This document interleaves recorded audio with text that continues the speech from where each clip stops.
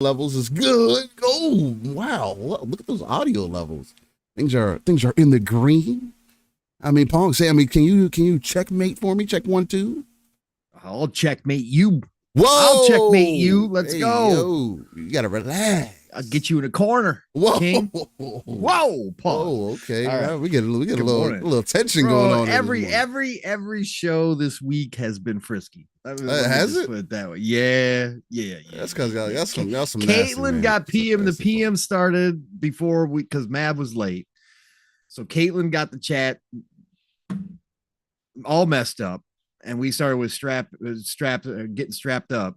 Getting strapped up. Yeah. We were like, man, I'm telling you. And last night, of course, PM or Ultimate got crazy. So did it? As always, yeah. Went sideways real quick. So yeah, every show's been kind of frisky. Good morning, chat.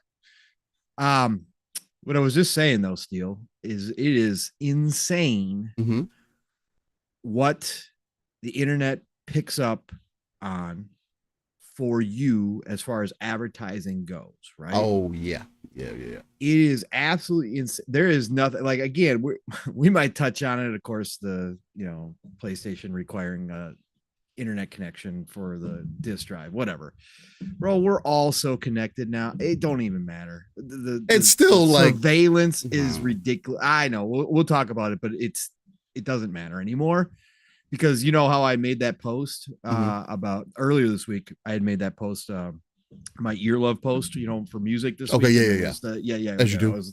I posted the R&B masterpieces from the early 90s, right? 4 of them I was listening to that day. I just pulled up YouTube, right? And there was an ad there on the side for Sade, right? Because I had posted her earlier this week, one of her albums for the LP release, right? There it is, just in my face. It's just insane how much information they collect from us nowadays and what we instantly get targeted with, right? It's crazy, man. It's crazy. But I hope everybody's having a great Saturday morning here. We are backstage of Living Split Screen in the green room. Steele's still getting a couple things figured out here. It looks like, Steele, you got some finals gameplay. That I do. Actually, I can't wait to hear your thoughts. Let me tell you something. I'll give you a little juice backstage. So for anybody that's interested, I do think that the finals is probably going to be one of the better multiplayer games that we're going to get in some time. It's extremely fun to play. It's not hard to play. I can see it potentially getting sweaty in a lot of ways. I mean, but that's multiplayer gaming overall. You're always going to have your people that go super hard. Yeah. There is some balancing that needs to be done. But I like the setup of having the light, medium, and heavy classes. That's the only separation, right? And you can kind of customize them out from there. But it's really fun to play. It's, again, when you have all the evolution that the game has, it's like you're not limited in what you can quote unquote do, right? If you're a heavy, you can literally, one of their special moves is they can run through. They do like this heavy attack and it can run through walls and stuff like that. You can literally knock down a whole building that way. But it's really cool seeing seeing walls get blown up, floors fall, and then you're getting the objective on one level, then all of a sudden the people underneath you throw some grenades and boom, this shit falls through the floor. Now you got to defend your objective, and it has a nice push and pull, right? And you can literally come back at any time. So it's not necessarily about kills. It's about teamwork, like literally. I had a good feeling playing it because this is the first time that a game is designed in such a way where you can feel that, hey, if I do not play together with my team, we are never going to win. We're not going to progress. This match is going to not feel like anything because even if you perform well, it doesn't mean anything. You just get more points. So what if you lose? It is, you still get rated for as your own performance and whatnot, but it's been a lot of fun to play, man. I played one match yesterday. I played through the tutorial and then played one match right before Ultimate last night because I wanted to check it out and just see what it was like. Movement wise, I love the movement. Movement feels really good. I want the movement to be a little faster. I want there to feel like there's a little bit more momentum. Do you think that has to do? Matt brought this up because he tried a couple matches too. Do you think the map is too big for the team size? No. Okay. I don't feel like the map is too big at all. Okay, that's why I was curious if why you wanted to make it feel fast, because I felt it was pretty fast. I felt it was like good, but maybe that's just me. Again, I don't do competitive multiplayer like that. So outside of Call of Duty, Battlefield, but I don't do these types of games very often. I just felt that it felt great, especially with the jump points and stuff. And I felt you could get across the map pretty quick.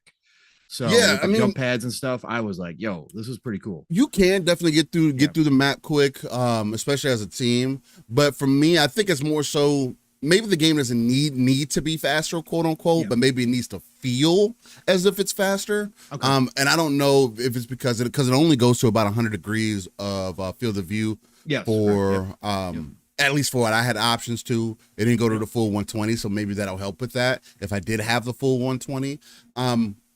But I'm also playing this game on ultra everything. I mean, of course, it's in 1080p. But for a game that's in its open beta now, it feels like they're really in a good spot. This is gonna be a really special game if it's supported properly. The customization is, I think, it's pretty dope. It's unique enough to make you stand out and represent however you want to have your character to look. I like the commentators. I think that's dope. Instead of the teams being called different colors and whatnot, red team, blue team, you'll have like the eliminators and the king sharks or stuff like that. And I think that's a nice touch to it also, because it's like you're constant there. It's like a live match, man. It's like you got somebody talking about you, like, oh, they just got taken out, let's see how they come back this on their respawn and stuff. It just adds like another level of hype for me, at least. So I've been enjoying it, man. I want to play it some more. I'm still trying to narrow down my sensitivity because they do use a lot of aim acceleration and things like that in this game. I turned all those things to 0 from the very beginning because I don't like the way that stuff feels. It felt really weird in the beginning for me. So anybody that's playing the finals, I would recommend going to your settings, going to the controller, and any of the not aim assist, you can leave that on. But as far as aim acceleration or anything that does that, turn that to 0 and just use regular sensitivity. It does feel better for me. And then the other thing too, because I think it starts the controller at exponential as far as the aim curve goes, put it on linear if you can. The only reason I say that is because exponential feels very twitchy.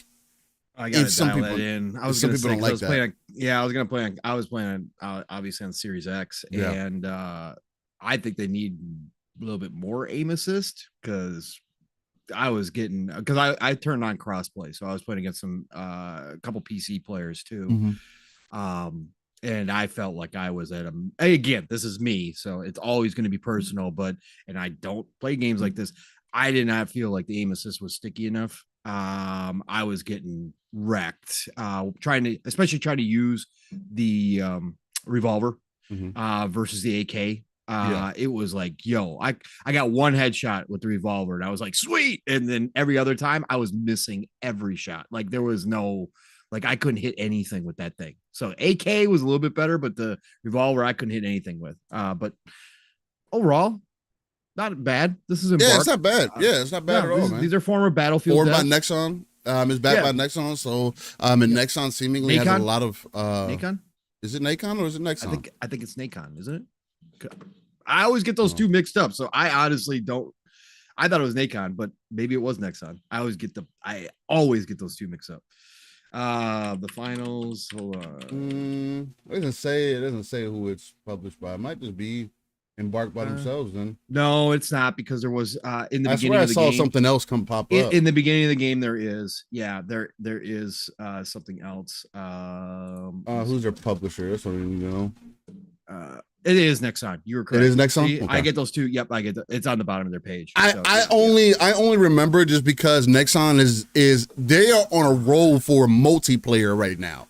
Like you're talking about a publisher that is like that has games that are coming. Like these games feel like they've been in development for some time.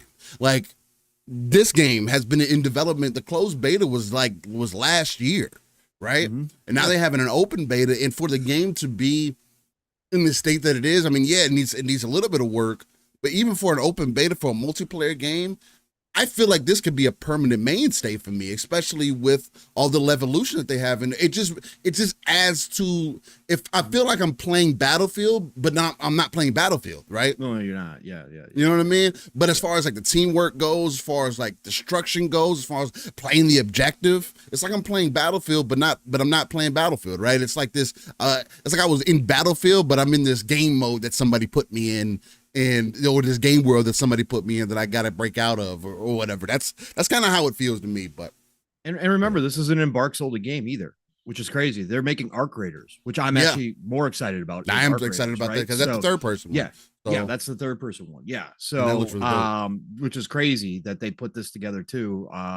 Again, for a team that hasn't put out any games that they formed years and years ago. Like you said, this is games, really good for them. Yeah. There's we talked about it way back in the day years ago when we first started. There's an old post it's got to be almost 4 years ago, a Twitter post from Embark where Phil went out and visited them when they first formed, because we had them on our short list way back in the day of acquisitions, because Phil had gone out there personally and visited. They posted a picture with Phil while he was visiting the studio early on. So this studio has been working on 2 games for a very long time now.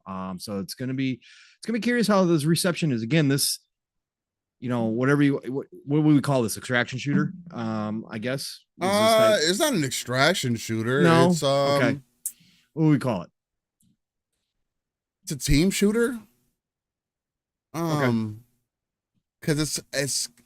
I'm just trying to think because you're It's not money necessarily, and but you're not extracting anywhere. No, but you got to deposit, right? I see why you're saying it's an extraction. You see what I'm saying? Shooter. You got to deposit. I don't know, but it still has some. It has the battle royale elements to it too, somewhat.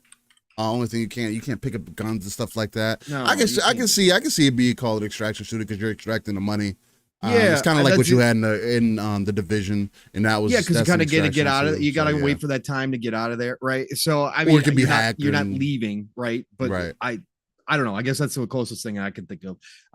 But yeah, for this team, it's gonna be interesting. Again, you can see that there are obviously experienced devs that know what they're doing, and the fact that they're bringing in some of that Battlefield levolution to the game is pretty dope. It runs cool. Good. Yeah, it runs really well too. It's just such a competitive space now to try to get people on board with this. It is going to be free to play, I think. I don't know. I hadn't seen any clarification on that per se. Yeah, it's going to be free to play. I'm looking at the things right now. It's going to be free to play.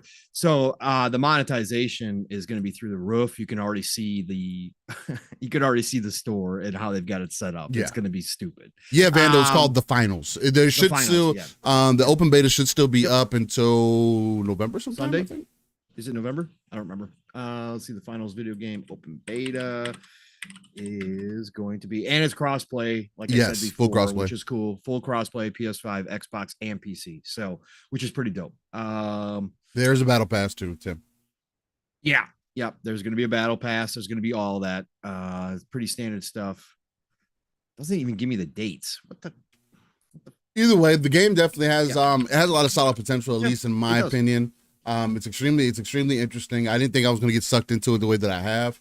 But any moment that I get to sit down since the beta's released, I've been throwing myself at this game and just seeing what it gives back to me, man. And I play it, and I've been playing with randos. You know what I mean? Yeah. And it's been a fun time, right? It's again when it's exciting to me seeing people wanting to work together, right? Yeah. Even if you're not communicating, is seeing people finally, coming to understand what the game is, and y'all get into, especially when you start doing the ladder tournaments and stuff like that, it becomes a lot of fun because just like you're doing multiple rounds of this, you're fighting people that you didn't fight in your first round and stuff like that. It's really dope, man. Yeah, the beta ends next Sunday, November 5th. Next Sunday, okay, nice. So you got a full week, so they got plenty of time. You guys got a lot of time. Yeah, they got plenty of time. I think this would be dope for us to get into it. We're able to get into it. I know y'all been in Diablo too.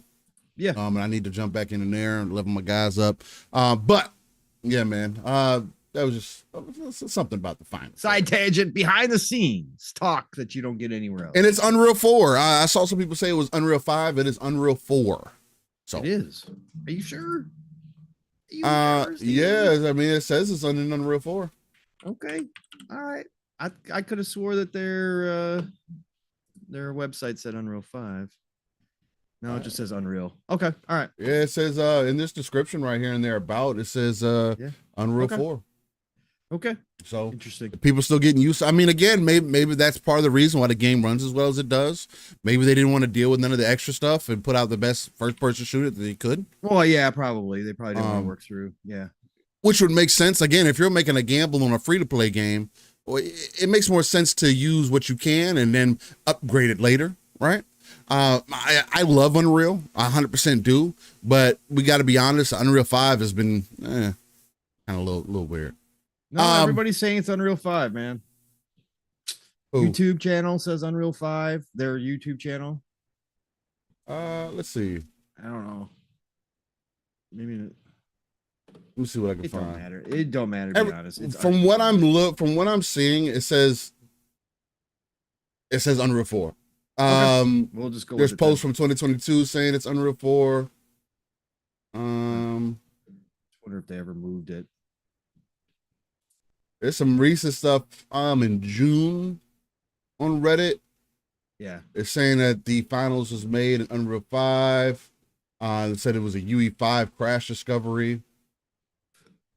I think they might have switched over.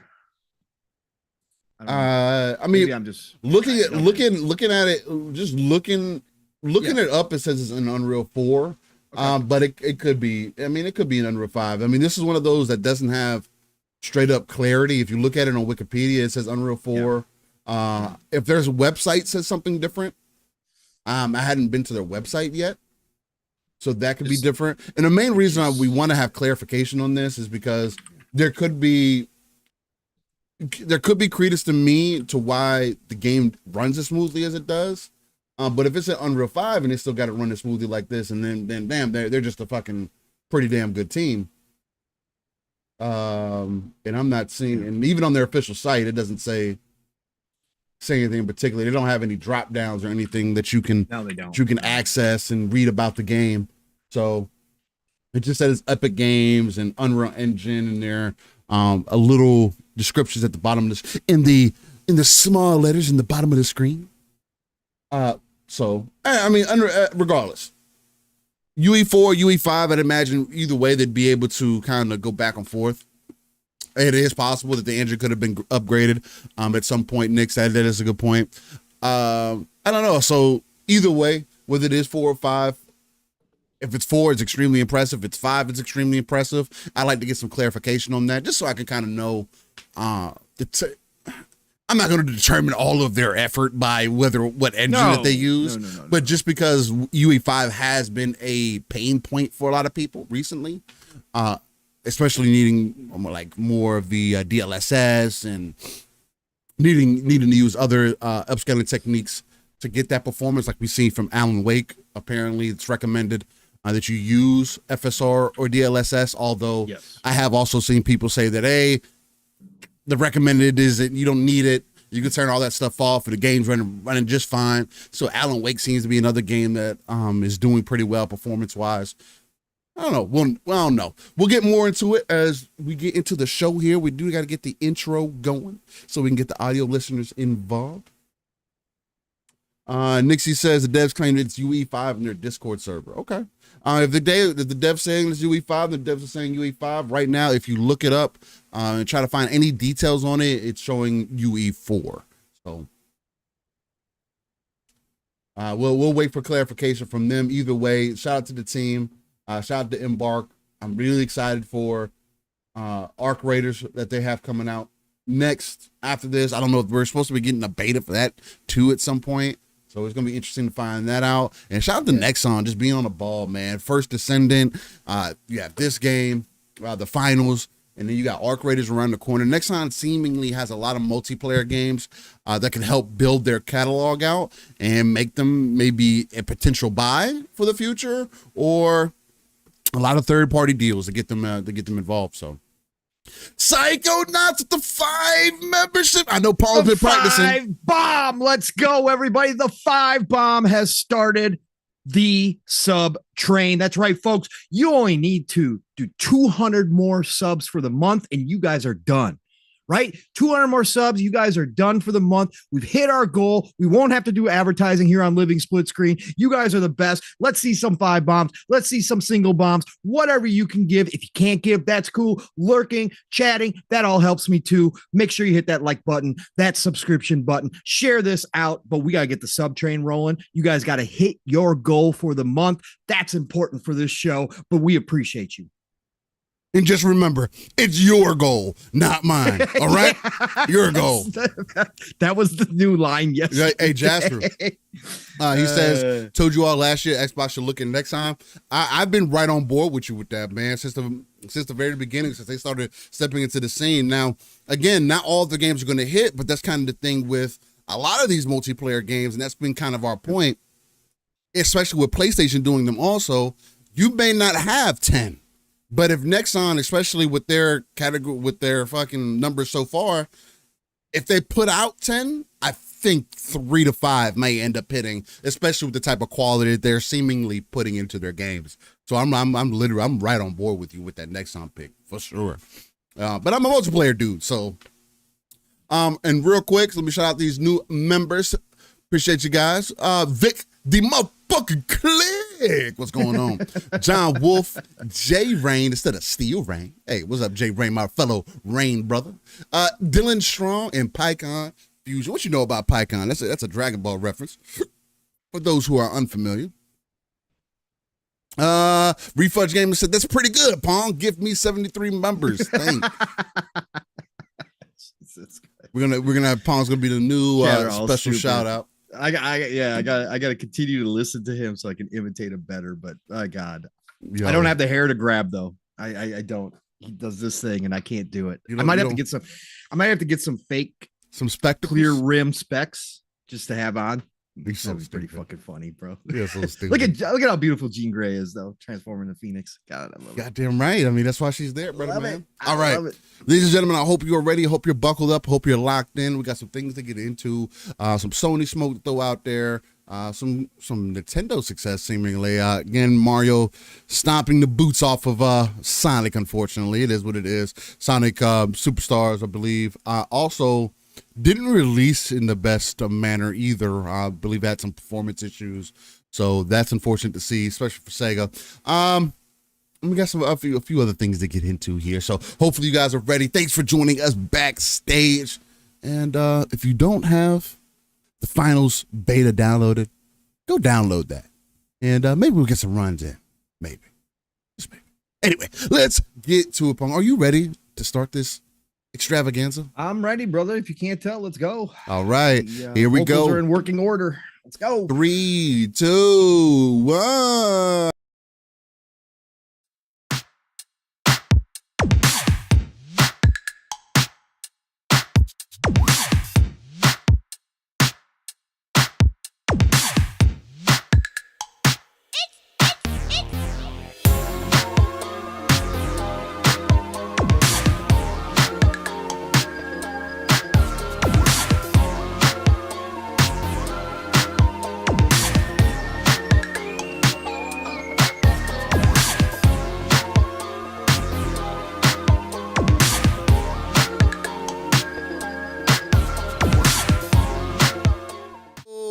Ladies and gentlemen, can you hear me? Can anybody out there hear me?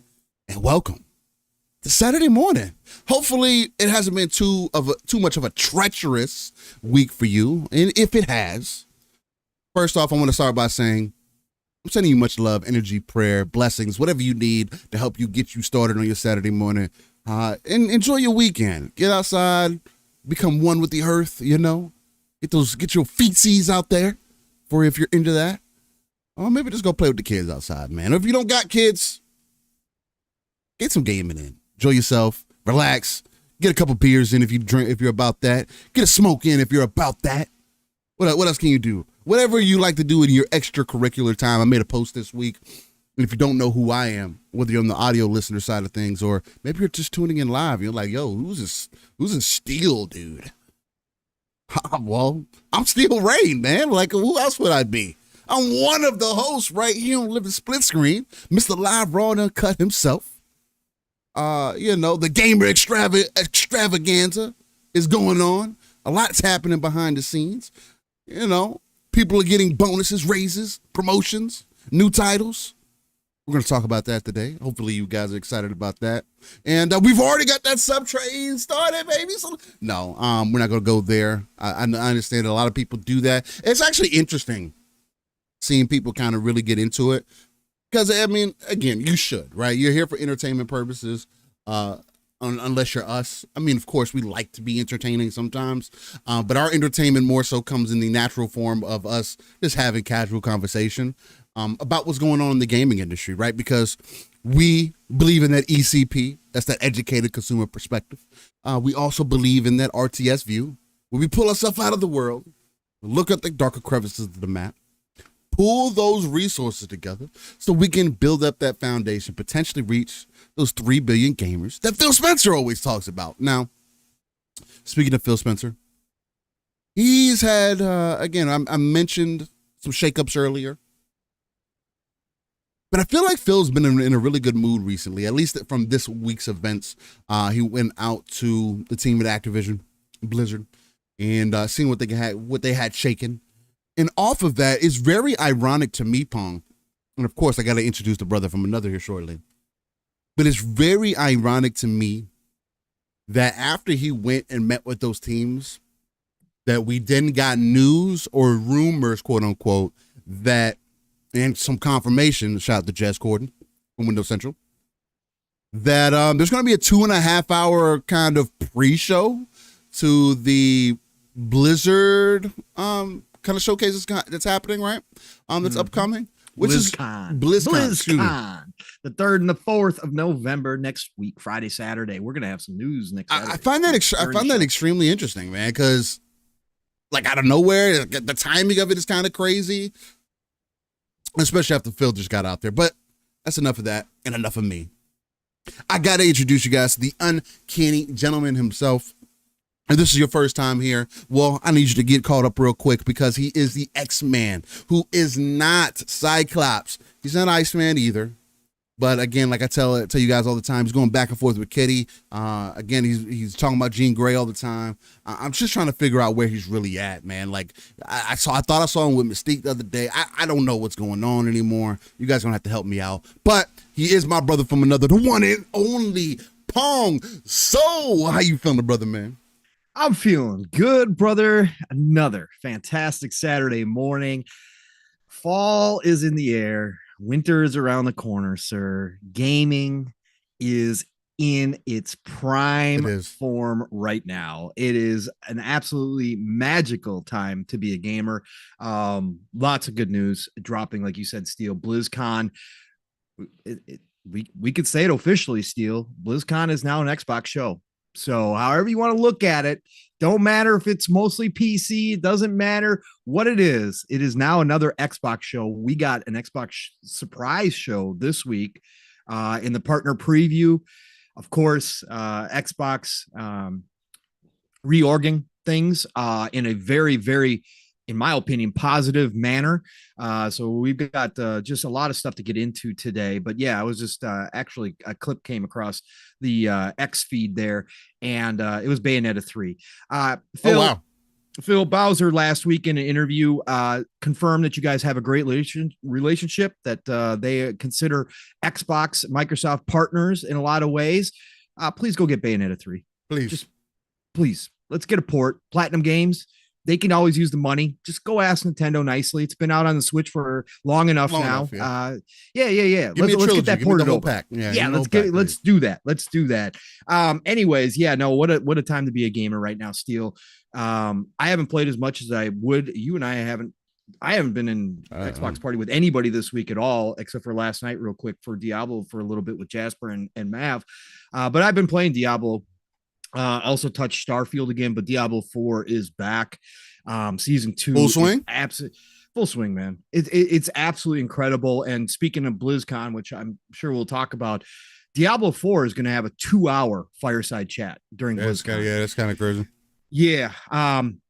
Rumors are they're going to announce the expansion again. We'll talk about that for next year.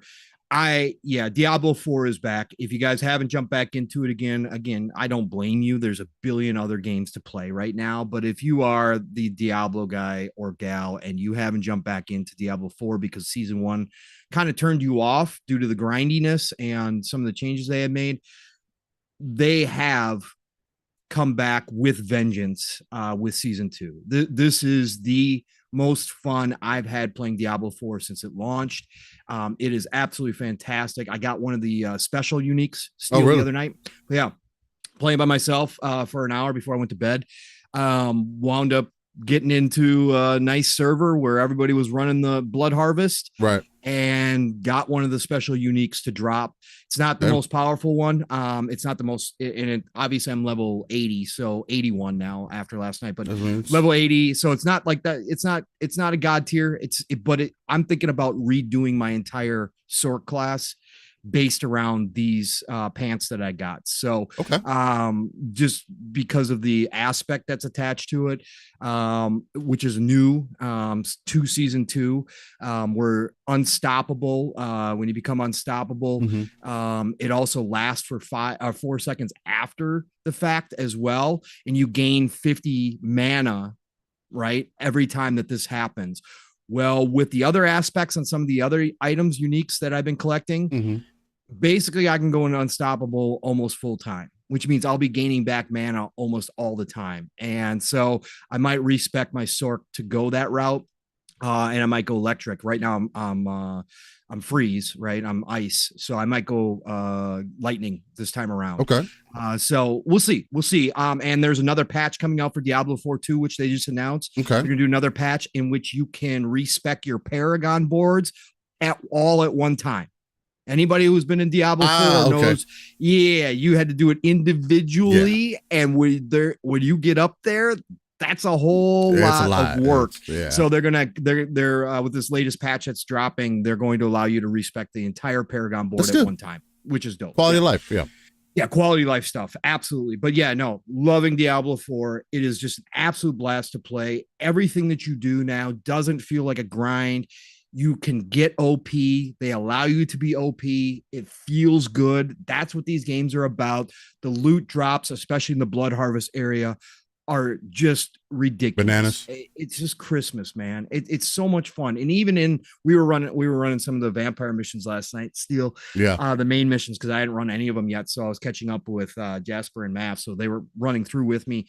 Even the dungeons are dropping legendaries, right? So that's a good change. Whereas before you could go 2-3 dungeons without ever getting a legendary. Now you're getting multiple legends in each dungeon, which is nice. So having a great time with Diablo 4. Starfield is still calling my name. I can't get away from that game. I popped it in a couple of times and just done some quick things, limiting myself so I could get my sleep, because that was, I can't do it. I can't run on 5 hours of sleep, but Starfield is still my game of the year by far, game of the generation for me. It is generational. I hope it doesn't get snubbed for the awards, but I have a feeling now still with Alan Wake 2 dropping out to thunderous applause. And rightfully so from what I've seen. I won't be playing Alan Wake 2, by the way, even though I'm a huge Alan Wake fan.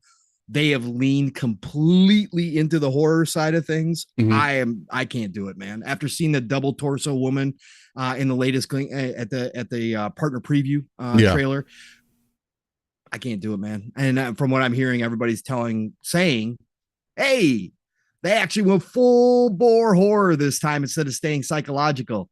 Yeah, no, I'm not doing it. Actually, Steel, I did drop into Dead Space remake too. That dropped into Game Pass. Yeah, I saw that. That was really surprising, actually. Yeah, it was surprising how soon it got in there through EA Play, obviously. But if you have Game Pass Ultimate, you have access to it. Yeah.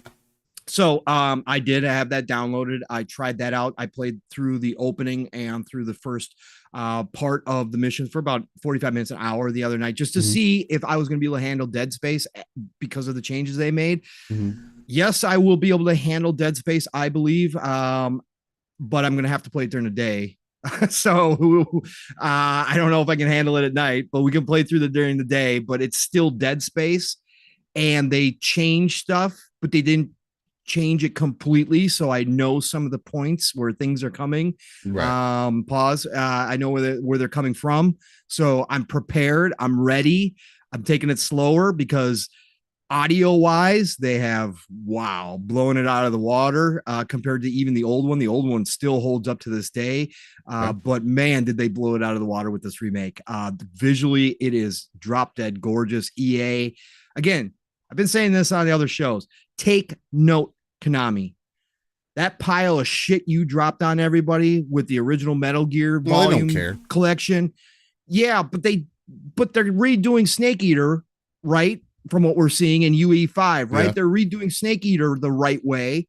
Well, why destroy the originals? Why do that? The right way. The only thing that I saw people fucking talking about was how much it looked like Phantom Pain, and I was just like, but I like Phantom Pain, so that's right up my alley. So did I. But in Unreal Engine 5, what I'm saying, they're taking their time and rebuilding it right. Yeah. Right. Whereas they just dropped this collection that is worse than the originals, according to many people. Why do you think they're only doing Snake Eater though? Mainly, isn't Snake Eater from what I've heard? Isn't that the better Metal Gear though, out of all of them? Bro, but you can't say that because those of us that I don't know. Those of us that played the original Metal Gears, those are nostalgia. Those are considered the best. Again, Metal Gear Solid, like you had to be there at the time when it dropped because it was so different from everything else. I know nowadays that's not obviously the case.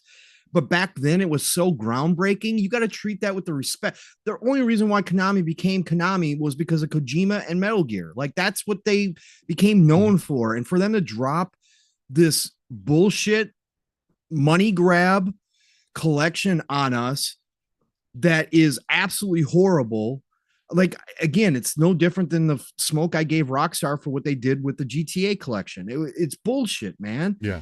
If you're going to do it right, or just leave them alone. Konami did not need to drop that collection. They could have left them the way they were and said, we're redoing Snake Eater because that's the one we want to redo on Unreal Engine 5. So be it. That's fine. Don't drop the collection just to money grab. I can't stand that shit, man. And then it runs like ass too, apparently. That's what I'm saying. It's worse than the originals, Steel. It's worse than the originals, according to most people. I'm not giving you my money. You're preying upon people's nostalgia. It's stupid and it's not needed. So just leave it where it is. Let history be the history it is. They're backwards compatible, right? We got backwards compatibility on some of them on Xbox. Just leave them the way they are, man. So anyways, that's my little rant this morning because I just think Konami is just totally shit the bed with this one. So anyways, yeah, that's been my week, Steel. So nothing brand new, nothing ground shaking. I won't be playing Alan Wake 2 at all. If it shows up in Game Pass eventually, maybe I'll pop into it just to see the opening intro sequence, but I'm not buying the game to play the opening intro sequence. Rand shouted it out and said it's just a fantastic opening, and everybody's talking about the story and the acting and how the presentation is just so good in Alan Wake 2. I really did want to see it, but I probably wind up watching somebody play through it on YouTube. So because I'm not going to do the horror shit. So it looks great. I love horror aesthetic, but I just can't play them. So that's where I'm at, Stu. Hey, that's fair. I mean, I'm not a horror fan either, so Alan Wake is definitely not going to be up my alley or anything. I'm not doing Dead Space at night with the lights off, bro. I'm not doing it. I'm not doing it. You're stupid. My week has been kind of straightforward. Outside of jumping into the finals, as you guys can see for the gameplay in the background today, I might jump into some more of that later. I did jump into Diablo for a bit this week. It was only for like an hour. It wasn't really too long or anything like that. It was in between some things. And other than that, I've thrown Castlevania Lord of Shadow into the mix. So I did end up starting to play that. I got about 4 to 5 hours in so far. Okay. Yeah, it's pretty cool, man. I mean, again, it's definitely interesting. It holds up pretty well on PC at least. In my belief, again, especially for an older game, I think it said 2013. To think about when that game came out, fuck. I mean, it's definitely a solid one. It gets me excited as the more that I play, the more that I'm kind of excited to know that I have a second game to jump into that could possibly be even better. Because I do like the combat in here. But again, because you could tell it is of that time. Sure. In some ways, but the more you unlock, the more that it opens up. The level design, it's very reminiscent of 2D Castlevania to me, from what I remember at least. The way that the levels are designed, backtracking on itself, everything is separated out. I'm not trying to 100% everything, because I mean, again, the game is older, and I just don't play games like that. I don't turn games into a chore, right? I don't have that perspective. Working for trophies or achievements, I just don't like doing those things. I like getting those things organically or naturally, however you want to put it. So I'm just taking the experience as I am. I'm playing on the hardest difficulty that I can. I know the highest one is locked until you beat the game. So again, it's unfortunate. I'm not gonna be able to touch that because I do think that the game. I've had my moments where I've gotten beat up by the enemy because I'm trying to try out different things. Right? They got a parry mechanic that's a little. The reason I said the game really shows its age is more so I'm used to being able to be in an animation or be locked onto an enemy, and this enemy doesn't have it, and this doesn't have any lock on, right? So when I go to, if I'm attacking one direction and an enemy comes from the other side, if I go to parry, I'm going to be parrying the side that I'm pointing at. So it's something that you got to keep in mind. It's a little annoying. But once you get used to it, it's an old game mechanic, man. I mean, it is what it is. Right? But once you get used to it, it is very reminiscent of Darksiders also. So you can throw that in there. Some God of War. I do think that God of War was doing a bit more mechanic, or well, I'm going to say combat-wise, the Castlevania is doing up front. But again, I'm not even midway through the game yet. So, we'll see how that continues to progress. Eastside Vandal says, Steel, you were supposed to play Far Cry 3.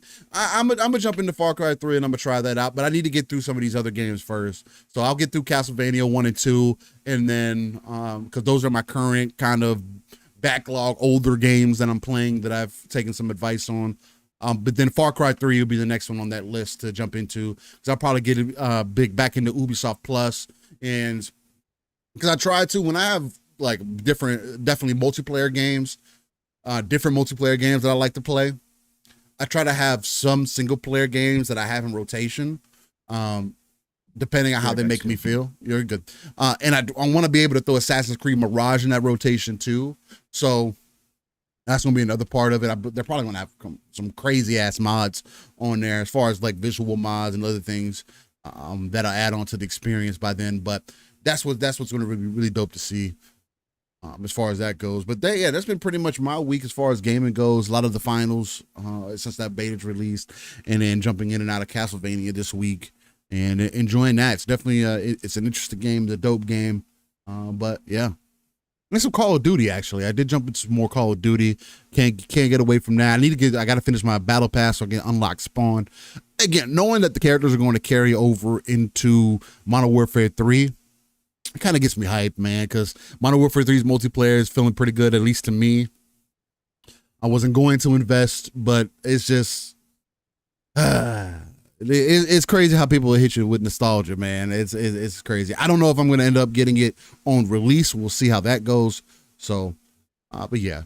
That's been pretty much my week in gaming, ladies and gentlemen. Let's shout out some people in the chat real quick while we wait for Pong to get back. And then I also have to run to the bathroom. So I'll let him kind of run from there, since we're getting into our upcoming game segment, unless he wants to take it left real quick before I take my intermission and handle that. Early morning vibes. Why so serious? He says, I'm not watching no Pony podcast. Oh God. Nixie says no jitters with 30 FPS. Okay. Nixie says COD Modern Warfare 2 Zombies in the Haunting event was dope. Yeah, that stuff that they brought in is really dope. Vandal says I'm getting Modern Warfare 3 because of the maps. That's was one of the main reasons why I wasn't going to get it, because I was just like, it's a slap in the face, man. You literally made Modern Warfare 3 Modern Warfare 2 2.0. Like I just, it is such a money grab, but it's going to be a money grab that works. It is what it is. Jasper says the Kai battle pass is going on right now. Will be the battle that starts in Modern Warfare 3 until December 6th. And that's pretty dope. See, they're doing a lot of things that just make sense if you're going to carry over. I don't know if I'm gonna play that story though, man. I might, because I did like the story from Modern Warfare 2. I thought it was a good time. It was high intensity, felt good, had its moments. I didn't like the crafting section. I was like, the fuck, is Last of Us all of a sudden? I didn't need this. But it's all good. Jesse B, what's going on? God Emperor Sofa King was popping. How you feeling? The Hooded Canuck says he's logging into Diablo 4 now. Shout out to you, Canuck. Hopefully you get some good gaming in. Avi FCW, what's popping? How you feeling? He said the Xbox version of Alan Wake 2 reviews out. It seems fully locked and not a single frame drop anywhere in sight. Hey, well, shout out to Alan Wake, man. Again, I need 60. We need that 60. Back from the dead. What's going on? How you feeling? Visual walkthrough. What's popping? Who else we got? A bold alpha wolf pack. What's going on? Blue Moon FC. Yes, sir. What's going on, Blue Moon? He's already hitting them. RTS and ECP emotes. Anybody that is a splitter, by the way, has become a member, you should have access to those emotes down below. RTS View and ECP. Go ahead and spam the chat with that if you can. Tim the Sorcerer says the Hedgehog's getting old, therefore performance issues. Man, what it is having the right team. We need a dedicated Sonic team. And we need a Sonic team for 2D, and then we need a Sonic team for 3D within that team, so we can get some consistent Sonic games. The best place for them to go next for Sonic is going to be doing a Sonic Adventure 3.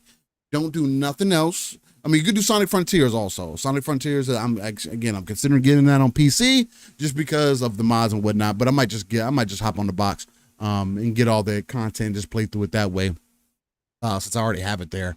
But yeah, we just need dedicated teams that can really throw their all at Sonic. I feel like we haven't still got good teams behind it, and that's part of the issue. There's no reason a game like the Sonic Superstars game that came out, why that should be having any of the performance issues or problems that it had, which is also could be a negative. And seeing the difference between that game on Nintendo and regular platforms for the type of game that it is, it's like, yeah, what it's like that. It's like the difference between Mortal Kombat on PlayStation 4, PlayStation 5 and Xbox Series consoles, and then how it looks on the Switch. And I know they've made some adjustments since, but it was just crazy to see that jarring difference. But you're getting a modern name game on Switch. The fact that it's running is what I think is impressive enough to me.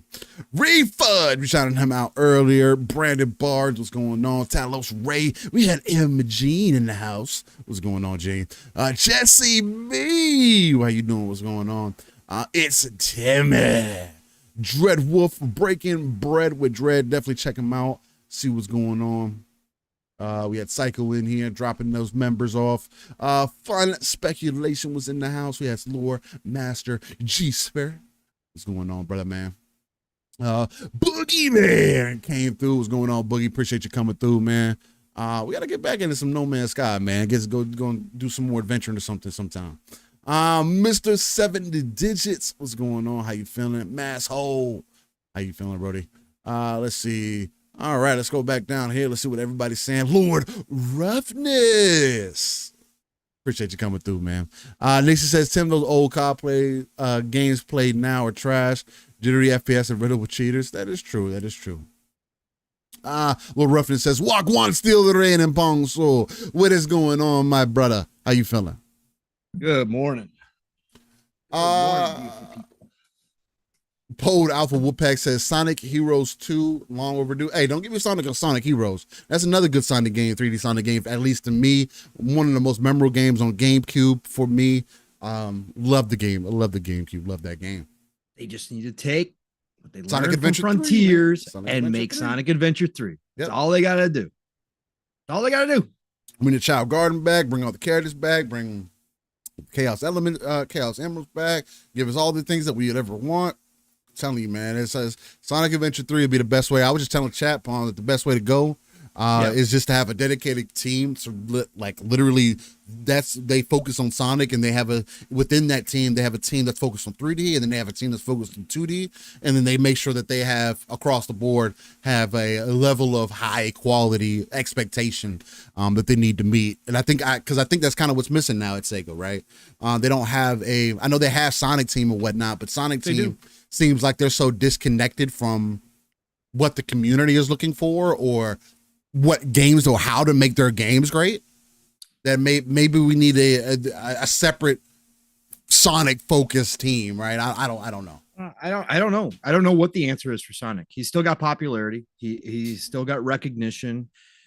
It just doesn't make any sense. Maybe because of the time where they didn't drop quality Sonic games took too much of a toll on the video game popularity. Yeah, that had to be what it is. It has to be, because I don't know what you do. Like, they did something different. They went outside the box. They tried something with Frontiers. It sold decent. Like, people enjoy it. You've enjoyed it. I haven't popped into it yet. They're still putting out DLC for it. Free DLC too, I believe. Free DLC, yeah. I just don't know what the answer is for Sonic to bring him back. But I say you try a full-fledged Sonic adventure again, and you put everything you got into it and go big, and just see if you can find some magic there. Because again, you got to do something with them. If you're Sega, you can't not do it. And they keep trying. It's just that whatever they do just doesn't seem to hit all the way. It's always like, oh, but it's not this, or, oh, it's, it just doesn't. I don't know, Steel. I honestly don't know. I don't know either. And it's unfortunate, because Sonic is definitely a better character than Mario will ever be, but Mario's he's good at selling numbers, man. So what can I say? MG, what's going on with your internet? Yeah, he's over here doubling it up, like tripling it up. I just see MGs everywhere. What's going on, MG? Oh man, you posted both on the PC and mobile at the same time. What do we got going on? And I will say, I am waiting to get into the Power World beta. So there's that. Yeah, maybe we'll get some Power World gameplay from the channel. Yeah, huh? maybe Nixie. Maybe it is more marketing. Maybe they do need to go bigger with the marketing side of things. Maybe they try. I don't know. I honestly don't know. I really don't. I've thought about it, because I love Sonic, and I would love to see Sonic come back again in a big way. Obviously the movie showed again that he's got the popularity. There's no question. He still resonates with newer generations. When it's, so I don't know, man. I mean, they don't love him enough to go play his games. So there is that disconnect, where like my daughter right now is playing Yoshi's Crafted World, which is an extension of Mario. So it's just like, there's so many things that kind of stack on top of each other, to where, Nick, you do bring up a good point as far as marketing goes. It does lead credence to that, but I just don't think. That's kind of the reason why I would want Sega to be under Xbox, so that they don't have to necessarily fear bad publicity from being not necessarily hardcore, I guess more so gritty, right? Trying to hit at Mario. Have that competition. I mean, the reason why we got the Olympic games, Sonic and Mario Olympic games back in the day, was because of that. The competition between the two. Sonic and Mario, those were like fighters between each other. And that was like the conversation that would happen. So I just, on a public standpoint, it's not hitting as hard, man. I don't know. No, it's not. It's sad. It's kind of sad, but I would love to see a new Sonic adventure. So absolutely. Get to it, Sega. Let's go. Let's get it done. Well, Paul, are you ready to get into these upcoming games, brother man?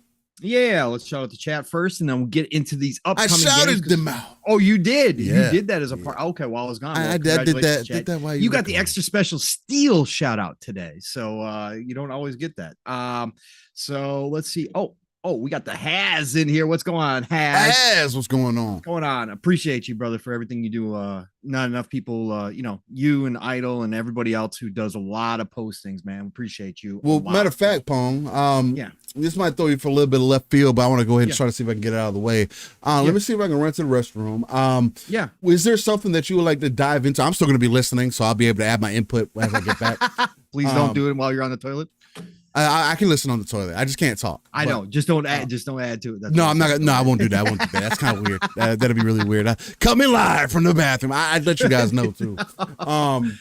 Is there anything that you would like to get into before we get into these upcoming games? Just real quickly, and I'll give my input on it when I get back. It should only take a couple minutes. So. Trying to think if we got a small little topic that we can hop into here real quick. Well, you know what? Speaking of remakes, let's hop into this because this is nothing that this is something that Steele and I probably would touch on at the end of towards the end of the show, anyways, as a smaller topic. But Capcom. Speaking of companies who have figured out in 2023 how to remake their games and rebuild their games. Obviously, one of Capcom's advantages is their in-house engine, the RE engine. We have talked about it here specifically on Living Split Screen and other shows, but Steele and I love the RE engine, right? We are getting beautiful games that seemingly don't have the problems that a lot of some of the other engines have with current gen.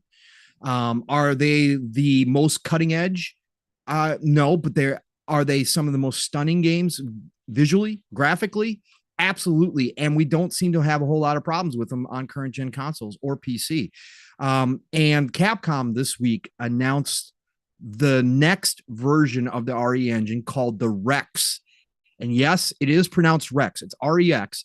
So it is the Rex engine that will be coming out that they will be debuting at some point. Now, we're cross our fingers. We're getting Dragon's Dogma next year.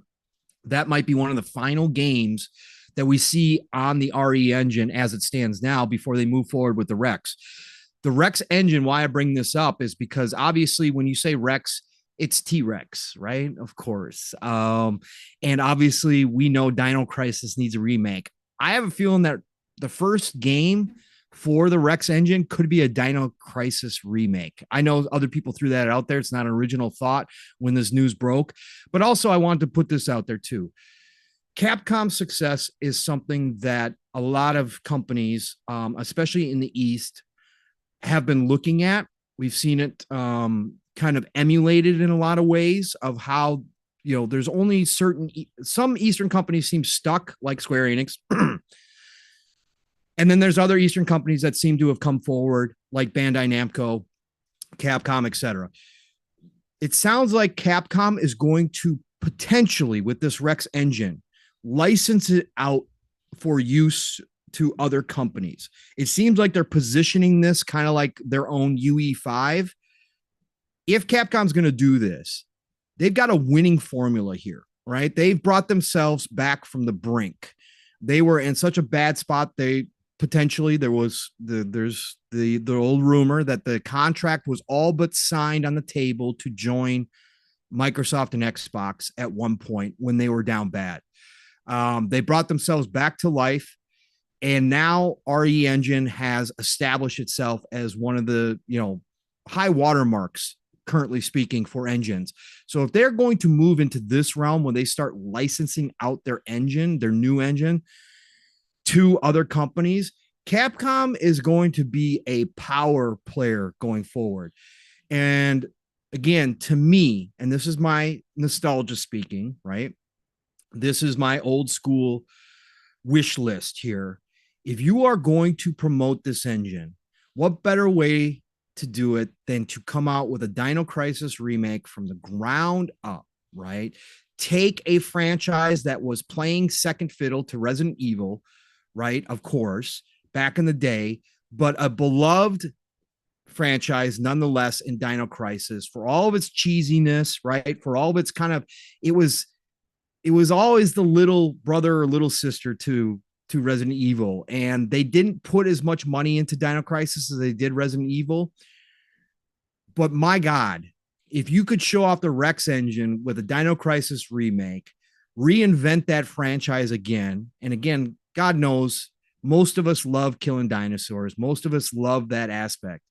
And how good would it be to have a survival horror game with dinosaurs? Like, I just think getting chased by raptors in 2025, let's say, Yeah, let's do that. Let's do that, Capcom. But I think this is a great move for Capcom. Shout out to Okami Games who posted a bunch of this stuff. A bunch of people picked up on it, but Okami is who I saw first. Rex Engine will include all previous features of RE Engine while adding support for new technologies and handling the growing size of assets more efficiently. And he went on to say this is purely speculation, but based on this video, it seems like they want to commercialize the RE engine similar to Unreal. So if this is it going forward, I got to give a hats off to Capcom for bringing themselves back from the dead and then thinking outside the box and taking one of their main advantages with the RE engine and pushing it out there potentially to be licensed by other entities. I think this is a great move by Capcom. It could solidify Capcom even more than they already are right now. It could push them into the forefront as one of the best publishers in the world if they decide to do this. And talk about a revenue stream. If it does catch fire, if this Rex engine is everything they're saying it could potentially be, you could have people looking for alternatives to Unreal, to Unity, to the mainstays that we see out there in a lot of ways. This is a good move for Capcom. What do you think, Steele? Yeah, wasn't their most? I thought their most recent engine was called RE9. I thought it was always like numbered up to this point. It was always just the RE engine, as far as I'm aware of. Maybe they did numerically order it behind the scenes. I don't think I've ever seen it that way. I've just seen it as RE. The Resident Evil, even though they say it's not Resident Evil. It's the Resident Evil engine. Okay, let's be real. But RE engine. But yeah, I don't know, Steele. Maybe it was. Maybe X just stands for 10, but some people did confirm that it's pronounced Rex according to Capcom. I mean, that's dope. I mean, I mean, that's what they said it is. Let's say it's the Rex engine. I was just curious to that because that's what I was figuring. I was like, oh damn, are they at RE9? I feel like I heard that before, and then boom, usually again 10 Roman numerals and X, and it's just really convenient if they ended up being able to call it Rex because of that, right? And then having their ties to Dino Crisis and things like that you were mentioning. It is extremely interesting. I do want them to bring the RE engine forward as much as they can and make it accessible as many people, because I mean you don't get the quality of a visually of like a Resident Evil just out of nowhere. That takes time, that takes practice, and that engine seemingly, especially with Exoprimal, seemingly can handle a lot of things going on. Again, if anything, Exoprimal was able to prove to us that you can have a lot going on screen, especially with dinos in a horde type mode, and still have a game that performs really well, over 60 frames, especially on consoles. And I think that's something that's extremely impressive. The more tools that we can give these people who put these works of art together, the more tools that you can give devs just in totality, I think the better off that we as consumers are going to be, because it doesn't just have to be Capcom to put out. It's just like Unreal, right? I actually like that Unreal has spread out, because we were getting to a point where it's just like, damn, why is everything an Unreal Tournament, baby? Even Gears, it is an Unreal Tournament, baby. Literally, the characters are carryovers. Most of them, at least how they're like their default stocky design and all that. That's just how those characters looked in Unreal all the time. Like no matter what version of Unreal that you were playing or what game that you were playing, that's how those characters look. So, and it's dope to see that it's expanding out. You're seeing different game modes used. Again, now you got first-person shooters. You got so many different things that have been incorporated themselves. It'd be good to see a third-person engine typically, although they have used it for first-person also, as we've seen in Resident Evil. It's a flexible engine. It's flexible, yeah, 100%. It's flexible, and I just want to see, again, I understand why you keep things in-house and why you have that as an advantage, right?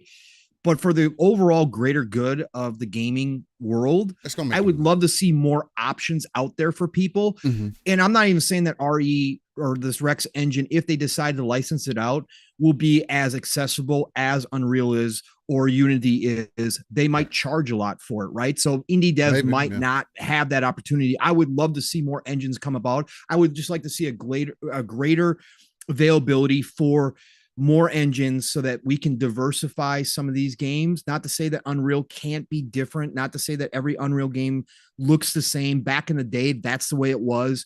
360 generation, you could tell an Unreal game the minute it popped up, right? Yeah. But they are doing better with that. I think there is more ways to kind of separate yourself in that if you're using Unreal.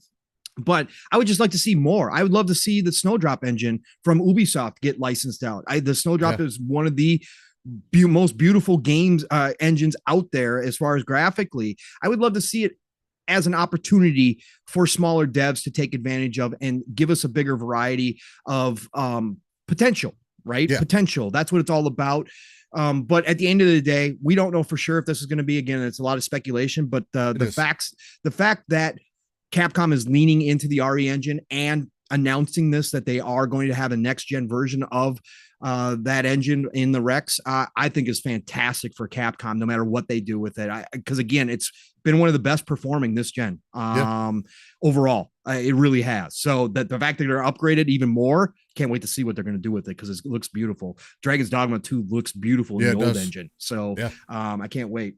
You want to grab that $10? Yes, sir. So Bold Alpha Wolfpack for the $9.99 says, the OG Metal Gears were away so long. I didn't mind they didn't touch them up. I've been waiting for them to come back forever to add them to the digital library. Okay. Hey, shout out to you, Bo. Hey, Alpha. Nothing wrong with that. If that's what you were wanting. Though you had access to those in backwards compatibility, you could have added them to your library digitally that way. I just think it's a crime. And again, to each their own. I'm never gonna fight you on what you find value in. So if it's valuable to you, then hey, that's what it's about, man. But for me, it's not something that I'm gonna touch, because I need a full-blown remake of those games. I don't care for the way those games used to play, how they looked. And again, but I'm also coming in as somebody who's not, quote unquote, a Metal Gear fan, although my favorite game is Phantom Pain, right? Right. And that's just because of the gameplay elements I thought were fire. I thought the online element of it was fire. I thought a lot of things about that game were super dope, but apparently, the Metal Gear enthusiast or hardcore, however you want to put that, doesn't feel the same way that I did. So, and that happens. So yeah, no, absolutely enjoy them. Absolutely. Again, if it's what you wanted, then hey, I can't take that away from you. I'm just saying, for me personally, it's a cash grab. And I think I just would like to have seen. I don't expect them to. I don't even expect them to rebuild all the way from the ground up. I don't care about that. But my God, do some work. For me personally, there's no reason why these games shouldn't be 4K native. There's no reason why they shouldn't be 60 frames plus native. There's no reason they should have performance issues. Right. There's no reason why they should have performance issues. That's all I wanted to see out of them.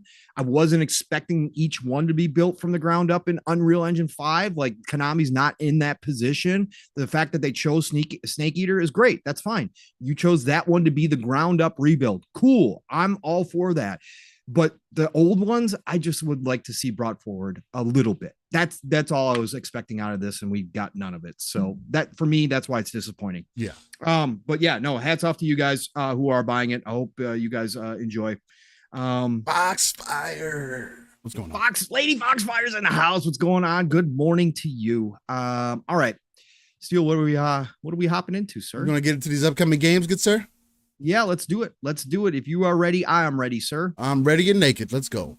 Once again, shout out to Game Informer.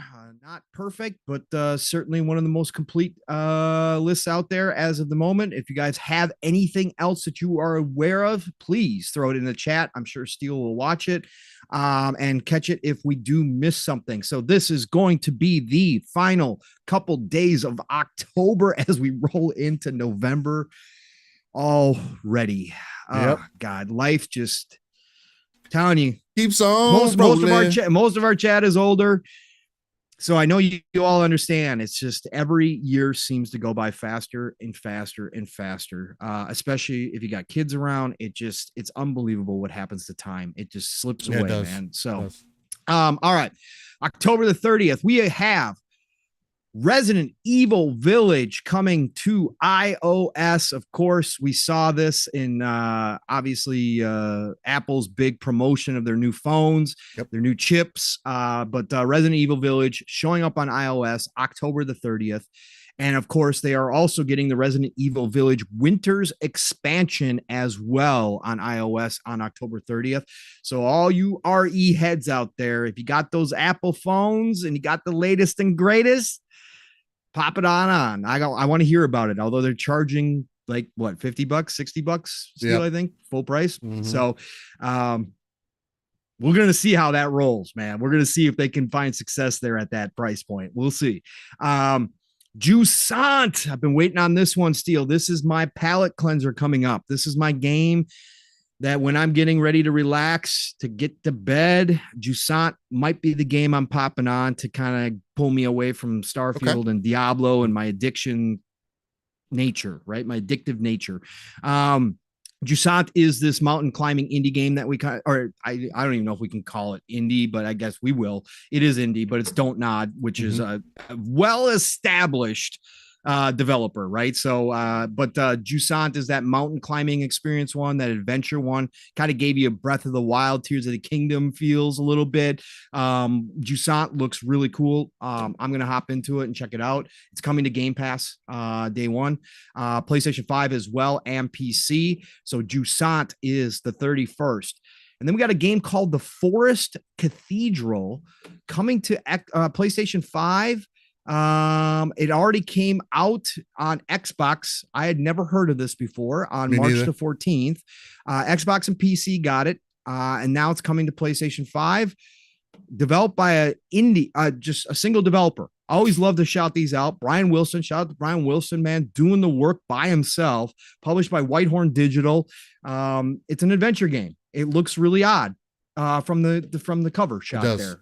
It looks very odd, but The Forest Cathedral, shout out to indie devs who do it themselves, man. That's a different breed altogether. So, all right. And then we are into November, Steel. November 1st, Xbox Series, Xbox One, Switch, and PC get Alien Hominid Invasion. I used to play Alien Hominid games back in the day. Of course, coming from the behemoth, right? Castle Crashers, another one, right? Behemoth is awesome. 1 to 4 players. This is their new one coming out. Alien Hominid Invasion. So let's go. I'm going to watch videos on this. I didn't even know this was coming out, to be honest. Go check out Alien Hominid Invasion. Song of Nunu, a League of Legends story, is coming to PlayStation 5, Xbox Series, PlayStation 4, Xbox One, Switch, and PC. Shout out to League of Legends. They continue to pump out side content off of this franchise nonstop. People by the millions still play League of Legends, so they keep putting it out. It's developed by Tequila Works, published, of course, by Riot Forge, and it is an adventure game. So a new League of Legends story is coming your way. Song of Nunu. And real quick, Lady Foxfire says Descent is from the devs of Life is Strange. That is correct. Don't nod. That is correct. That's why I mentioned Don't Nod. But yes, they are Life is Strange. Devs, correct. Absolutely. Thank you, Lady Foxfire. Appreciate that. For anybody who doesn't know who Don't Nod is, it's a good way to get everybody to spark their memories. All right, Steel. Then we got November 2nd, Blasphemous 2. Again, this is another game. Blasphemous 1 has a fan base. This is I believe Souls-like 2D side scroller is the best way I think to put it, right? Blasphemous is a hardcore game. It is very dark. It is very greedy. But Blasphemous 2 is headed to PlayStation 5, Xbox Series, PlayStation 4, Xbox One, Switch, and PC, coming from developer Game Kitchen, published by Team 17. And actually, let me see. Okay, so this was already out. Okay, I knew this was already out too. August 24th is when it hit PlayStation 5, Xbox Series, Switch, and PC. It is now hitting PlayStation 4 and Xbox One November 2nd. So anybody who's still rocking out last gen consoles, you are finally getting Blasphemous 2. It is a big, I mean, when we're talking about these types of games, it is a big game because a lot of people love Blasphemous 1. Also, November the 2nd, coming to PC is For the King 2. I played For the King 1 a little bit. I touched on it. Little strategy, turn-based kind of game, tactics game. Cool, very different design. Love the aesthetic of it. So For the King 2 is coming to PC. It's 1 to 4 players. It is multiplayer. But I played it single player, obviously. The first one. This one looks like more and better. So again, I will be interested in this once it does hit consoles. And I do believe this was stated that it would be coming to consoles later. Correct me if I'm wrong, chat, but For the King 2 is going to be hitting PC first, coming this week. So check that out. It is a cool turn-based tactic style strategy game. Let's see here. Game Informer, don't do that. There we go. All right. And then we've got Plate Up coming to PlayStation 5, Xbox, Switch, and PC. That is from It's Happening, published by Yogscast Games, and it is a sim game. So it is looks like is this a restaurant builder, Steel? Yeah, it's a restaurant. It's a cooking game. Game. So you guys obviously have probably seen these before. So Plate Up coming this week, 1 to 4 players everywhere. If you're into that style of game, then we got Power Wash Simulator, the hit that absolutely a lot of people got addicted to when it dropped on Game Pass. It's coming to a good. It's coming. It's been out, right? It's coming to a good platform that makes sense. It's coming to Quest, right? So that makes sense. I can see that. Yeah, VR Power Wash Simulator makes total sense. That's going to be a different experience, bro. If you are in VR world, right, and you got the Quest, it's probably going to be a blast because, like Steele said, it's like basically set up for it perfectly. It's going to be that I could see working for sure in VR. And then we got a game that, again, I'm going to eventually jump into. I won't be doing it day one, but we just saw another trailer for it at the partner preview for Xbox this week. And this hits all the feels. RoboCop Rogue City. I know people played the demo on Steam and said that it's better than a lot of what they expected it to be. It leans heavily into the campiness of the original RoboCop, which is totally good to me. I'm all for it, right? So RoboCop Rogue City finally this week, PlayStation 5, Xbox Series, Switch, and PC. Go check out RoboCop, all you fellow RoboCop fans. Another game that I eventually will jump into because it is coming to PC. It's not hitting Xbox, which is very sad. It's one of my favorite JRPGs of all time as far as a franchise goes. Star Ocean, the Second Story R, redoing it in that Octopath Traveler way, right? So they got that 2D, 3D models going on, keeping the old school, but also bringing it up to date. Love that look. Star Ocean, the Second Story R, coming out this week, developed by Square Enix, published by Square Enix. This is one of their underrated series, I think, of all time. Unless you were back in the day playing the original Star Oceans, you just don't know. The stories is what made these games above the rest for me. I love the stories. I love the characters in Star Oceans. So I will be getting this on PC at some point. I'm looking forward to it. The Smurfs 2, The Prisoner of Greenstone. I didn't even know this was coming out. The Prisoner of the Greenstone, coming to PlayStation 5, Xbox Series, PlayStation 4, Xbox One, Switch, and PC. Steel. Are you going to jump into Smurfs? No, I haven't had a affinity for Smurfs since I was young. You know, I still love the Smurfs, man. I don't mind the Smurfs at all, but it's just like Smurfs is one of those, at least for me, where it hasn't grown with me the way that it has. Probably for you, because that was like literally for me, it's like what I had in the 90s. I loved the cartoon back in the day. It was one of my favorite shows of all time. I'll still sit down and watch that from time to time when it comes on, especially on YouTube, because more so now, I don't know if you guys have peeped this, but on YouTube now, I've been getting like channels that's like specifically will show certain types of shows all day long. So there was like a Teenage Mutant Ninja Turtle show. It was like the 80s, 90s cartoon. And I was like caught up in they were just running episodes back to back to back. I was like, well, yo. Then they had another one for SWATcast, and they had another one for like they got a bunch. Jetsons was another one that they were doing. It's just seeing stuff like that is really dope. But other than that, I don't really have a affinity for Smurfs anymore, unfortunately. That's fine. That's fine. That's fine. Yep, I grew up from the OG, so again, it's got that special place, man. So, Awesome Studio, published by Microids for everybody. So November 2nd, for you Blue fans out there, Smurfs is coming. Number 2, and then we got the Talos Principle 2 coming to PlayStation 5, Xbox Series, and PC. We've seen videos. This is a complete 100% puzzle game. Beautiful, gorgeous. The environments are ridiculously cool looking. I played around with the first Talos Principle, but Talos Principle 2 is coming. So again, Devolver don't miss, okay, as a publisher. They just don't. Developed by Crow Team. So if you are a big time puzzle fan, you got to check out the Talos Principle 2, and you should check out the first Talos Principle as well. Highly engaging puzzlers, really unique. Just love them. As much as I can love puzzlers, right? So it's just one of those games that I will touch, but probably won't play all the way through, but I just love challenging my brain from time to time. So Talos Principle 2 coming out. And then, Steele, we got your game of the year hitting up this week. You have, sir. I know this Game is right Awards. up your alley. Guess what? Get ready for gameplay next week on Living Split Screen, because Steele will probably put about 30 hours into this game this week. Probably. Thirsty Suitors, everybody, is coming.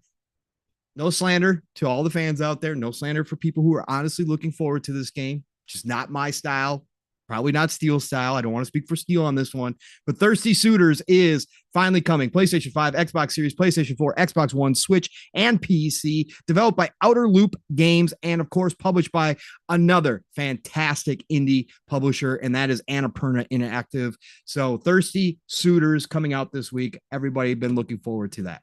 And then we've got Vampire the Masquerade Justice. This series just keeps coming out VR and rolling along. And this is coming to VR, PlayStation VR 2, Fast Travel Games, published and developed by November the 2nd.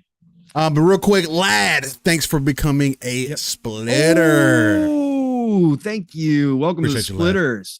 Shout out to all the splitters. Shout out to all the non-splitters out there. We love you all the same. Nothing but respect. It's never expected here, but always appreciated. Any type of support you give, whether that's a like, whether that's a share, whether that's becoming part of the splitters, whether it's a super chat, it don't matter. We appreciate you all. If you lurk, we still appreciate you all the same. So thank you all for joining us as well. So then we've got, I'm still in the week. WarioWare, shout out Jeff Grubb, one of his favorite all-time games. WarioWare Move It coming to Switch. That's right. Another WarioWare. It's a party game. Move It. I think this is the one where you actually do have to do a lot of movement with those Joy-Cons. So get it. Let's go. WarioWare. That is November the 3rd. And that is it for this week, Steele. Oh, that's it. Yeah, we got some games on that next week. It's crazy. Modern Warfare 3 is like really, literally right around the corner. Berserk Recharged. Is the early is the early release for the campaign this week for Modern Warfare 3? That I'm not aware of. I'm not gonna buy it right immediately. I'll probably wait. I think early access is this week for the campaign. I'm pretty sure if you order it. Hold on for a second. Yeah, go ahead. Let's see the campaign. No. It is the following week. So that is the campaign early access, because the official release date is November 17th. November 10th, you can do the campaign early access. Okay. Yep. Yeah, so I might hold off on that, though. I don't know, because I'm also looking to get Naruto the Boruto Ultimate Ninja Storm as another fighting game to add to the collection, and I haven't played one in a while. Wait, Laura says yes, November 2nd. Hold on, it is. Okay. Why did I just read that differently in their official? Hold on. Let me pull that back up again. I believe you guys, obviously. Bold Alpha Woodpeck says Spider-Man 2 was too short. I've been seeing that, man. I've been seeing a lot of that. Jasper says, yeah, November 2nd. Okay. Yeah. Nixie said it too. I don't know why I read it differently when I pulled up their official thing. Wait. Oh, Either no. way, So the official release is November 10th. Okay. I read that completely wrong. Forgive me, guys. Again, the official launch is November 10th, but early access will be the 2nd. So, yeah. So Call of Duty Modern Warfare 3 early access for all you people that pre-order it. Is that just campaign or is that multiplayer too? Campaign. Okay. Campaign early access. I probably will be picking it up to play through the campaign prior to multiplayer dropping. Hopefully, I'll have my battle pass finished by then, so we'll see. But I don't know. It depends on what I have going on. And we'll go from there. Yep. And yeah, I mean, again, for what we have thus far, it looks like next month, unless some crazy things happen between now and next month. I mean, coming towards the end of the year, ladies and gentlemen, the only other thing that we really have is like Avatar. Frontiers of Pandora. You got the Arkham trilogy coming to Switch. Is Versus Rising the game that I was, or is that's a fighting game? Yeah, that's a fighting game because that's made by Arc System. There's another Grand Blue Fantasy game that's coming out that I really want to play. I thought it was supposed to be coming out this year. Maybe it came out already, or I don't think it. I swear to Moses that this game was supposed to come out already. That's gonna bother me because I need to find out what it is, because it's one that I was, because it is coming to PC also, but like I've never been interested in Grand Blue before, on that level at least. And then I saw the gameplay for this one and I was like, damn, this one looks like it's really over the top. It's Fantasy Relink. Yeah, I was just gonna say February 1st. Yep. So they pushed it back. February okay. 1st. Yep. Or maybe I just was disconnected, but I swear that game was supposed to come out this year. But yeah, that's another one that I'm really. This is the second time it's been delayed too, by the way. Steel was supposed to come out in 2022. Oh wow, okay. So I mean, that's kind of dope. Yeah. That kind of tells me that they're trying to make sure that they do the best that they can with it, especially from the gameplay that they've shown. The combat is looking extremely crisp. I'm talking about. Like, if you like Tales of Arise, I think this one's going to blow that shit out of the water. From a storytelling element, like, you want to think of playing an anime. That's how it feels. And originally, this was supposed to be co-developed still with Platinum Games. So maybe that's what Games took it back. Yeah, Psy Games in late 2020, Psy Games announced a 2022 release date. However, the studio had to delay the game once more to 2023. And now it's been delayed to February 1st, 2024. So I wonder if in co-development something happened. I mean, so I'd imagine. Well, it's Platinum Games, so obviously anything could have happened. Something could have happened. But again, from the gameplay that we saw, the combat mechanics that were presented forth, I had to mention that I would have to assume that the game is going to come out pretty sweetly. The fact that they even took the time to push it back at all at least gives me some credence. So we'll see how that goes for sure. Well, ladies and gentlemen, I mean, chat, that was your upcoming games. Got a lot to be interested in. Again, we only have a month more until the end of the year. We got Game Awards that are right around the corner. That's happening next month also. We have a lot of energy that is coming. I think that's when the Elden Ring DLC is going to be announced, just because that's where Elden Ring was announced first. Anyway, it was the Game Awards. So. Still, we got some, just real quick, because we were talking about the finals. Yeah. In the intro. Yeah. Or behind the scenes, I should say. The finals, shout out to Haz, who just posted this. Shout out to Haz, who was in our chat. Haz, again, appreciate everything you do, brother. The finals open beta has now broken all-time peak of 229,000 concurrent players on Steam.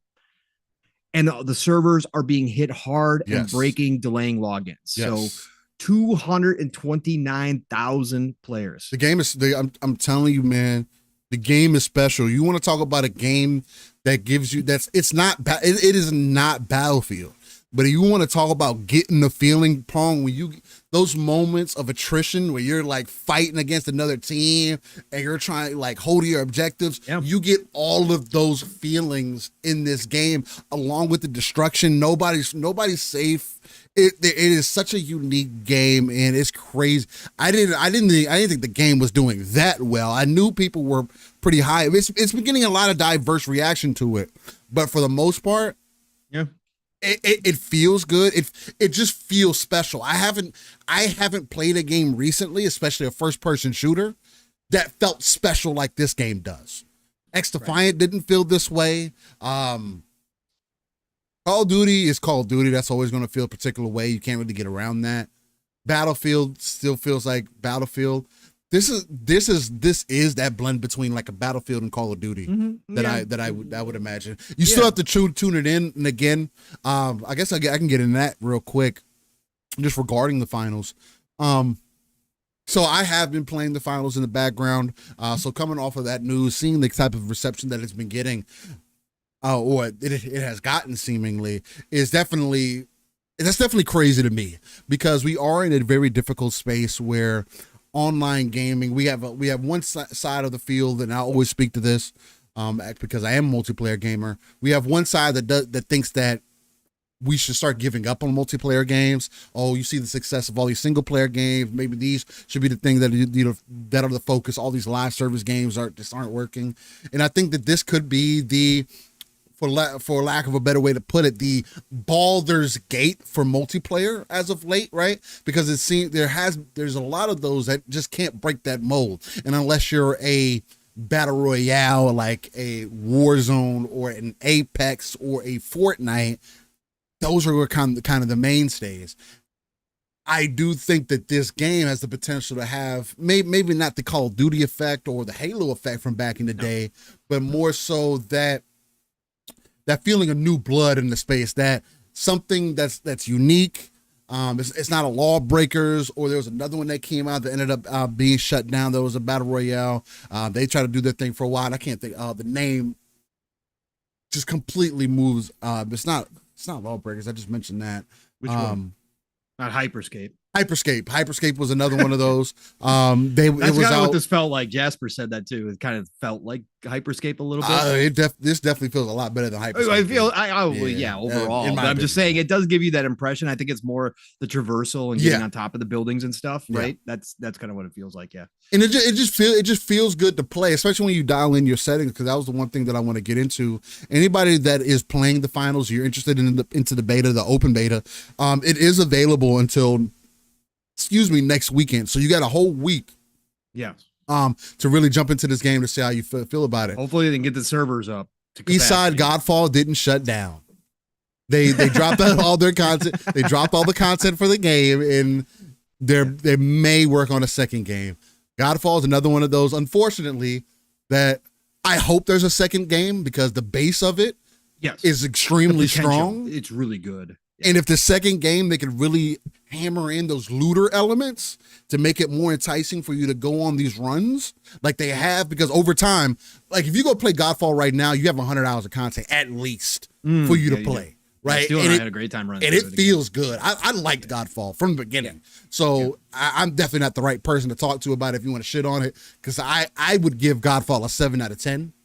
That is a game that deserves that score. I don't think it was trash. But again, for those who did, it is what it is. I loved it. I want to see if hopefully there's going to be a Godfall 2, because there's a lot of potential in there. But back to the finals.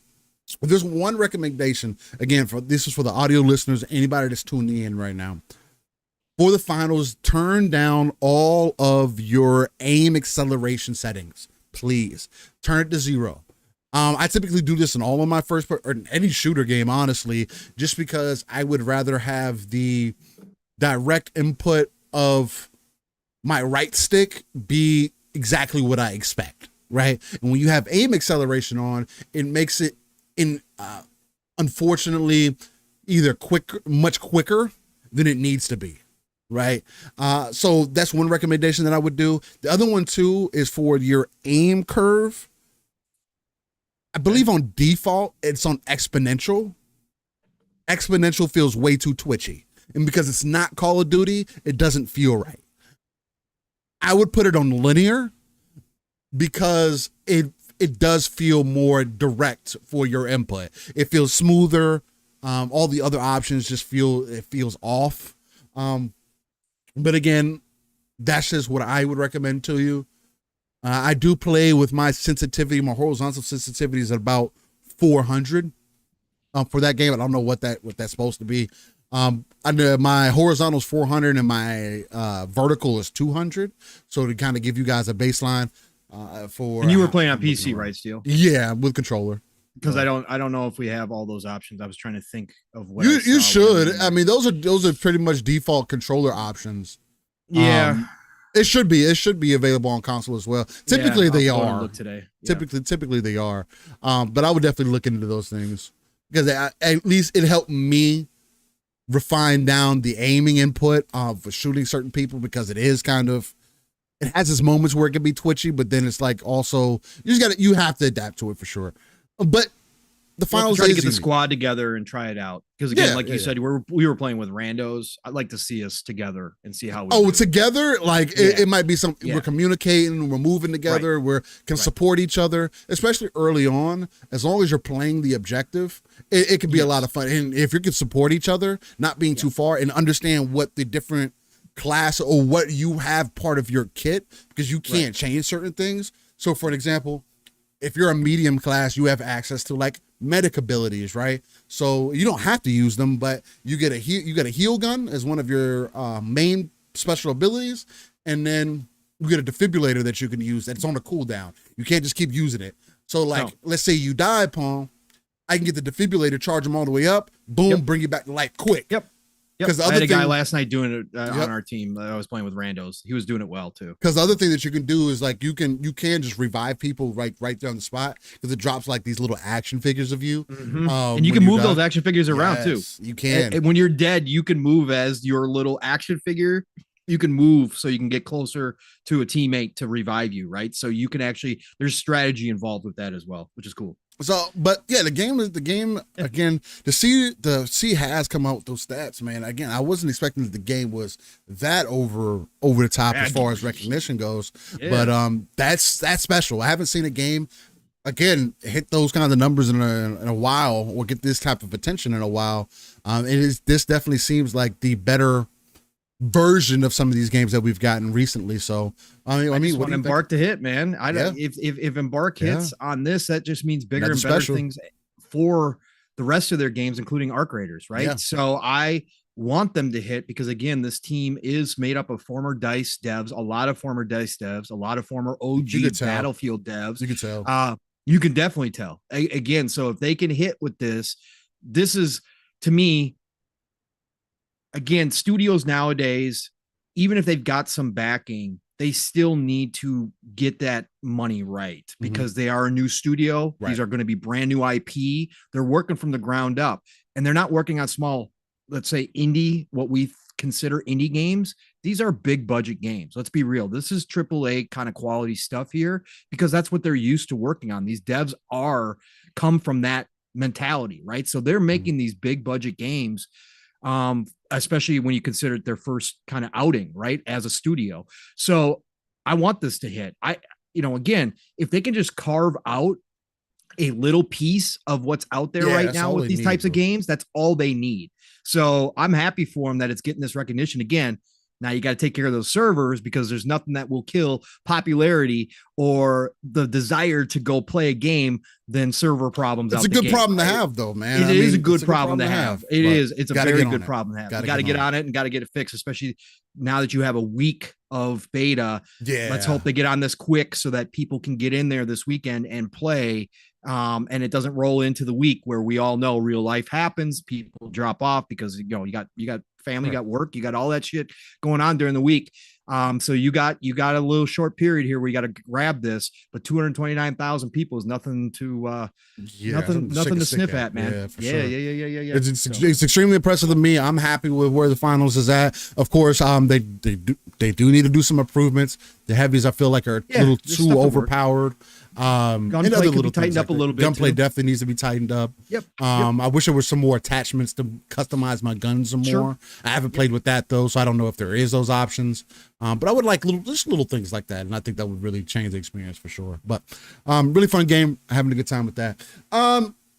So coming off of the finals, I mean, where do you want to take it from there, Paul? What's your I don't care, man. What do you want to jump into, bro? Should we get into the big power moves this week of Xbox? Should we dive into that, since that's a big meat and let's do it, man. Meat and potatoes.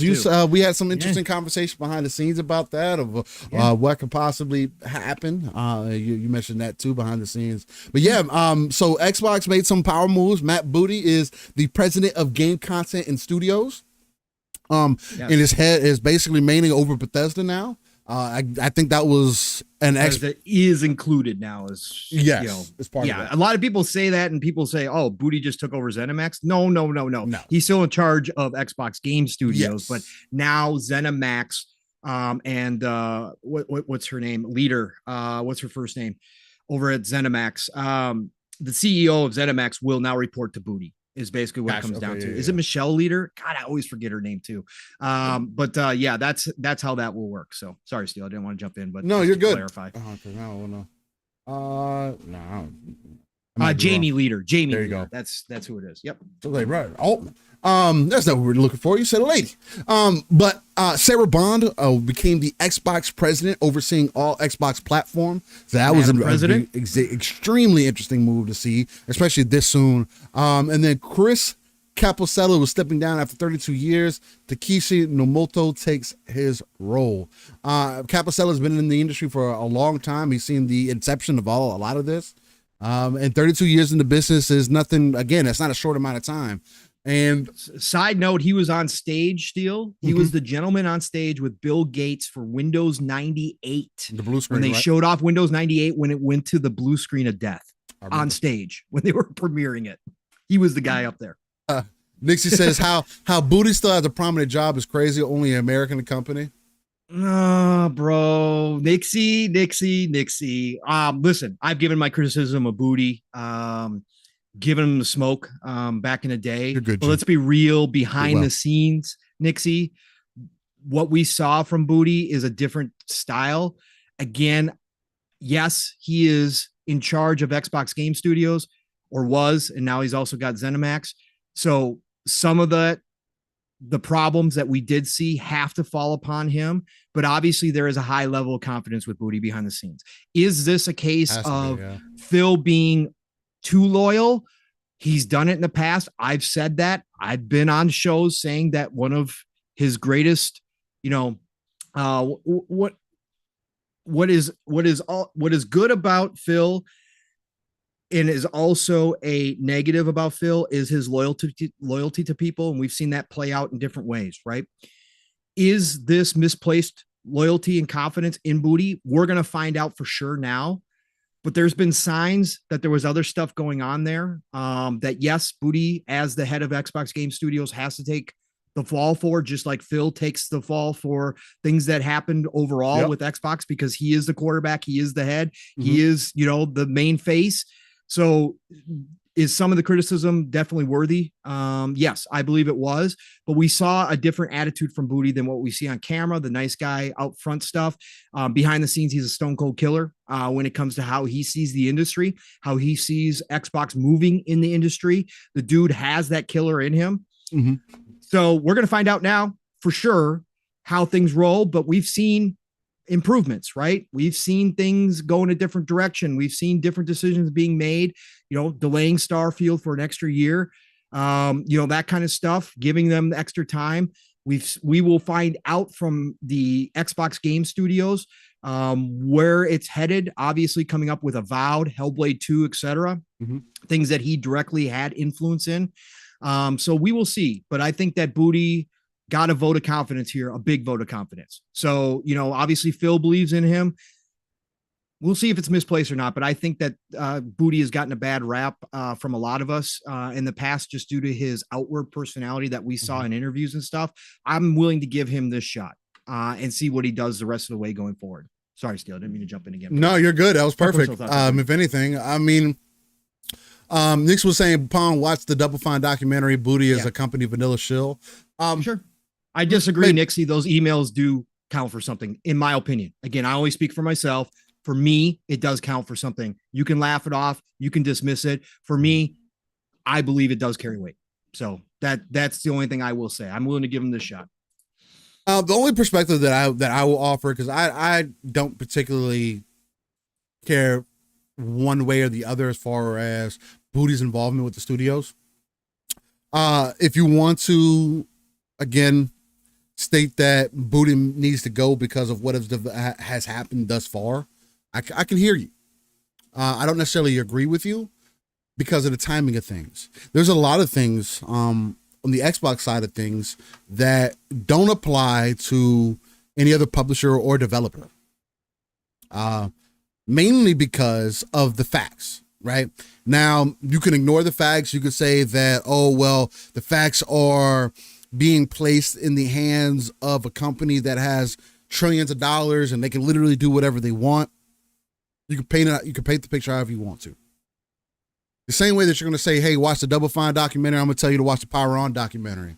And I'm going to say, and I'm going to reiterate this point, because I'm always going to reiterate this point. Xbox wasn't taken seriously until 2017.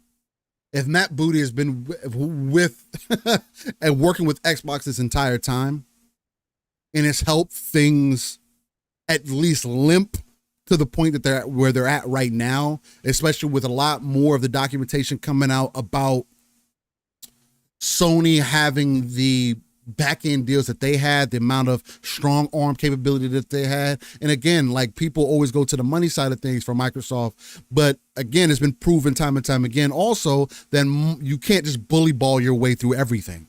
It doesn't work. If that was the case, they would have bought Nintendo. If that was the case, Sega would have already been bought. If that was the case, so many other things would have already happened that obviously have not happened happened for a reason. And again, no matter where you're watching your content at, I'm not saying that you got to take it like it's the Bible, and even the Bible I don't take word for word. I take it as a book that tells you a lot of good information, that gives you a good basis of some key things of being a good person, or maybe a bad person if you look at some of those things that way.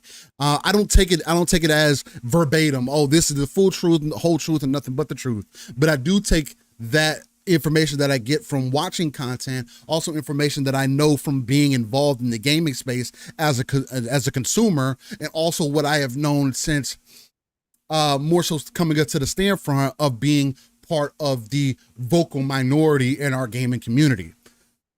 With that let me tie it all together. I don't think that Matt Booty necessarily needs the amount of criticism that he has gotten outside of their previous issues. And the previous issues came from them not having themselves together.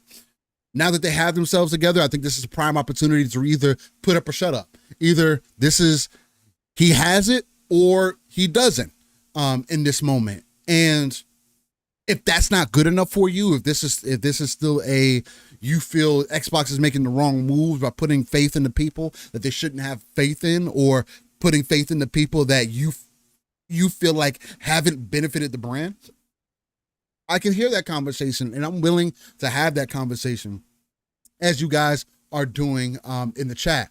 Again, you're asking for, what's his achievements been. You're genuinely curious, and I don't know his achievements were verbatim, right? I'm not a Matt Booty fan. I'm not like, oh yeah, I 100% support Matt Booty.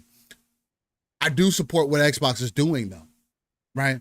Because again, on the opposite side of the field, and you can call this however you want, because at the end of the day, it's always going to come down to personal opinion and what you find is valuable. I could say that nothing that Sony has done in the last decade has proven valuable to me, especially on a first party standpoint, outside of Spider-Man. Nothing else.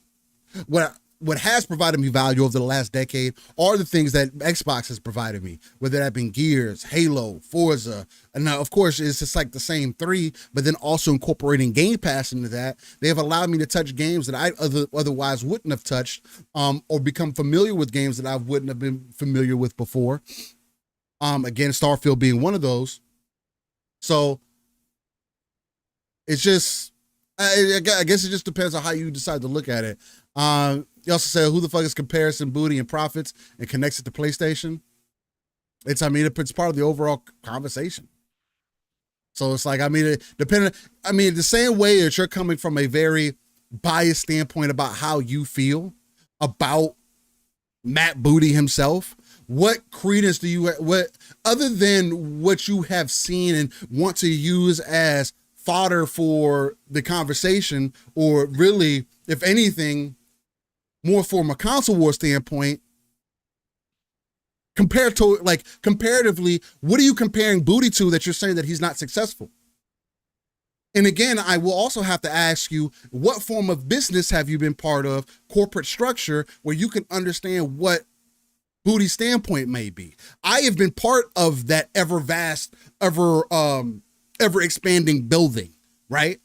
Where you have to go multiple levels or talk to multiple people, and where the story may be mixed in between. And I could take a bunch of shit, right? But just because I'm taking a bunch of shit don't mean that I'm the shitty person. It just means I can take it on the chin and I can keep working. And obviously the company finds me of value, or they would have gotten rid of me at this point. And all that I'm saying is that if there's any time to prove whether Matt Booty has true worth or not, it's right now. There's literally nothing else that can be done or that can be put on display to show whether he has value or not. And if you feel like he hasn't had value up to this point, I just have to ask you, then why is he still part of Microsoft? Why is he still part of Xbox? They are literally going through a huge guard change. If he was literally a problem, why hasn't he been moved out yet? And if you want to say that, oh, because Microsoft and Xbox don't know how to have good management, I can't agree with that because I'm not a part of Microsoft's corporate structure. I can only go based off of what has been put in front of me. And what's been put in front of me is not just it's Matt Booty's fault. No, it's an Xbox problem. It is a Microsoft problem, not just one person. So that's why I cannot put all that blame on Matt Booty. As it just in this example, the same way I can't put all the blame on Phil Spencer, though I will give him the blame because he is the face. He is who we see. I could be blaming Phil Spencer and be talking about Matt Booty. That could be very well a possibility. It's just, we can all ask ourselves, people ask themselves all the time, why is Phil still there? So it's like, I mean, the $1 million, any of those questions people ask, well, why is Xbox still here? That's $1 million question for people. Oh, they just make these Game Pass fodder games and they're not making any money. They're not profitable, ABC types of things. And then you hear Xbox come out and say that, oh, we had 11 million players play Starfield. Oh, Game Pass is successful. Oh, Xbox numbers are up. Yeah, our hardware's down, but man, software is higher than it's ever been before. Man, we're making more money than we've ever been before. Man, things are moving in the right direction. So something is working. It may not be perfect. And yes, money is not infinite and you just can't lean on the money all the time. But Pong, I mean, save me off this ledge. Am I jumping on the deep end? Am I diving too deep? And this conversation isn't just drove by Knicks because, this is part of the reason I love having Knicks here and other people that kind of push back against the conversation where we might be having is, I've seen this happen in multiple areas, but it's not just one person. Sometimes it's Booty one day, sometimes it's Phil one day, sometimes it's Sarah another day, although it's less about Sarah because people really like Sarah. I mean, it helps when she is attractive and she seems to really have it together. And again, she's been a very forward-facing, like Phil, welcoming and warm person, but I feel like she's been being groomed for that. And it comes off naturally for her, at least from what I've gotten. Sometimes people blame Aaron Greenberg. Some people, we did that a lot for when the marketing was bad and it's still not where I feel like it needs to be. Do I need to put all my blame on Aaron Greenberg for that? Or how do you feel about that whole conversation about, and I know you added a little bit to it, but Matt Booty or anybody else and their value to Xbox, do you believe that this is the time, where a lot of those things can either be proven or disproven, or what do you have about the thoughts that I kind of? We're going to find out. We're going to find out, Steele. Again, none of us have a crystal ball. None of us know exactly what happens behind the scenes. We've seen glimpses now due to the ABK deal. Right. That's why I do hold weight to it, because again, somebody like Booty, when he says that in an email, that's not going to be like some just random day where he shows up and decides to think that way. That is something that he has in him mentally. And so I think that just because he's not the outward kind of extrovert that Phil and Sarah necessarily are in front of the cameras. He's not natural when he's out there. You can tell he's a guy who likes to stay in the shadows. He doesn't necessarily like the spotlight. Not that he's not a good speaker, because he actually is. I enjoy his interviews, but he does come off with a lighter tone. And so I didn't expect to see that stuff, but that tells me that mentally, behind the scenes, when he's in those boardroom meetings, when he's there talking to Phil, he's got that killer mentality. And that's just my personal opinion. Now, again, how he handles the studios, that is a general philosophy that Xbox overall, from the top down with Phil, has put in place, right? Because Phil believes in hands off. Phil believes in letting the studios do what they're going to do, create.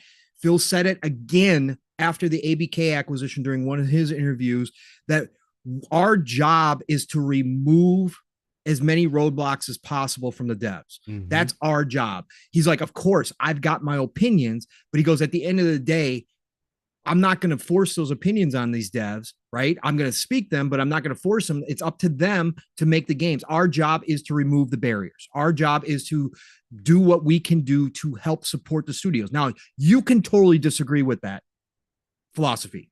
You can disagree that there has to be, and say that there has to be more hands-on. You can say that I look at Sony and I like that it seems like that they have more quality control. I can, that they are more like, let's see what you're doing. This isn't up to par, right? You can say that. I don't have a problem with that if you disagree with this completely. For me, I don't mind the hands off. Does that mean that we are going to have games that come out that don't necessarily hit? Yes. But I will also state, and again, I don't want to turn this into a PlayStation versus Xbox thing, because it's not. At the end of the day, it's gaming, though, man. It is a competition with each other. It is, but again, we're talking about Xbox and their power moves. We'll talk about PlayStation and their moves later, which again shows a different talk about that right after thing, yeah. Right. But what I'm saying is that generally is the conversation that does wind up happening, right?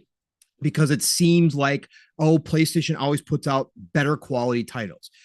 But I will also say that I think, due to that fact, PlayStation is less risk averse, or more risk averse, than Xbox. And I would rather have a company fail more often, or put out something that doesn't just quite hit more often, with the chance for something great, or chance that they take what they made that didn't necessarily wasn't great in the beginning, and then build it up from there and stick with it. I would rather have that than PlayStation's way, where they cancel things before they even come out.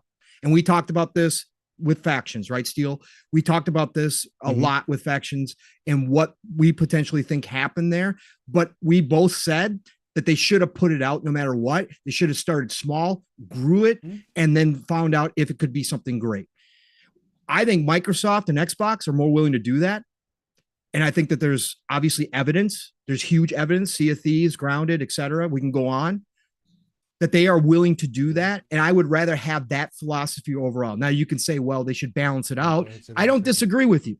I've said in the past, when I've criticized Booty, that if Booty is the softer touch guy with the devs, and I believe that when he goes internally to the studios, that he probably is the softer touch. When I said he was a killer, I was talking about the mentality that he has towards the industry as a whole, and what Xbox could do to solidify their position. That's where I think the killer comes out. If behind the scenes in the devs, he is a lighter touch guy, and I will take his own words when he talked about Fable, where he said, I've seen some great things out of Playground and Fable, what they're doing over there. There's things that I want to show you guys, but they said no.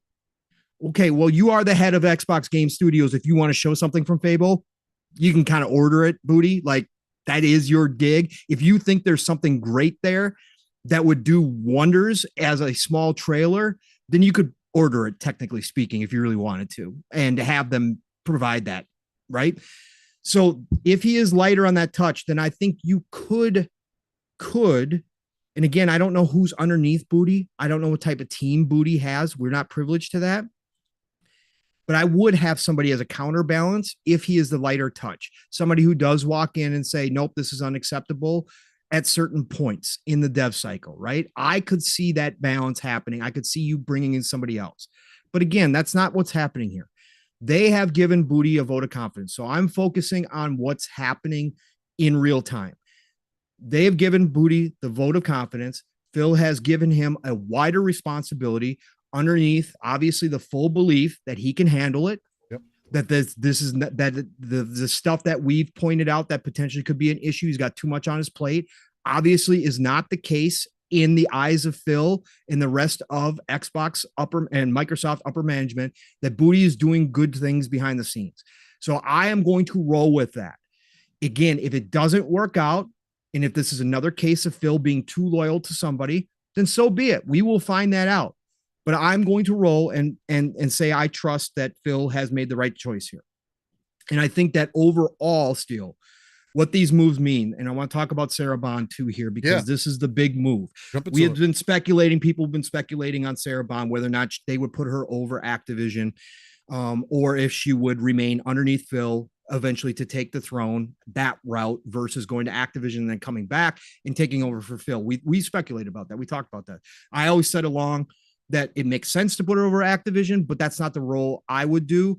I would keep her behind Xbox, behind Phil, continue to learn that role and expand that role to eventually take the throne once Phil decides to step away. Right. And that's exactly what happened here.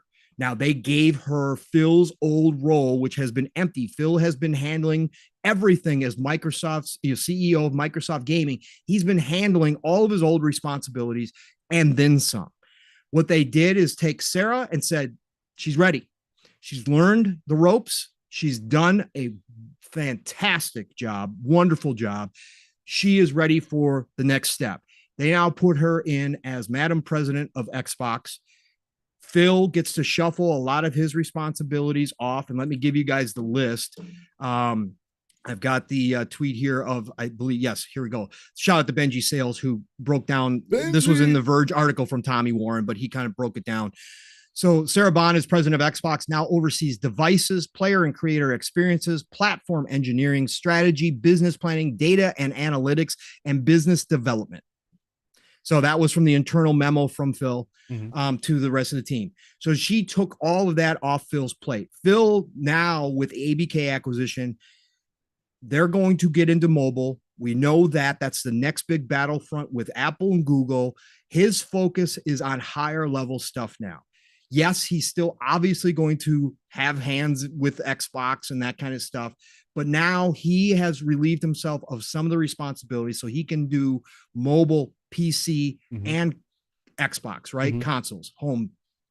He's going to be thinking about bigger things. Sarah now takes those on. She has obviously established herself as the heir to the CEO of Microsoft Gaming as it stands right now.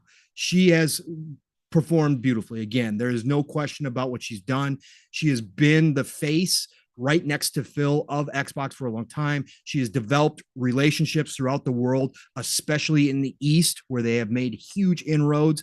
They still got work to do, but she is obviously known over there, and she has gotten comfortable in that spot. Now she takes on more. Now she can start implementing some of her philosophy as well, which is a lot of shared philosophy with Phil, right? There is a lot of connection there. That's why they work so well together. She sees the same vision. That's what you want. When you take on a company the size of ABK, and you're going to be integrating over 15,000 employees into your already 8,000 employees or somewhere in that neighborhood between ZeniMax and Xbox, that's a huge undertaking. Huge, yeah. You need consistency. You need continuity. You need an upper management, a C-level management group that speaks with one voice, right? So what they did here was create a solid base to bring ABK on board, which is going to take longer than it did with ZeniMax.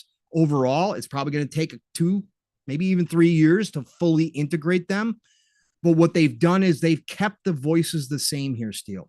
They've made sure that that core group of management is all people who have worked together, who understand each other, and who, when one of them says something, they're all on board. They're all of them. They speak for all of them. They know that they're all on the same page when it comes to that stuff. That's going to be vital to bringing into a company like ABK into your, your overall kind of building, right? You're bringing them in and you're trying to change the culture that was ABK to have it match Microsoft and Xbox.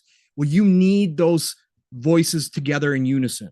And I think that that's what they were doing here, Steele. And there's more to this too. And Jez brought it up, and I think it's a big point. Jez brought it up. Shout out to Jez and Rand on Xbox 2 yesterday. They didn't just do this for Xbox. They moved the Windows consumer stuff underneath Xbox now, Steele. Oh, this is a yes. So man, that's a little bit more serious, actually. This is a complete reversal of the roles of when Xbox started. As Jez pointed out, Xbox, as we all know, was the redheaded stepchild for Microsoft. They were underneath Windows. They were a part of that's the roles, right? Now that Microsoft Corp is now has to be considered a gaming company. Xbox is its own division, its own company underneath Corp, but because Microsoft Corp has invested so heavily into this, they now have to be considered a gaming company. Xbox is now one of the world's largest publishers with ABK, right? If not the biggest publisher. That is a huge swing and shift. And so what they did, as Jez pointed out, Windows is capped, Steele. You can't make any more money off Windows, right? Not really. I mean, you're going, there's nothing, it's kind of default now. Like it's default, just, right? It's done. It's over with. At least right now. Right. There's nothing to change. Xbox now has the power because Xbox has, I'll call it unlimited potential, 2 billion, 3 billion. Because that's the extra benefit that you can get too. Yeah. And monetization and all of that. So what they did, Steele, was one of the big problems is obviously Windows has never been good at consumer facing, never been that product that, I mean, we all use it, but it's not exciting. It's not anything. So now Xbox takes the reins, Steele. Now Xbox takes the reins for all of that. And I think that that is a very telling point that you are now going to have ultimately Phil in charge. And then obviously Booty and Sarah right underneath him as right and left hand. That means that Xbox now is calling major shots. We've already seen the marketing ramp up after the ABK deal was announced. Jez said that he's heard the marketing budget for Xbox has exploded. It should. Right? It needs to. Because they're all in. This is no more with ABK, the accelerator, as Phil pointed out that it is. They now have massive goals for what they want to hit down the road. They have to get there no matter what. There is no holding back. There is no dipping toes in the water anymore. You have jumped into the deep end. It is now sink or swim. It is now sink or swim for this whole entire division of Xbox. So you are flat out full throttle ahead, and you got to learn, and you got to swim, and you got to be better than just swimming. You actually got to be winning the race. They're moving in different directions than everybody else. So they're doing their own thing. So this right here was important to get Booty into place, take over ZeniMax. Mm-hmm. I think eventually that role will eventually include ABK as well. It's going to be a gigantic role. Again, there's people. It's going to be somebody underneath Booty that's going to end up reporting to him. There's people. Yeah, that's exactly. What it's going to end up being. There's stuff there, but you got to have a singular point of contact for the heads of all of these big places, right? ZeniMax, ABK. You got to have a point of contact. You got to have one point of contact, and that's going to be Booty, and then that goes up to Phil, right? And then you got Sarah Bond controlling Xbox as a whole when it comes to the hardware side, data analytics, customer side, all of that is her, including also content as well, right? She'll still be in charge of bringing content in, making deals with third parties for Game Pass, all that kind of, which is that already will be working. Her call, right? That will now be her call. You've got a unified front now, Steele, which I think is the most important point of all of this. And I'm happy. I'm happy where it's at. I'm happy they made these moves. Obviously, ABK was the domino that kind of set off their chain reaction here in a lot of ways, potentially even over at PlayStation. I don't know that. speculation, but this ABK deal was a main domino, and it set off all of this. And they were just waiting. Obviously, still, this stuff didn't happen overnight. This stuff did just happen in the past week. They had this all lined up, ready to go as soon as they could close the ABK deal. That happened. Now we're seeing those later effects already. And I think it's good. You know what I like about conversation? Yeah. Is that what Mav said? We can always agree to disagree. Because no matter what angle that we approach this from, and again, I make sure, Pong makes sure that we're very transparent about our perspectives, right? Yeah. Also about the fact that we have a very open platform. We want people to be welcome, to say things that they like, or things how they feel, without really being judged or being called out and stuff like that. So one thing that I will say is that we do have to remember is in part in conversation, although you may feel strongly about your point, that you're going to always agree to disagree, right? I'm not going to, for an example, back down to how I feel about how I see things. Again, that's why the RTS approach exists. Because at that point, I could also have a side conversation and say that, hey, maybe your perspective doesn't fit into the RTS approach that I may be looking at, pulling myself out of the world, because I don't, for me, when I do podcasts, when I do shows, when I talk about the gaming industry, my personal wants and gripes and whatever else, for the most part, is left out of it, right? Unless I specifically state that, hey, this is exactly how I feel. This is what I expect, and everything else. Of course, I'm coming from my perspective. But if we were only going to talk about my direct opinion or how I feel about the scenario, we would have a very short conversation, right? Because again, like most people, you should be unwavering. You should be you should have belief in the things that you're saying. Again, that's what makes good conversation, right? It doesn't need to be an echo chamber. It doesn't need to be any of those weird things. I just want to remind people it's okay to agree to disagree. Again, Mav and Nix, y'all were having a good conversation in there. And, like Mav did, hey, it's okay. Be like, I see what you're saying, but that's not really my perspective on it. And that goes for anybody, right? You see that happen a lot of times on different shows. Just remember to kind of keep that nugget with you, agree to disagree, and then kind of move on from there. So. And this is all speculation. Too. Yeah, at the we're end of the going day. to find out. Again, none of us have a crystal ball. None of us are directly involved in any of these decisions. Again, we got glimpses. We got official docs that were glimpses into how it works. That's why we love the ABK deal. Exactly. One of the reasons why we love the ABK deal. Exactly. But all we're doing is speculating, and that's all we're doing is yeah. trying to project as to what we see happening. And we're all going to find out at the end of the day. The entire industry could collapse in 10 years. Okay. The entire industry could be nothing but a wasteland in 10 years. Right. And we'll all look back and go, oh, geez, didn't see that coming. Or there'll be some people who say, hey, I was telling you all this dystopian future was coming. You guys didn't want to listen. You guys will be right. It doesn't matter at the end of the day. This is a hobby. This is just something we're passionate about. Right. We have fun with here, and we have a good time. And yes, we're all older adults. We all have very strong opinions. We all have experiences that come out when we talk about this stuff. Again, whether direct or indirect doesn't matter at the end of the day. It's all opinion. It's all fun. It's all just having the conversation because we care about the industry. Steele and I could do a whole show just talking about games, right? We could do that.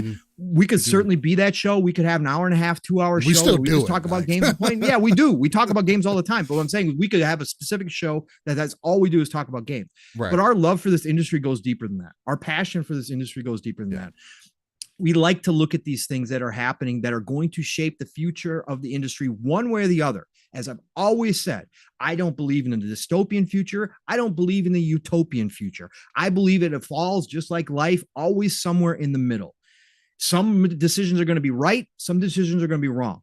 What I will say is that a lot of speculation that we do get wrong, but a lot of speculation that we also do, we do get right. And we do see certain things. Yeah. We do see things. I'm not going to be king and say I'm 98% right all the time. But what I'm going to say is that if you've been listening to us for 3 years, we're at least over 85%, I swear. Yeah, we've hit on a lot of things that people weren't talking about previously, and things that have come to fruition at this point. Right. I like to think that I see Xbox and Microsoft moving in a big direction. I like to think that I have a good grasp on what maybe their internal goals long down the future, 10, 15, 20 years, it does look like. Whether I'm right or wrong, we're going to find out. But I just have a good time talking about it right now. And everybody should be the same. If you have a totally different perspective on this, like Steele said, that is fine. That's why I always say, I'm not going to try to move you off your square. Yeah, I'm not. There's no point. I'm not at all. I can hear your difference of opinion with me on things, because again, it's just opinions. That's all it is. We're all just sitting here chatting about stupid stuff that happened, again, that we care about. I say stupid lightly, as in it's just, does it matter to my real life at the end of the day? Hell no, it doesn't. Right. But I'm here. I'm on a podcast. I want to talk about it. Right. So I just see big things. I like what they've done. I think they've got a solid base here. Again, if it works out, we're going to find out. They've got big goals to hit, Steele. They really do. They set themselves up for this. This is what they wanted at the end of the day. They're not backing down or shying away from those big, giant internal goals. No, they're moving forward and doing whatever they need to do, including spending $70 billion to get there. That says everything I need to hear from Microsoft and Satya. And when Satya comes out after this deal and he's talking to people and he says, we're doubling down. Yeah, I mean, that tells me all the things that I need to know. I mean, I don't know. Yeah. I think that's beyond a shareholder thing. I mean, at that point, you don't just keep doubling. You don't expend more money than you already have trying to prove a point to a shareholder. There has to be something working behind the scenes. Either that or Microsoft is just, you're saying that Microsoft is dumb as hell.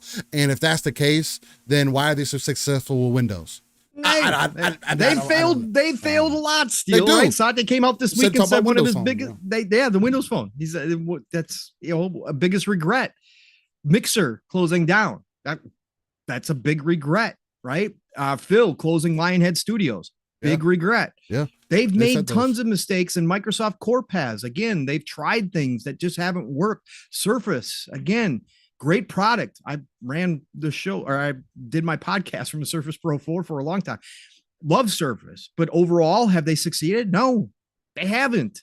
Right? There's been millions of things. They went and tried to buy their way into the phone industry by buying Nokia. Didn't work out. And maybe they shut down too quick. Big corporations, $1 trillion corporations do that a lot. Google is famous for the graveyard that they have out back, right?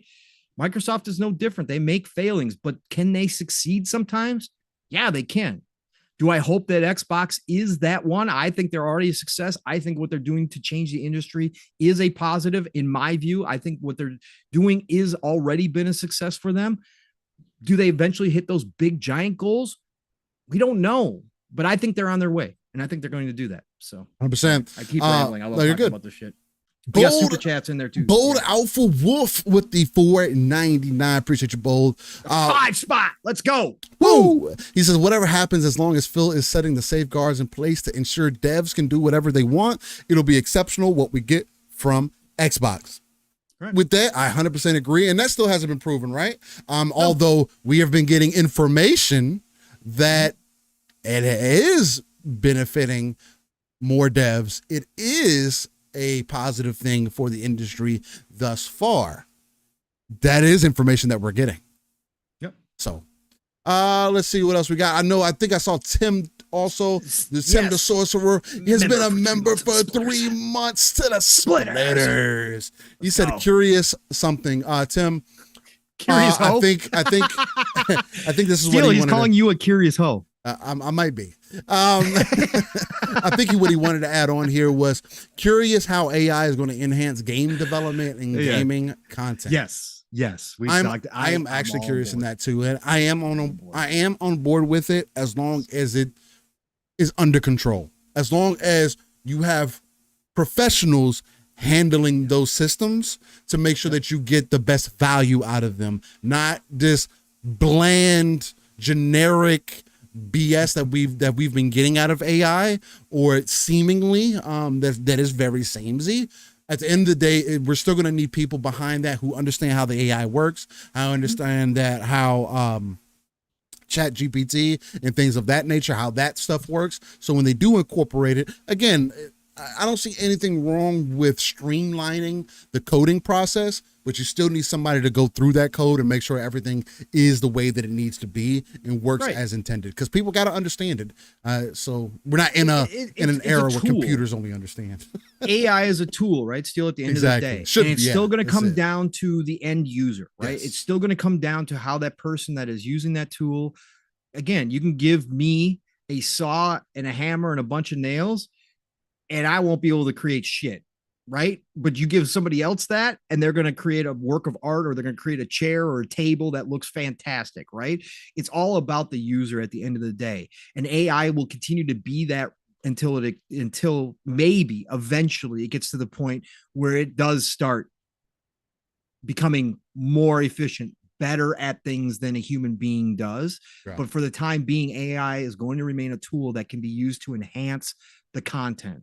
And I think that there is a lot of room, and I talked about this, I won't get into it too much, but this is going to be the big decision I think this is where they differentiate themselves, speaking on Xbox in the future, Steel, maybe even next gen with the next console, if those rumors of a potential hybrid console come true, if they think they can get the tech to a point where they can do something like that, you differentiate yourself, because PlayStation isn't going to do a hybrid cloud console. We know that. They don't have that tech, right? They've invested in some of it, but they don't have the tech internally. Mm-hmm. They're not going to do that. They're going to go the traditional console route next gen.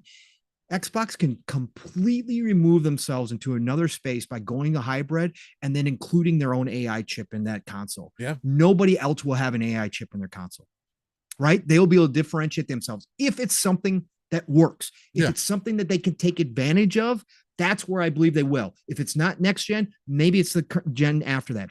Maybe the mid-gen refresh next gen is not necessarily a mid-gen refresh. Maybe they come out with a traditional console, and then halfway through next gen, tech catches up. They've got it locked. They're like, we can do this. And all of a sudden they come out with this hybrid console with an AI chip in it. Mm-hmm. I think they really can move into a different space with that kind of tech. That's it is highly possible. Shout out to Fun Speculation Mav, member for 2 months, saying, I'm curious too, ho. Shout out to the splitters. Damn. Jacob Novick says, Steel, I know the same people most likely won't work for Xbox again, but can't you make a new studio called Lionhead Studios and try to replicate the old one? Now, no, because Playground has assumed role and ownership. And Playground has actually brought in a bunch of the old Lionhead staff. Yes. So actually a bunch of the old Lionhead staff is already working under Playground as Fable. So they made sure to reach out to them, because again, as many people are trying to be down on Fable, and again, I feel you, if the character in there isn't the most appealing character, again, most of the time in Fable you have your own custom character anyway. So I don't think that needs to be a worry for anybody. But even if she remains the same, no matter what, they made sure to reach into the bag and look at people who have worked in the IP so they can be as true to home as possible. Bold Alpha Wolf with the $9.99 for the 10 spot shout out. Bold Alpha getting in there, trying to feed the ecosystem known as the splitters. Hey, we get 10 more of those. You get no advertising for the rest of the month, ladies and gentlemen. Jesus. But Bold Alpha always appreciated. Thank you. Yes, much. Greatly appreciated. Never expected, greatly appreciated. Bobby Kotick talked in his CNBC interview about AI helping with remakes, and that means less time waiting for remakes and remasters. I don't think we should have to wait years for these games. No, I agree. There should be a way to, but there should be a way to streamline those things. But I do still think that as long as there still has to be a team that's handling the AI that's doing that, right? Yeah. Because somebody still needs to make sure that they understand the code, that it works as intended. And sometimes you need to get a little bit deeper in there and really put a human touch on things, right? I doubt that the Demon Souls remake would have been what it was without Bluepoint's human element coming to it, and without them having the care for what that game used to be, and then bringing it up to date for the PlayStation 5. So. And Tim, you are correct, right? Machine learning is a version of AI, and they do have a chip in the Series X for that. What I'm talking about is obviously Microsoft's full investment in a Chat GPT 4 or Chat GPT, I should say. That's just the version. Chat GPT and what they're doing there. And then the rumors are that they're going to start producing their own AI chips based upon that, so they don't have to rely on an NVIDIA or an AMD for their AI chips anymore. So that is what I'm talking about, is they go that route and start producing their own AI chips. And with their heavy investment in Chat GPT, as that continues to evolve to include a chip that has that capability, so that as AI gets better and better and better, they continue to incorporate it in new ways into the actual gaming console. Like, again, how cool would it be to be, I know we kind of did this, obviously in different forms, but how cool would it be to just have the console itself, not having any other devices, but the console itself recognizing your voice, right? And now you could say that's scary as shit. I don't want them doing that, but we're kind of past that point, right? The Kinect had it to a degree. What was if that thing could respond back to you, right? And you say, Xbox, how you doing this morning? And it responds back to you. And you say, Xbox, I want to play a game. And it freaking goes like that's, or it knows or it picks up on your habits, or knows what kind of games you like. Right. Can suggest new things to you, keep your rotation fresh. Hey, we noticed that there's a lot of benefits to it, man. Yeah. And then obviously integrating it with, if they were due to a hybrid with the cloud, right? Yeah. And then all of a sudden the AI chip, it also along with the cloud, like you said, Steel, is changing your game experience on the fly, is changing how NPCs are responding to you, is changing up the techniques that the NPCs are using in game to battle you based upon what you're doing, to give you a more realistic human touch, right? To give that we get out of multiplayer. Let's say you could play a full match of Call of Duty with bots that react more like humans instead of being more bot-like. I think that's on the fly, right? On the fly as it's going. Like, that's the kind of stuff that gets me excited, and that I think they could differentiate. But Tim, you are absolutely correct. They do have machine learning chips in there, which is a simpler version of AI that a lot of people use in gaming.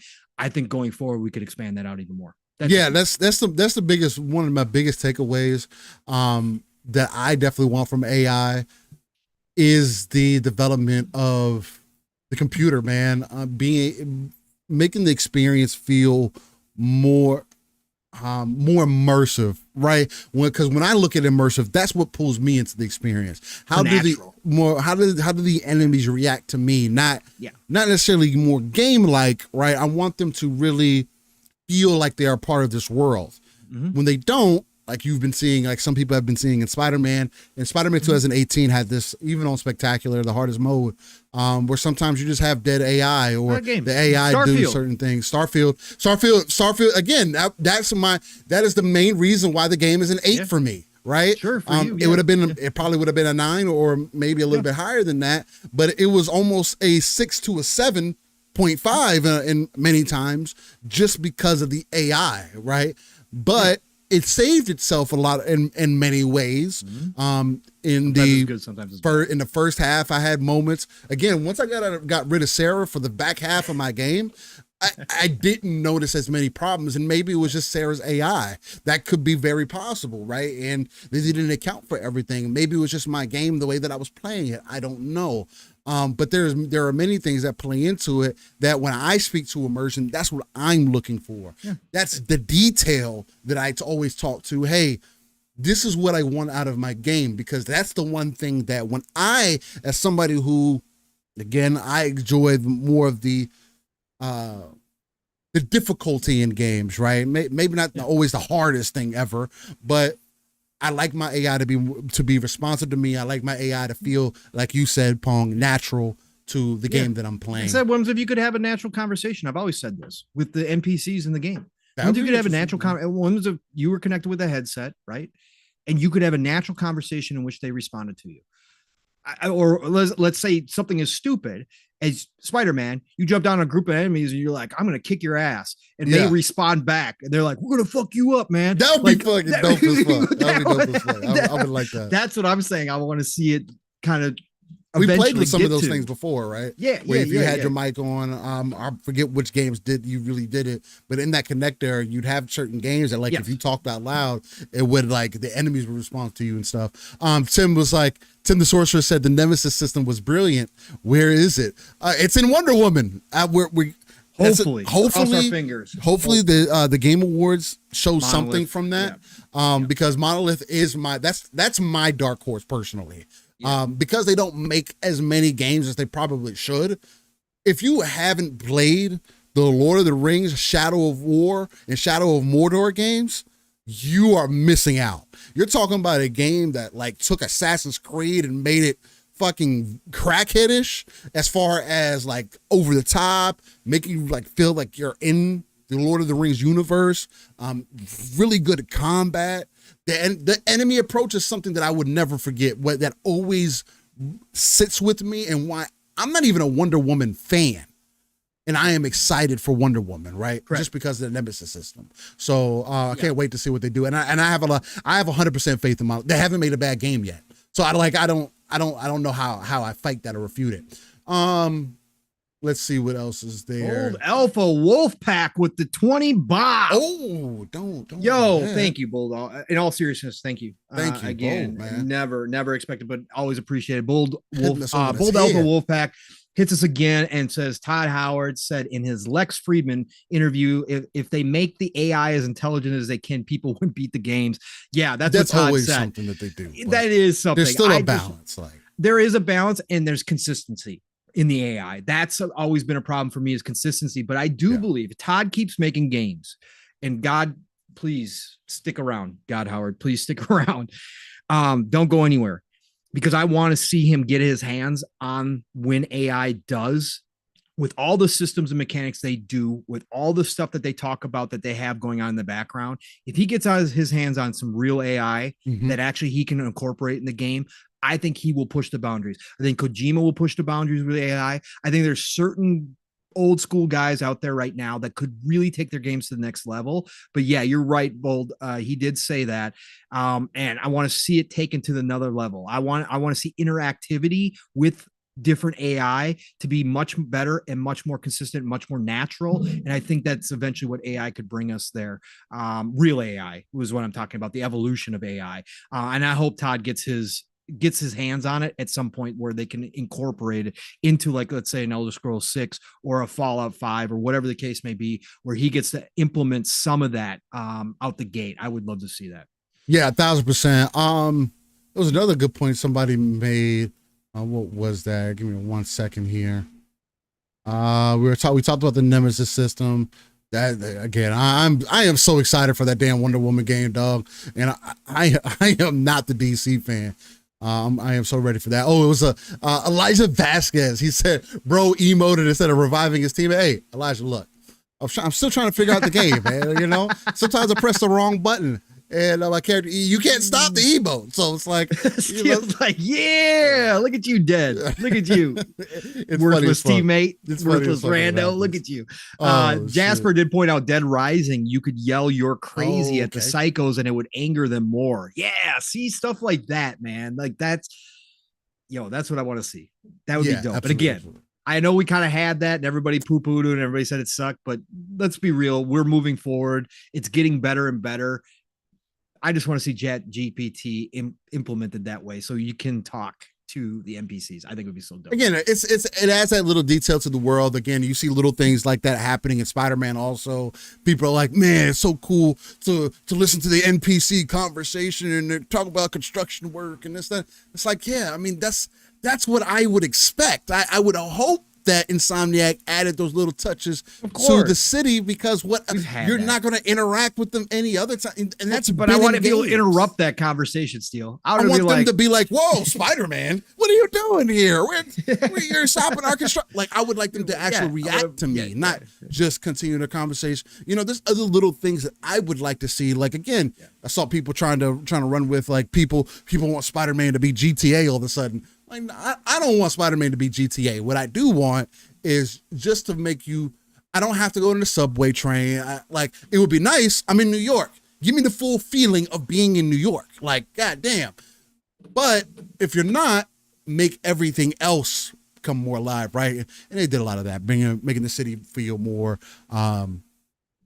dense and so forth. So, I also didn't know about swing assist. I think before Spider-Man 2 comes to PC, I'll play Miles Morales, and I'll try some of that stuff out. But anyway, back into it.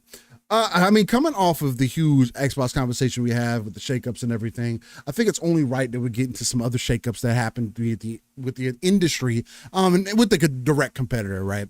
And that's going to be with PlayStation, right? On one side of the field, you see a lot of moving and shaking, people getting moved into higher positions, more people coming in, and on the other side of the fence, you see PlayStation. Media molecule lays off around 20 people.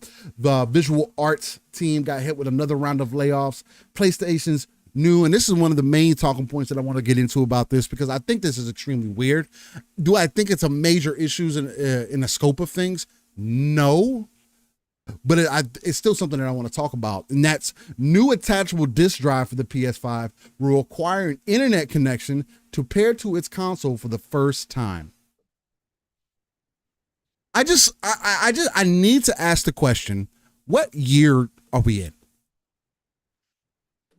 What year are we in? I need to know, because I am ultra confused on why you need an update for your CD drive to work.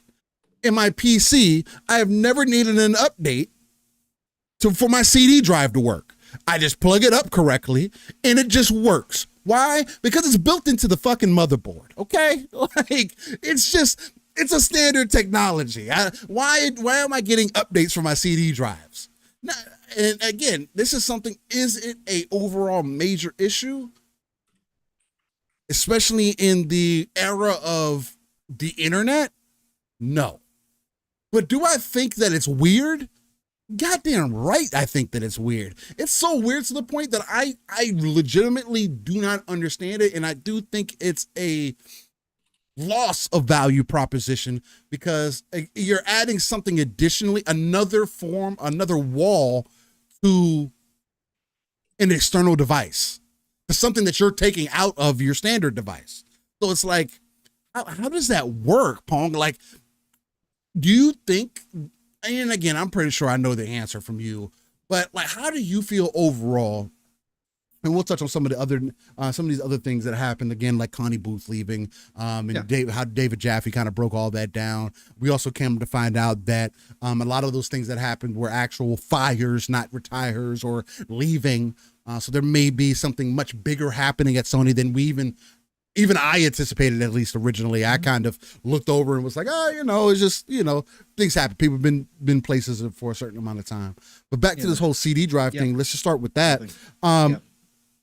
Like, how do you feel about that? Do you understand where I'm coming from, as far as it just like being a thing that should just work? Why do I need an update for my CD drive? Well, you can thank the government for this one. Okay. So this is a part of Section 1201 of the Digital Millennium Copyright Act, for anybody who wants to go look it up, which says it's illegal to circumvent a technological measure that effectively controls access to a copyrighted work, which in this case is the firmware on the disk drive. As such, in order to prevent piracy and also perhaps third-party repairs, Sony and Microsoft use the pairing method to ensure that each console can only work with the specific disk drive assigned to it, meaning users can't modify or replace a drive. And this actually goes back to the Xbox One and PS4 generation, Steel. That's a lot of sense. Damn. Because Xbox One, there's articles out there, people trying to repair when their disk drives went bad, and they had people try to replace those disk drives with a disk drive from another Xbox One that was faulty, not the disk drive, but the disk drive was working. They tried to put that one in the one that had the faulty disk drive.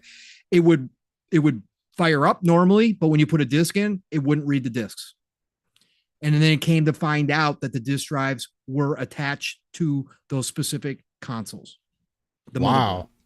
So you could not swap out disk drives. I mean, so damn, that's a perspective that I didn't have. Wow. Yeah, that came out after the fact. Readers put notes on some of the postings out there about it. I did a little bit of investigation. VGC also ran an updated article where they included that information. I read the section of 1201.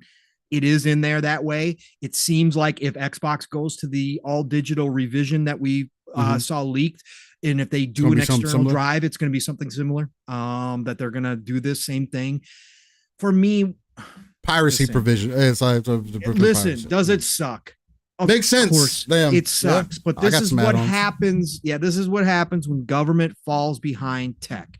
Then they wind up writing laws that are so extreme that we wind up in situations like this. Do I also look at it, and it's rightfully pointed out, if you are buying a all digital PS5 steel, you are connected to the internet because you're buying an all digital device. That's true. You're already connected. Yeah. Okay. Point. Game preservation. Absolutely. This sucks for game preservation. Absolutely. This is another nail in that coffin that has to be pulled out, that we have to find a way going forward down the road. We talked about this here too, Steel. Yeah. Again, I put this on the government. This is, again, I hate government regulation for reasons like this. It's just not more times than not. It's nonsense bullshit that prevents people from doing things. Okay. Sometimes is it good? Sometimes is it necessary? Of course it is. We can't have a bunch of people running around with enriched uranium in their garages. Okay. There has to be regulation. Okay. There has to be regulation on things, right? I get that fact. I hate it overall. But the fact is, when it comes to game preservation, when it comes to consumer protections from the tech industry, government is way behind, behind. Again, we've talked about the Steel in reference to games should automatically have programming, be required to have programming in that if the publisher or the dev ever shuts down or they shut down servers, that they can do an update to that game that allows people to play it offline in single player mode. They have to start including that. That's part of game preservation. Emulation has to be protected down the road so that when games and companies go out of business and IPs are lost, that emulation is around to make sure that those games live on forever. Okay. Yeah. That has to be something that they have to start regulating and start putting in for this industry. I've said the same thing about music. There's been tons of different situations. Amazon, you've purchased music at Amazon, they lose the license to that music. You don't have access. You bought something, you don't have access to it anymore. We're seeing it in books and digital media now, where we just had a recent case too. You can go look it up. I forget specifically what it was about, but they are now editing and censoring books digitally and works digitally that are online. That's where I have a supreme problem. The original works need to be protected. I don't care how much our society changes. I don't care how old a book was written and it contains language that nowadays we don't find appropriate. That original work has to be preserved in its original form, period, point blank. Otherwise you lose your history. You lose where it's been come from. We already do that enough. Right? We already know that much of our history is bullshit that we've been taught, that we've been written to. Mm-hmm. We need original works around for those times to explain what was happening at that time, even if it's not appropriate for where we currently are. It's actually kind of gross. As a society. It is. It's sad and it's disgusting and it's ridiculous. But anyways, that's a larger tangent. So as far as this goes, it sucks. It's bullshit, but it is what it is. It has a lot to do with this Digital Millennium Copyright Act. Again, I would expect Xbox to have a similar thing when they come out. So if you're buying a all digital console, you're already connected to the internet. We're long past that point. Everything we do is connected to the internet now. It is where we are. We're long past the point of no return on this stuff. So that's where I'm at with it, Steel. Yeah, Sucks, I mean, it's a part of it. Now with you bringing that up, man, because I was completely unaware of that, and that's just my ignorance right there. But for me, piracy is a very interesting conversation. Always will be, right? Because I do believe in emulation, right? I also believe in owning the product, and if you choose to emulate it afterwards, then that should be your right, not just upright stealing things. I also believe that we should have demos more so for if not 100%, at least 90% of the games that release, for an example, just keeping it to gaming. So people can understand what they're buying or what they're investing into, whether that's, anything between a 1 to 3 hour, 5 hour demo. And again, it's also going to depend on the type of game that it is, but at least you as a consumer can make the best overall choice for your pockets. And we don't have that, right? So that's a lot of the reason why people justify piracy and whatnot. And just coming from that perspective, I mean, again, you're talking to somebody who, when I was younger, my Xbox went away for some time and came back with a hard drive that I could literally go to Blockbuster, come home, burn the CD to the drive, and I had permanent access to that game. Correct. Once I took it back. It was one of the downfalls of the Sega Dreamcast because their copyright protection on their discs sucked and everybody just burned them. Yep. And it would play on a normal Dreamcast. You didn't have to mod. Yep. So it's like, I get it, right? But there definitely has to be another way. And again, it is the industry's fault for letting it be how it is right now, still not having necessarily a good answer for it, not having things in place. I mean, we're moving through that direction, right? You see PlayStation offering some trials. You see EA being the main one, really offering the trials up and giving people access, 10-hour trials and whatnot. Then you have Xbox who are doing things like Game Pass, so it helps alleviate some of those issues. But it's just crazy to think about, like, even a CD drive, the fact that it has to be protected against piracy because of X amount of reasons. Mm-hmm. It's just a crazy thought to think about, man. I mean, again, it's social responsibility that's involved with that. There's so many elements to it that, but like to your point, Pong, we are quite removed from. We've tried already game preservation. Obviously, the industry doesn't believe in it. Nintendo obviously doesn't want to believe in game. Their version of game preservation is selling you the same game. Right. Which, I mean, again, is an option at least. It is. They keep reproducing their games, so they're always available, right? But that is some of the most greediest shit I've ever seen in my life, right? So it's like, I've already bought this game once, and now you're gonna make me buy it again, So, and that's always gonna be my problem with Nintendo, and then not allowing the evolution to happen. Games get better over time, but it's crazy to see. But I think in bigger news, right? Connie Booth leaving, and for a lot of people, were saying that, hey, I didn't even know who this lady was until David Jaffe brought her up, or this person brought her up, or so all of a sudden just came out of nowhere. And again, like, that's how this industry has been, man. Like, there's a lot of people towards the top. Xbox, right? A lot of people towards the top you're not going to be familiar with. There are people behind the scenes pulling strings, and again, and I can only go based off of what I've heard from David Jaffe. You can, like I always say, I don't believe in everything that he says, word for word, verbatim, or I'm not a believer of his, but I do hold the things that he says to value because he was in the industry, right? It's just, why would I? That's like me at a high level, at a very high level. That's like me being like going to a cooking class and not listening to my chef, like that's, or to the person that's trying to instruct me. Like, you've been in the business. Just because you're not an everyday chef now, or you're not working for that top of the line restaurant now, doesn't mean that you don't have this experience. So anyway, but Connie Booth, come to find out, is literally probably the reason why a lot of success has happened with PlayStation's games up to this point, right?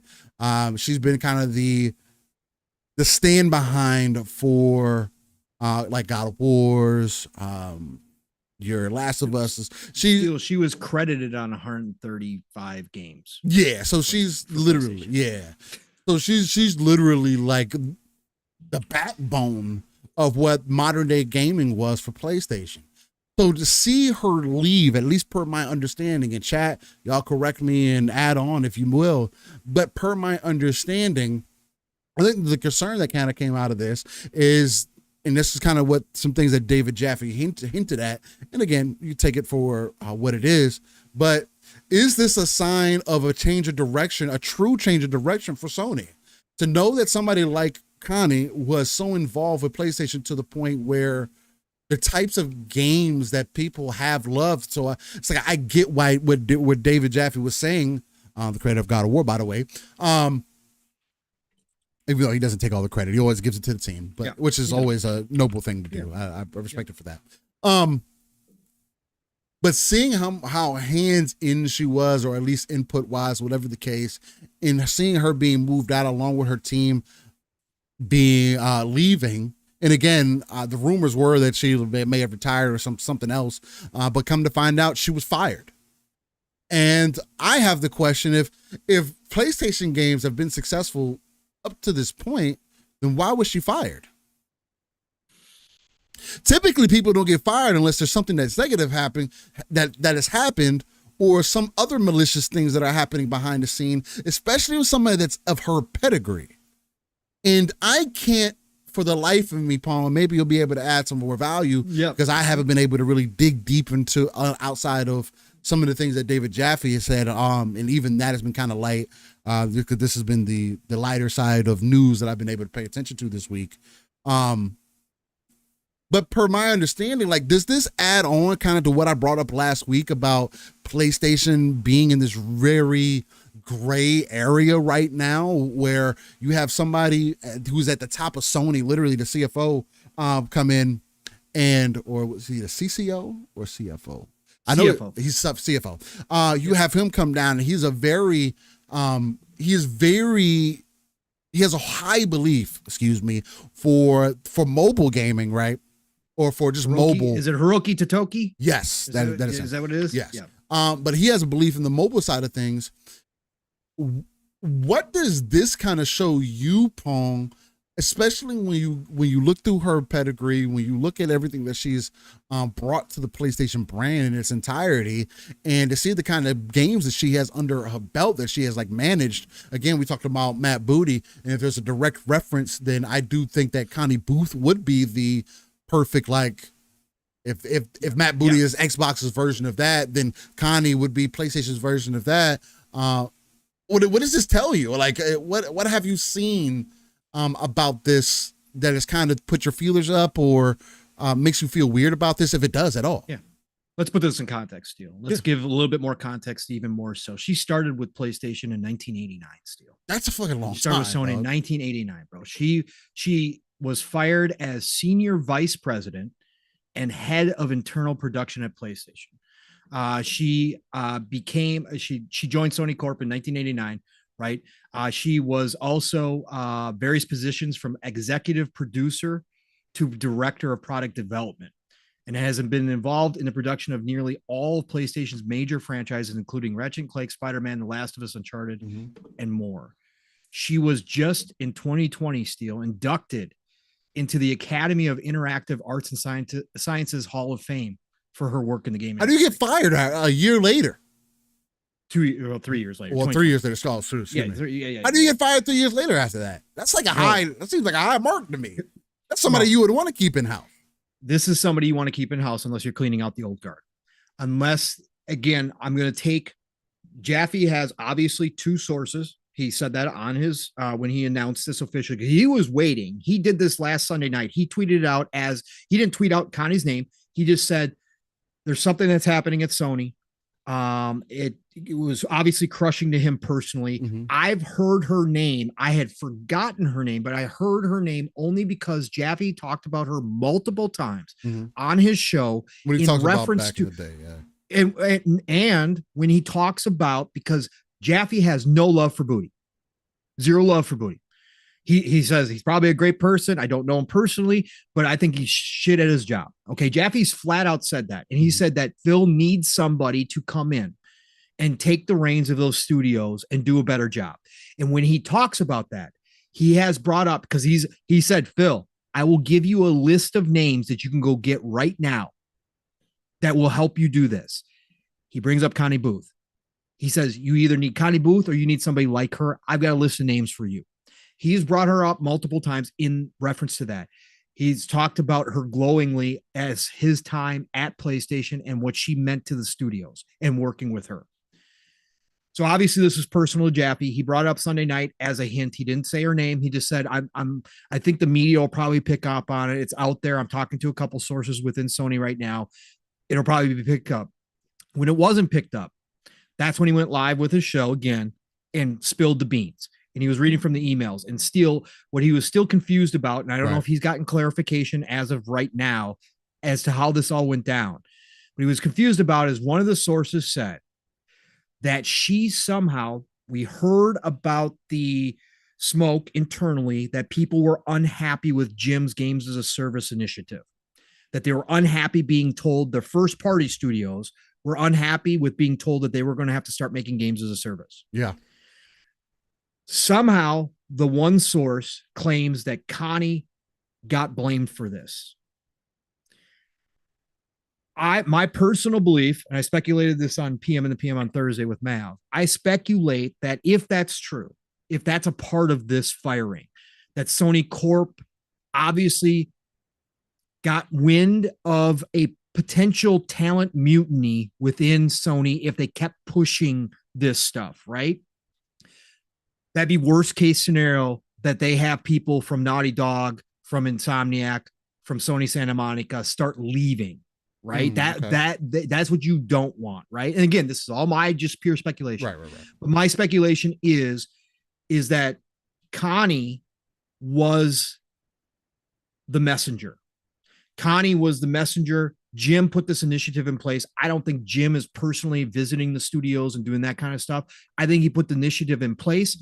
Connie, in her role, and this is, we've seen this deal in the corporate world. We know how this works. Shit rolls downhill, right? So in her role as senior vice president and head of internal production at PlayStation, I believe she probably was the mouthpiece. And she's the one who delivered the news to the studios about this new initiative going forward, right? And so I think that her name probably came up in that manner. And when Sony Corp, obviously we see Jim retiring, right? Jim stepping aside. If Sony Corp heard all this and said, oh, wait a minute, Jim, what are you doing? And Jim's like, I'm out because you guys don't believe in this. And again, we won't know any of this until they put something new in place. We won't know any of this until we see going forward if they continue with their Games as a Service initiative, if they pull back from their first party studios doing this kind of stuff and they go out. We won't know any of this. This is just pure speculation, putting puzzle pieces together that I don't know what the picture looks like. Yeah. So then they looked over at Connie and said, Connie, you delivered the new, like you pushed this to our studios, blah, blah, blah. Maybe she refused to retire. Maybe she refused to step aside. Maybe she stood her ground and said, this was Jim's initiative. I just delivered it.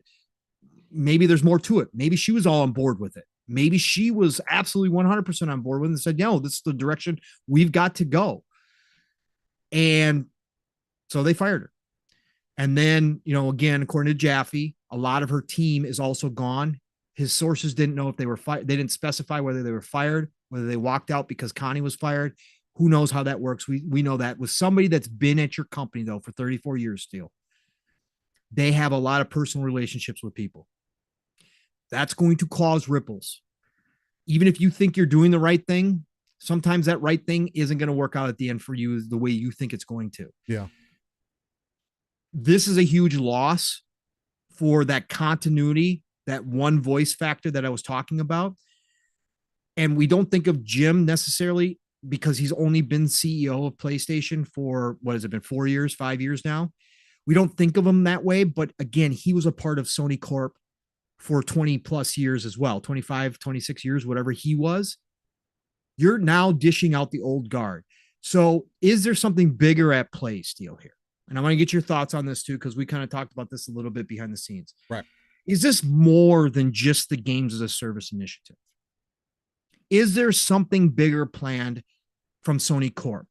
Is Sony Corp taking the reins back from what they see is I don't want to say lost. Again, they're selling consoles like crazy. This is never going to be about PlayStation disappearing. Okay. Never.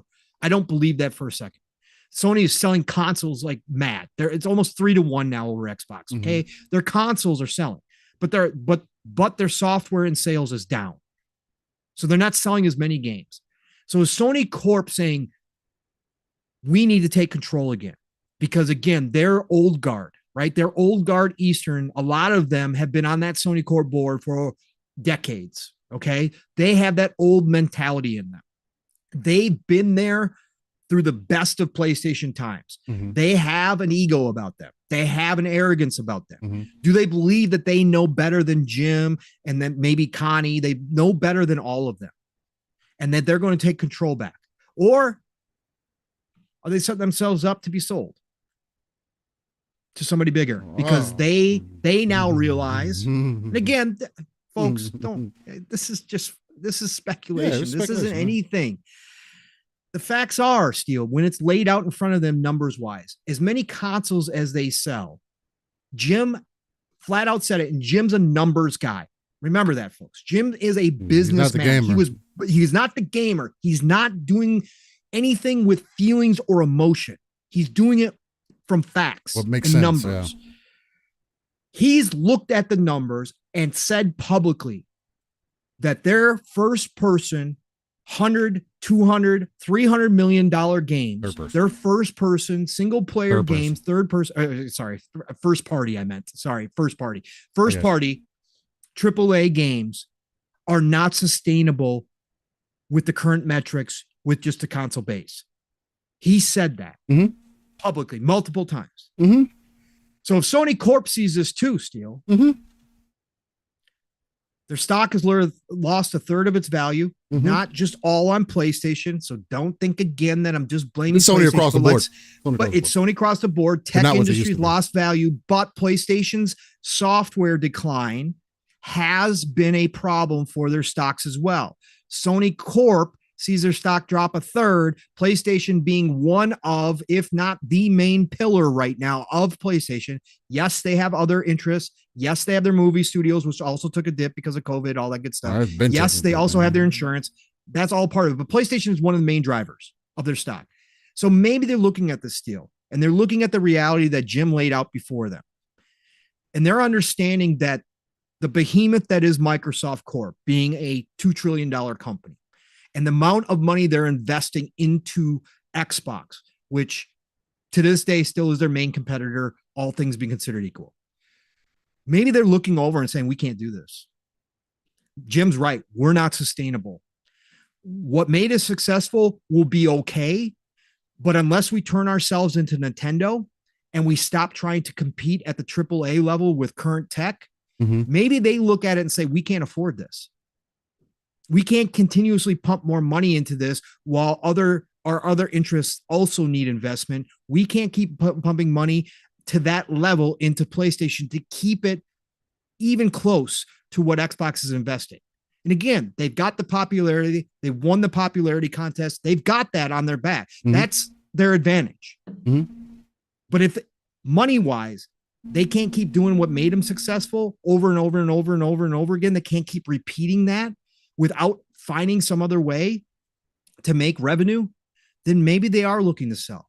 Maybe they will turn. And again, this would be massive. This would be gigantic. This would be a regulatory nightmare right now. But an Apple, a Google, don't think that Google's out of the gaming industry just because they canceled Stadia. Don't ever believe that for a second, that they aren't still interested in the gaming sector. The gaming sector has huge, massive potential on all levels for these big companies. Apple, Google, Amazon.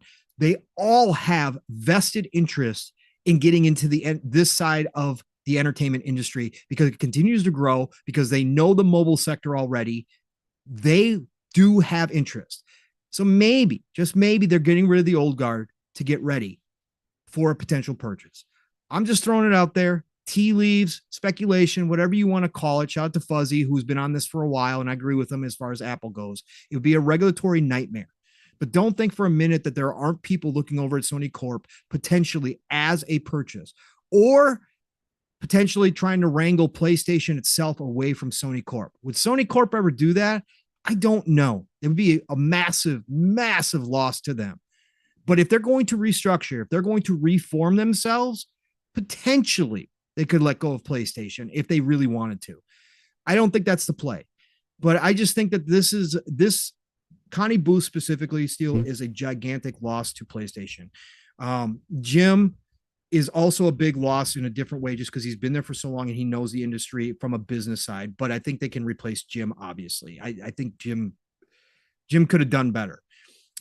Connie, you don't replace that level of talent. You don't replace that level of experience just with anybody, right? I'm sure there's people underneath her who've been there for a while, but you don't replace her in just on a whim. And I'm going to end it here, Steele. Said it time and time again. More people have brought it up now as the week has gone on. I don't know what Connie's mindset is. Jaffe thinks that she's probably in mourning. That's how much of a PlayStation fan she was, a lifer. She invested 34 years of her life into one company, Steele. That is rare in itself, bro. Especially at her position. She loved her job and she loved the people that she had underneath her that she worked with and for, right? All time too. Jaffe says that. Jaffe believes she's probably in mourning right now, that this is a massive loss. I don't know if she even wants to come back. Maybe she'll consider this her retirement. But if I'm Phil, I'm making the call, Steele, and I'm making the second call, and I'm sending an email. You need somebody like that. Yeah. And I'm saying, when you are ready, Connie, come talk to us. We'll give you whatever real role you want outside of president of Xbox or president of gaming development, right? Yeah, those are solidified. You want to talk about Activision? Come on in. We'll talk about Activision. She'll be new head of Activision, yeah. You want to come in as an advisor so you don't commit like that? You want to come in as an advisor to us? Do that. To go alongside Booty, to look at our studios, to do that kind? Come on in. Let's talk about it. You make multiple attempts to get her underneath your umbrella because she has a wealth of knowledge that you can't replicate, that you can't fast track, that she could help you with on top of the inside baseball. And remember, folks, for everybody who wants to throw out NDA and all that kind of stuff, when you're fired, generally speaking, that's all thrown out the window. When you're fired, there is no NDAs. You got fired, they canceled that right. Even if that's in place, there's ways around it. Even if you have to wait a year, give her time to breathe, to figure things out, fine. I don't care when it is, but you take her call, you get her in the office and you talk to her and just say, Connie, what do you want? What do you want to do? What do you want? Are you ready? Are you ready to be done? Or do you want to continue your career in video games? Do you love it that much? We got a spot for you, whatever that is. Tell us what you want. I'm just saying, I would do it in a heartbeat. That's definitely an interesting perspective for sure. Real quick, Bolt Alpha Woodpack one time with the $9.99. He says Sony is probably going to clear a house to bring in the people who know how to do games as a service, and anyone there who isn't going to get on board with that is going to be asked to leave. That's certainly a possibility too. Like I said. Yeah. And then Bolt Alpha with another $9.99 says, ladies and gentlemen, we're getting that sub trade started. Go ahead and Bolt Alpha is building the whole train himself right now. He is. That's what he's doing. Shout out to Bolt. I greatly appreciate you, man. And thank you for liking the content. He says, do you think studios at Sony known for single player experience would damage their brand if they struggle to make a gas game for Sony? I want to bring this up, Steele. I still want to get your overall thoughts on Con too, but Steele, we talked about this was it last week or was it the week prior? We talked about it a bit. Was it last week? We talked specifically about this Bolt Alpha, and this is a great point. This is something that was brought up. I asked on the show, does Sony have the balls to go all in on games as a service? Do they have the fortitude to stick with a game that isn't necessarily a huge success out the gate? We have seen evidence to the contrary. Yeah, Days Gone is a perfect example. Brand new IP, sold 6, 7, 8 million copies, whatever that number is now. Days Gone was a success by any stretch of the imagination, except to Sony PlayStation, because of the review scores and because it didn't initially blow up. And guess what? They killed off the franchise and said, no, you're not making a second. They just killed off Factions because Bungie said it wasn't good enough without even giving it a chance, even though that's established IP from what some people consider the best studio. Insomniac is probably maybe surpassing it just because of the amount. They're consistent, right? But anyways, a lot of people consider Naughty Dog their best studio. You cancel that game without even giving it a shot because another studio that you decided to purchase, Bungie, for certain expertise came in and said, yeah, that ain't good enough. Like Steele and I said last week, you give it a chance. You start small, you grow it out. Yep. If you want to jump into games as a service, and Jim admitted this, they had whatever it was, a dozen games as a service or 10, 11, 12, whatever. About 10 to 12, yeah. 10 to 12 games. 3 of them are already. He admitted that 1 or 2 would be successful and the rest wouldn't be. But for you to not even give it life and give it a chance tells me that you are so risk adverse to what you're specifically talking about here, Bold, that you're so risk adverse to harming this premium or quality experience that you have absolutely 100% instilled in your fan base as the only way, much like Apple, that you are so risk adverse now as a company that you won't take shots. That's what I was saying before with the creativity. I'd rather have a company that takes shots. Rather have a company that sticks with games that don't necessarily come out good, but stick with them and try to make them good, and then maybe even eventually turn them into something great. I'd rather that company than the PlayStation way, seemingly, of what it is right now, where if we don't think internally that it has a shot at a 90 plus Metacritic, we're not putting it out. I don't want that. And I think that's where they're at, Bold Wolf. And I don't think that they have the fortitude to try games as a service. I don't think they have the stick-to-itiveness to put out a game in a games as a service style, which we see a lot, and have it score in maybe the high 70s, and then say, no, we're going to build this thing out. We think there's really something here. I don't think they have that in them. I really don't. And that's going to be a problem for them, because with that genre specifically, if you're trying to find a niche in what is already a highly competitive, oversaturated part of the industry, you're going to have to take some risks, and you're going to have to stick with some games to give them a shot. It's not going to happen overnight. Could it? Of course.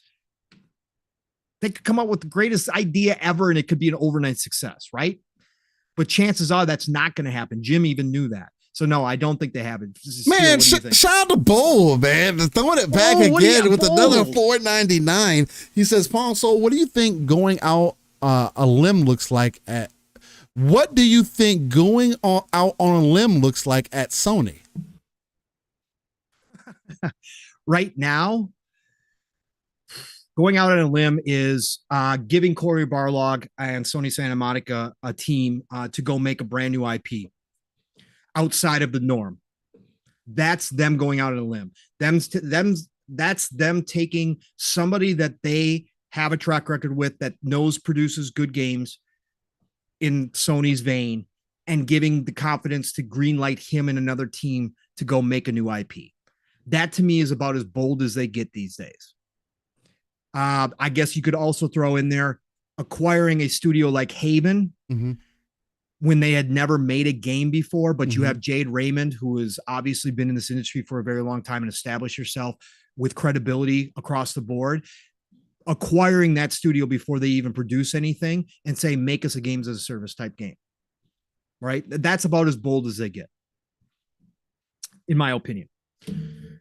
I see OCD Gamer says that will still damage reputation if 1 out of 10 games hit. Yes, OCD. And I agree with you. And that's why I think they're canceling things. We've already seen 3 or 4 cancellations now at this point.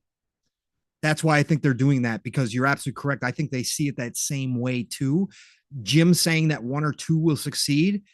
He didn't have to say it, but I think what he meant was we're going to cancel the other ones before they even show up.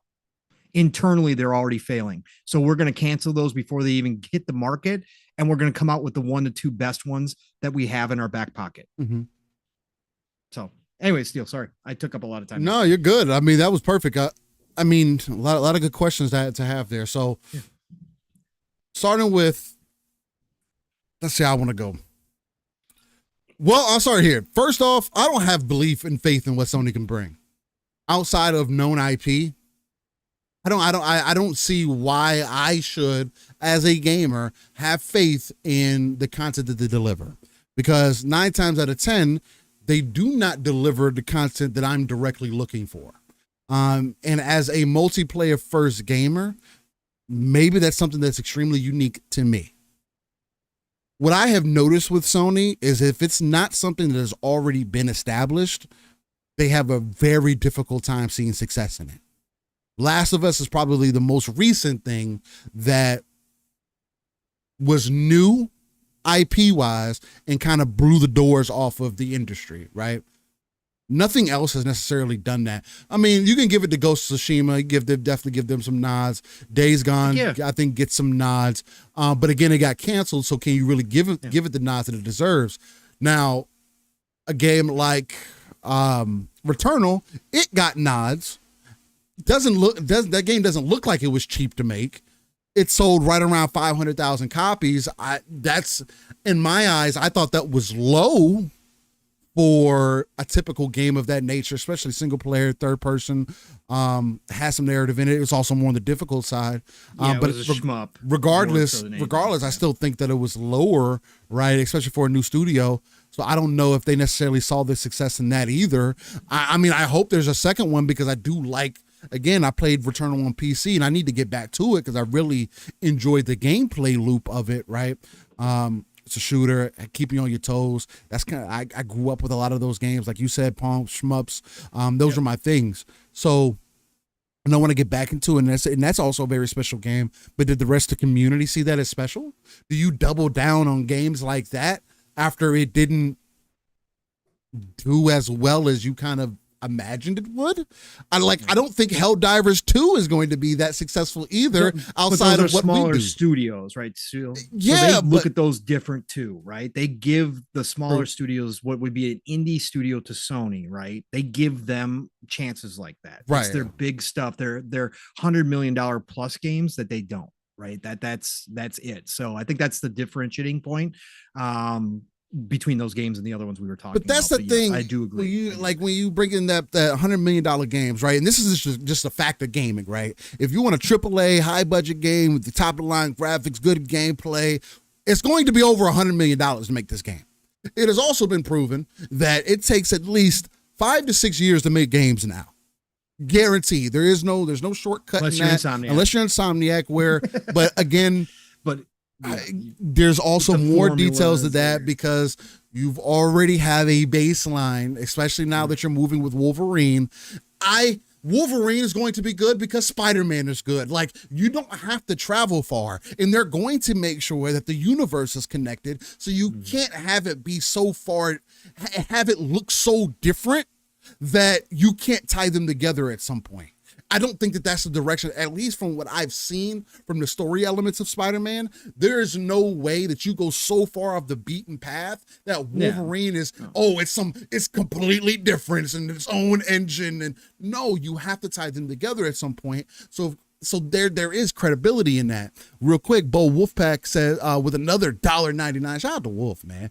Returnal Dev straight said, don't play it. Yeah, and they did. When it first came out, because it was bad. It was not good. The performance was awful. Yeah, the performance was bad. But I don't know. This is kind of what me and Paul were talking about in the background, whether they can back off of moving further into the games as a service direction. They cannot go back into we're PlayStation. This is how we sell games. This is the type of games that we sell. Because again, God of War and Spider-Man, just using those two as an example, because those are your biggest two standouts. Spider-Man, and again, as great as a game as those are, Spider-Man is already a globally known IP. Spider-Man is literally the face of Marvel and has been since he's been in existence. That has kind of changed from art to Iron Man because of the movies, but still, like, when you think of Spider-Man, you immediately think Marvel. So I feel like that's a cheat code. And even with you having a cheat code, it doesn't sell 100 million copies. Now, most games don't do that anyway. GTA. To be fair, I mean, again, and but you see what type of game that is, though, right? So it's even in comparison, this globally known IP known as Spider-Man doesn't even have the recognition that a GTA has or can get. So what does that say to you? You release Spider-Man on PC, the 2018, the remastered version or whatever on PC years later, and it doesn't jump. Of course, it's additional copies sold, but it doesn't jump your numbers up like the way that you maybe want it to because you didn't release it day and day, and people aren't having that conversation, right? It is about engagement. So how do you make that engagement more coherent, make it better, make it trail off maybe longer? And the only way that you do that is by adding some form of longevity to your games. Again, one of the biggest negatives that I personally have from Spider-Man 2, and I haven't played the game yet, but why does Arkham Knight or the Arkham series of games have things that you can do after you beat the game, horde type modes and things of that nature, to give you some extra longevity, and Spider-Man doesn't? I'd imagine that you should have something like that. Something that gives people, hey, you want to work on your combat experience? Here's a mode specifically for that. Here's a horde mode. We know Arkham Knight had it. We know these games. The closest thing you can draw a comparison to had these things, but this one doesn't. Why? And then you also hear about the game being shorter than even the first game was.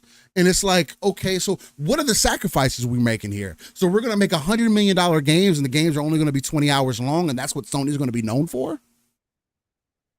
I don't know if that's the direction we should go either, because like Paul mentioned, and like we have mentioned plenty of times here, Jim Ryan and Sony Corp in totality, the CEO, backed Jim on this and stated that it is not sustainable to spend hundreds of millions of dollars of games, take 6 years to make the game, to only sell 30 million copies. It doesn't make sense.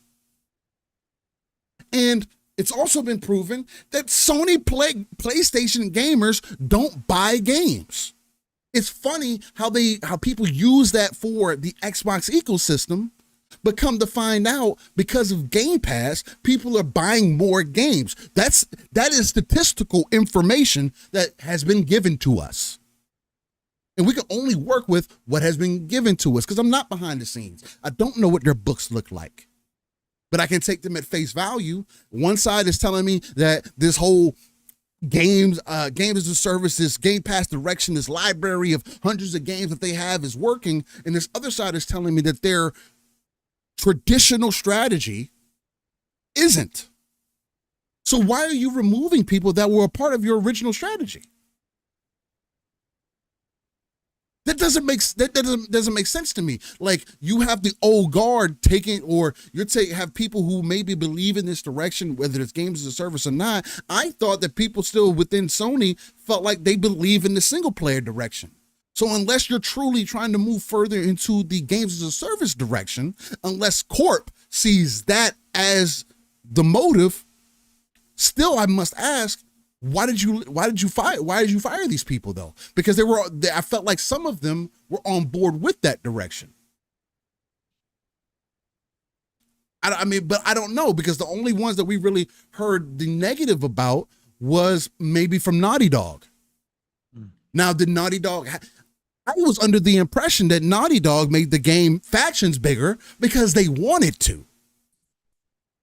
Not because Sony asked them to. The game became bigger than what it was. Again, we talked about this last week. You could have kept revising your base game and grown that out. Why did Sony not understand that or see that? And you want me to have faith and belief that anything that they do moving forward, especially on a single player level, when once again, one thing that Spider-Man 2 is showing me, that I am going to get a 100 times better experience waiting for it to come to PC. You know why? Because me as a gamer personally have been proven right every time that a single player game always is better later. Since the beginning of time. I'm not gonna say beginning of time. Since the internet has intervened with our gaming sphere, and we have gotten to a point where we can get downloadable updates. These single player games are better later. So what is going to make somebody invest in it day one outside of just brand loyalty? I don't know what that is. So do you continuously rely on the marketing of your bigger games while not releasing games? Do you continue to sell that the hopes and dreams? They haven't even been good at that recently. So why would I continue to have faith about anything else that they have going on, especially games as a service wise? If anything, Sony's proven to me that they can't handle online gaming. Their consumer base doesn't even support it. The reason why Factions is in the state that it is in is because the people who are playing the platform didn't support it. It took somebody like myself, who was not even part of that ecosystem anymore, to invest and say, hey, I like this thing. And I feel like a lot of the time, I'm part of the 1% in the Sony fan base who wants that game. Because other people I talk to are like, oh, yeah, why would I want that? Last of Us, the story is great. That's what I care about. That's all we need. Bold Alpha says they have to nail for the $4.99. Shout out to you, Alpha, man. They have to nail Marvel's Wolverine still. The campaign has to be longer than Spider-Man 2. It's so limited, you can finish it in one day and be done. And value is always going to be subjective, but I do feel you on that, Alpha. Like, it's just, I do hold some value in the longevity of my games. Like, I mean, now, don't get it twisted. People said the 2018 version of Spider-Man was short too. And it took me right under 60 hours to beat the game. 100%. Right? And that's me playing on the highest difficulty. So, and every time that I hear people say that, oh, it takes this long to beat the game, I always find something far outside of that, at least a plus 20 to plus 30 hours of time. But again, also have other things going on. I still got a family. I still got school things that I'm doing, working on, work. There's so many other things that I add on top of that. So it's like, yeah, I can't just sit here and just trudge through a game, but I also like to fully experience my games, right? So it's like, maybe it's just a me thing. But seeing them get rid of key players like Akani Booth and come to find out that she has all this history behind her and she does have much more of a seemingly impact than probably anybody else within Sony Corp it's extremely interesting to me because I don't know what direction Sony is moving into. I feel like this year they've been extremely quiet outside of Spider-Man. I mean, are they going to show us something special at the TGAs? Like they got the marketing rights, I guess, or are hoping developing Stellar Blade, which is another game that I'm interested in. Is it something that I would get a PlayStation for? No, I mean, again, hopefully it's coming to PC, but that's also a game that they showed us some time back that we haven't gotten any updates for. So now what? Your showcases this year were extremely weak. I thought they were weak last year also. What else do you have to show for it? And I don't think that there's enough questions being asked about the overall vision. Because again, if anything, this is displaying to me that there is a lack of vision. And if they do go back to the old ways of doing things, even though I don't think that's what's happening,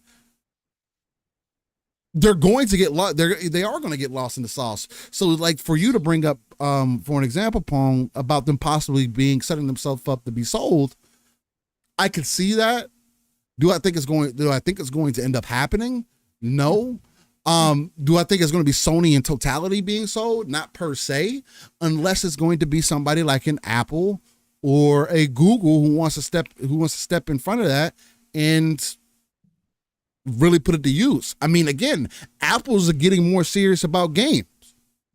Like they have stated that they're going to focus on start working on game creation themselves, which has been something that they haven't had to do. They just have a market for it. They make money without really creating the games themselves.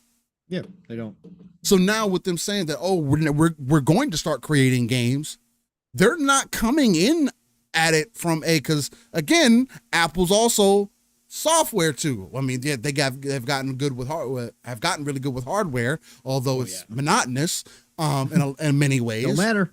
It doesn't matter, but they are good at both, right? That is where Apple is better than Microsoft at right now, is that they have figured out a way to do both. Whereas I think that's why Satya said what he said about him regretting shutting down Windows Phone, because Microsoft probably could have had something very similar to that. Although not everybody was buying, there was a market for it. And they could have only improved that as they moved along, right? So right now, with all the shaking and move, with all the moving and shaking that Sony is doing, PlayStation is doing, I'm not sure about what's going to happen next. And I don't know what moves that they want to incorporate.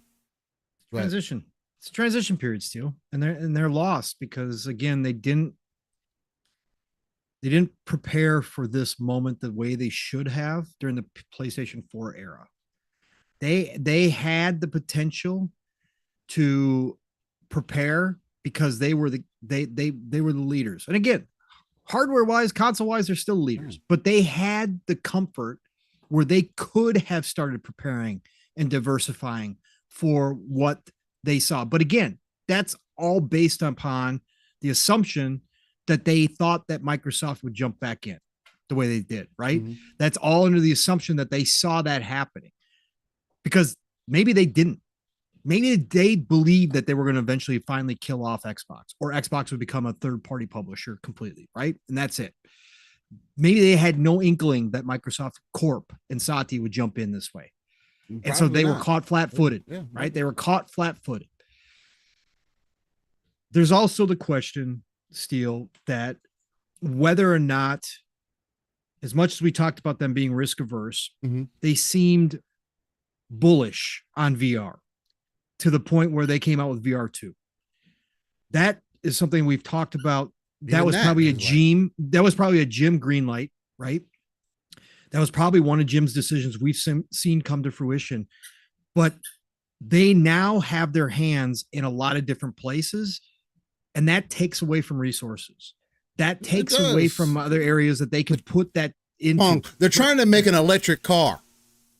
Right. That's Sony Corp, right? But I'm just talking PlayStation. That's still their money, though. Like, right. It's still money for Sony Corp. And I laughed when they did that. Again, that's Sony Corp trying to expand. And I get it.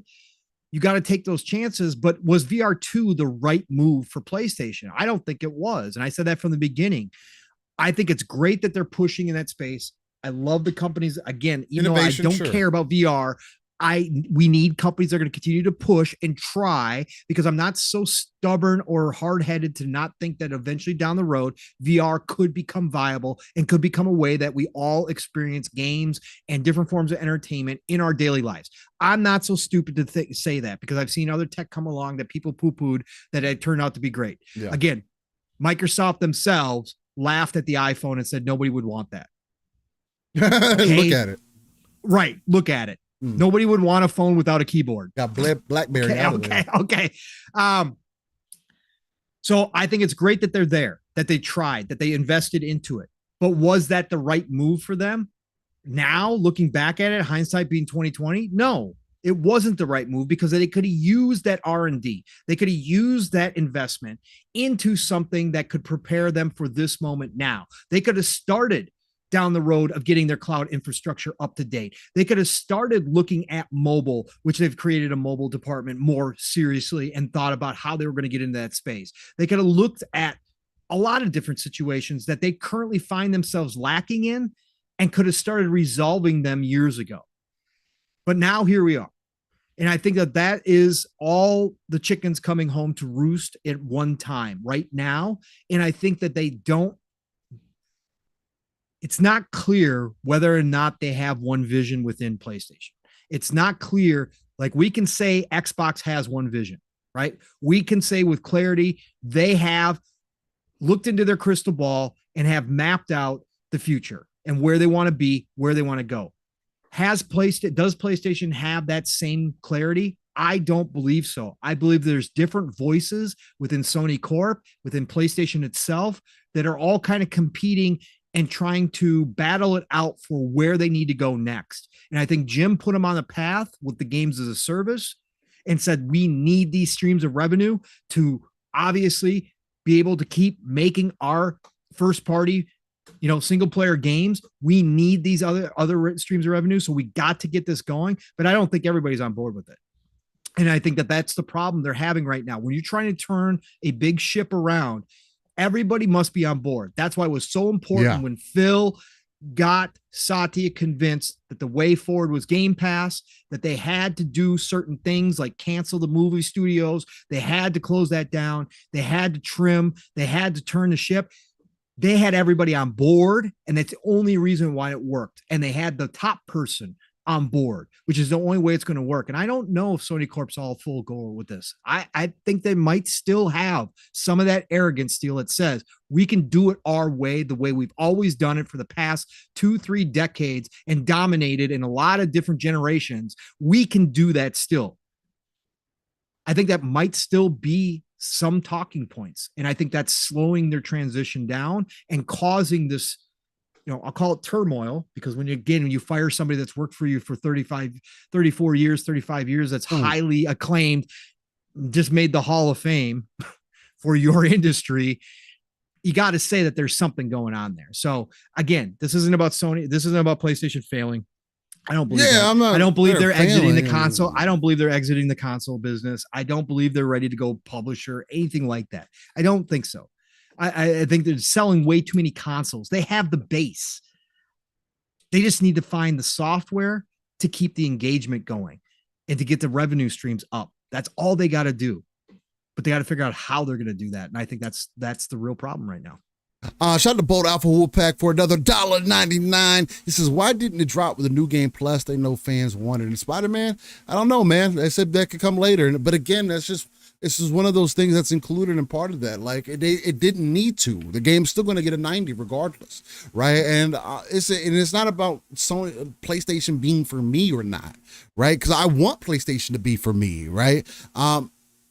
But again, as a gamer, as somebody who feels like things have to have a certain level of value to me for me to own them, because things are driven by your ecosystem and you have to find worth. And not only that, but things have evolved, things have changed. There's other places where you can where I could access your games, and it's not going to be a problem for your bottom line. The same way that this is the one thing that I do think should carry over to every other publisher. Microsoft, Xbox, PlayStation, Nintendo, mainly. I need people to hear this. Put your games on PC. It does not devalue the console.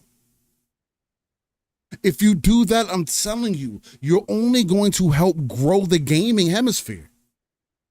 More people are going to have access. There's going to be more ways to play your games, and you're going to see an instant jump to your bottom line numbers as far as software sales go. You want to see those bigger numbers for Spider-Man, as you would expect, release it on PC day and date. I got people putting together timelines for the Spider-Man games now. Now people are thinking we're going to get a Venom game next. We're going to get the Wolverine game next. We're going to get these games next before we get Spider-Man 3. Well, all of those games need to come to PC day and date if they truly understand how we progress to the future. I personally don't see a way how we can revert back to you needing a console, whether that be from any platform holder. We're not moving that direction. Everybody, like Pong says all the time, everybody is going to become third party. Everybody is just going to make games, and you're going to access them wherever you have a point to access them from. And how people are going to get paid? This is the thing that people like drives me up the wall about it. Apple's been the main proponent to show you how it can be done. If I do not have to make hardware and I can only sell you games, hardware division goes to the wayside. I got more of those people. Everybody is now working on strictly making good games. And it's going to be a major influx in the industry. Everybody's getting paid. We are no longer in the era. Yes, we still need to have competition as far as publisher to publisher, the types of games that they are making. But it's not just, again, it's going to become the ecosystem wars, not the console war. Where are you at? Where are your friends at? maybe again, us as gamers, it's not going to be about owning every platform if you have access to every platform. You're muted, Paul. It's not going to matter at that point, right? Because crossplay is going to be everything. Everything's going to play with everybody, right? When they get to that point, everything is going to be accessible, and games that are across whatever ecosystem you're playing on, you'll be able to play with your friends. You'll be able to talk to them. You'll be able to do all the same stuff. That's the ultimate goal at the end of the day. That's what I've always said, that Microsoft wants to be that gateway where every ecosystem that you may be a part of is accessed through when it comes to your entertainment. Right? That's what they truly want to be. We see that with Amazon because you can sign up for HBO, you can sign up for Showtime, you can sign up for Stars, all through Amazon, while Amazon is also offering you Amazon Prime and their own movies and TV shows. That's ultimately what I believe the goal is. That's my personal opinion. But at that point, when we get to that point, when there is no consoles or hardware per se, and again, we're not talking next gen, we're talking down the road. But when they all do finally go third party, it's not going to matter because it's all going to be interconnected. And that's where we're going to be. And like Steele said, wherever you are, you're going to be able to access that content and play. That's what it's ultimately about, because the hardware is a cost. It's a cost at the end of the day for R&D and all the stuff up front that you have to do. It's a drain on resources. And outside of Nintendo, for the other two big dogs, you're losing money on the hardware for almost an entire generation or a lot of the generation. And even when you get to the point where it's profitable, sometimes midway through, it's like $40. That doesn't make up for all the R&D and time that you spent doing it. If we get to a point where they don't need hardware because the experience is just as good, maybe everything's developed in the cloud because the cloud's so strong. Yeah, but they're going to ditch it. They're all going to ditch it because you're not going to, that they would love that. They would love that. We will be fully 100% digital, no physical, anything. They will love that because it will be all profit at some point. Right? It will be all profit outside of the cost to make it, but it will be all profit. And it's a lot easier to get to that point when you don't have all the extra costs associated with it. Pure and simple.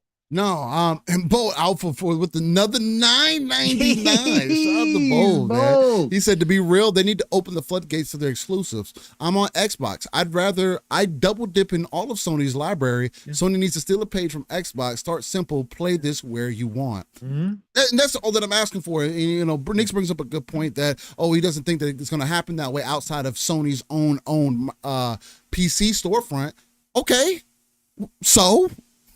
Yep. But at we least talked about that last week too. But I can be part. But I can jump. But now you have me in your ecosystem. If you can get me to pay $9.99 to be in your ecosystem, $15 to be in your ecosystem, and I have access to your games now. Yeah. I mean, even if you're still going to make me pay for those games, at least I have access to them now, right? And I can be involved. I don't have to have your platform to be involved. If I don't see value in owning the platform, I could get involved in other ways. The same way that people use that same argument for Xbox.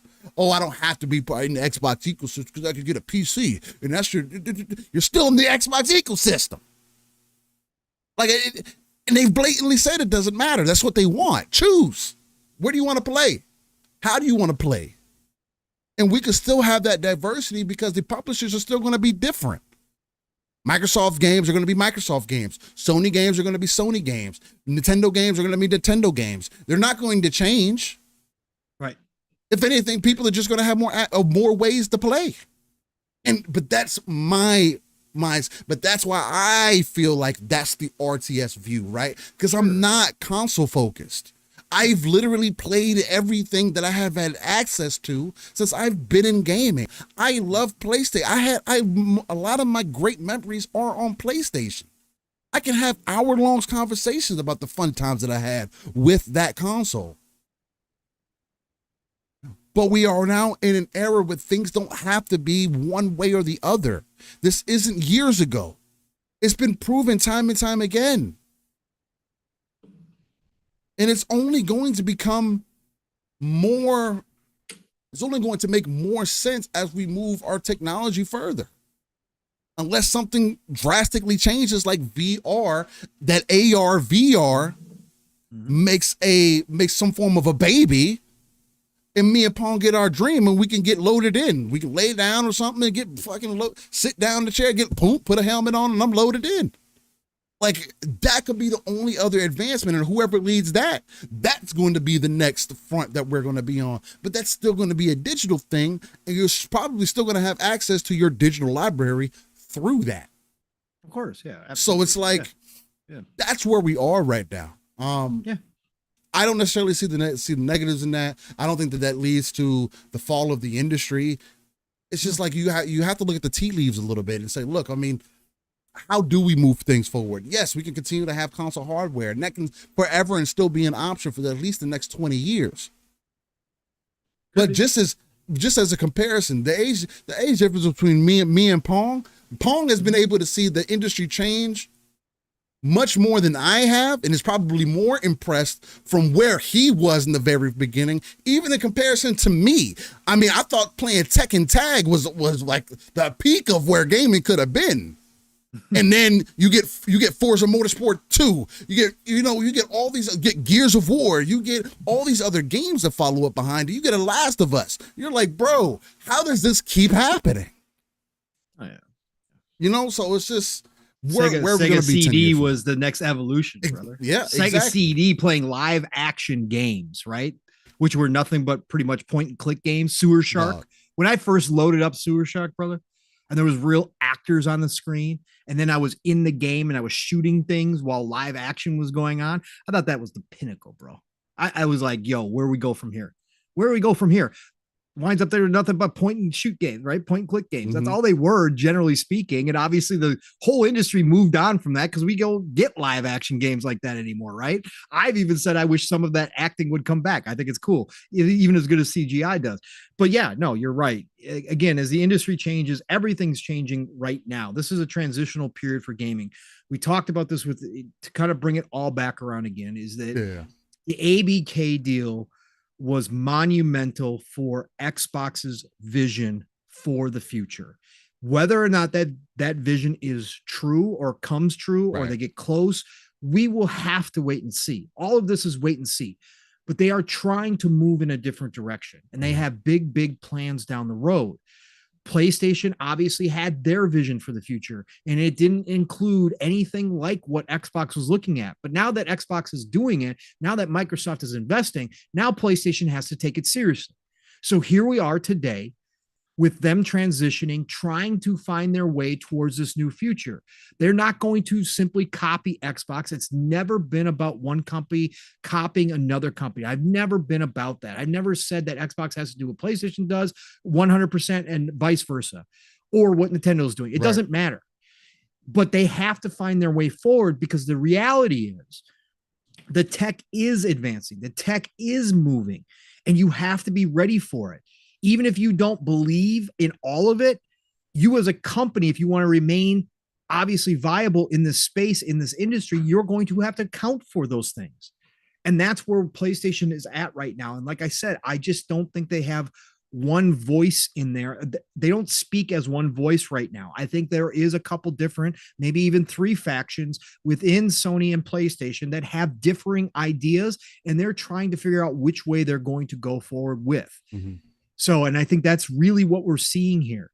And there's going to be fallout. Again, as I described it on PM the PM, if you've been smooth sailing in a ship for a very, very, very long time, and your crew has had nothing to worry about for a very, very, very long time, and you pay no attention to the storm clouds on the horizon because life has been so good at the open seas for you that you go, it's going to blow by us. Oh, it's going to blow itself out before it even reaches us. And then overnight, you wake up with storm raging seas all around you. Your crew is not going to be ready for that. You're going to be, even if they have been experienced crew members on a lot of different ships, naturally speaking, their skills will have deteriorated at that point. And you're going to go find yourself in a ship that is floundering in lost seas. And now you've got to come together and all decide on how you're going to find the open, clear seas again, how you're going to get through the storm. There's going to be dissenting voices. There's going to be people thrown overboard.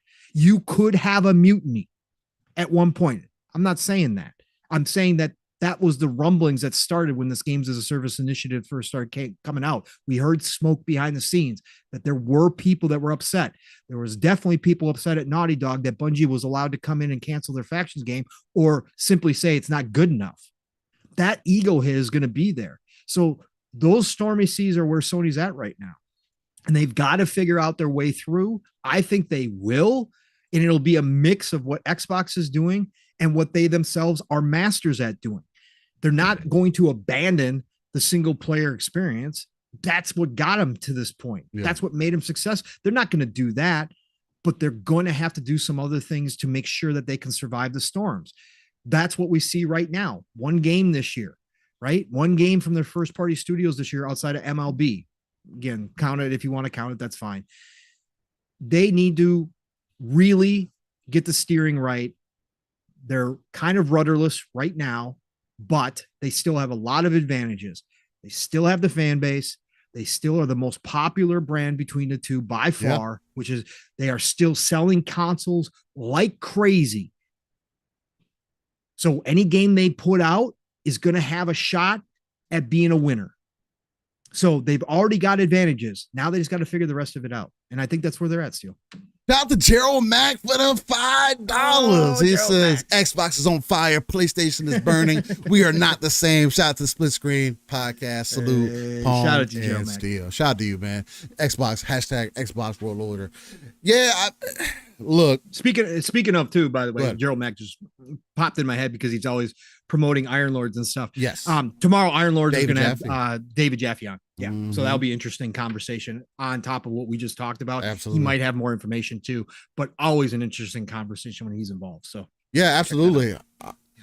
Again, a lot of this is just trying to take that look on the other side of the window.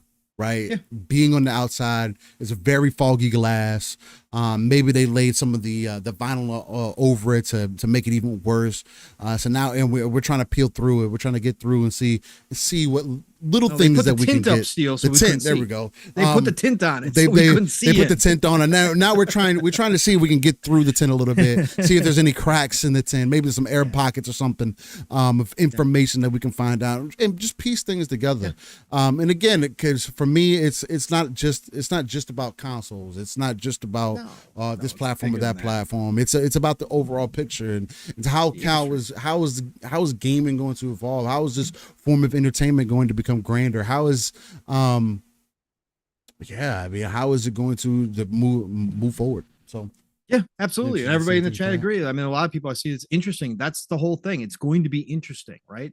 That's the fun part about this. That's why this whole ABK thing never got old to me in Steel. It's because it was so damn interesting. And it's only getting started, right? Everything is changing before our eyes. This industry is going through contraction right now.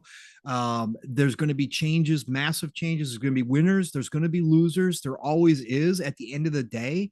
But the industry is healthy. The industry is dynamic, crazy dynamic. Again, that's why I brought up the Doug Bowser interview last week, because once again, another man at a top level position in the industry himself states that acquisitions happen, but guess what? Those acquisitions lead to more studios being created and more things happening, right? That's how good this industry is right now. Video games aren't going anywhere. Like I said, could it all fall apart 10 years from now? Absolutely. Could it be a wasteland of what it once was, a shadow of its former self? Of course. Bad decisions can happen at any moment that could absolutely shake and rattle this industry. But overall, I'm here for the ride, man. I'm here for the ride all the way through. I've been here since day one, basically, of the industry, not really knowing it, obviously, as a kid, but started playing at Pong, right? Pong was my first video game, legitimately, the original Pong. So I've been here from day one. I will be here if we wind up in another situation where game companies are burying games out in the middle of the desert, like Atari was with ET. So be it. I'll still be here. I'm here for the entire trip, man. And right now, this trip has never been more fascinating at any point that I've been a part of this. It's never been more fascinating than it is right now, because this is a dynamic shift in how the industry is going forward, because tech is moving fast. It moving really fast, and it's going to change how we experience games. Love it. Like OCD Gamer says, gaming is healthier now than last gen. And I'd like to change the last gen part, and just say than it ever has been previously, ever. Although we're getting updates and games are coming out broken on release, those are things that I do not like. But I also can't say that, I want things to be like back in the day when games came out complete. Also, because I have to take in consideration what was the scope of those games that were releasing back then. What were we getting back then versus what are we getting now?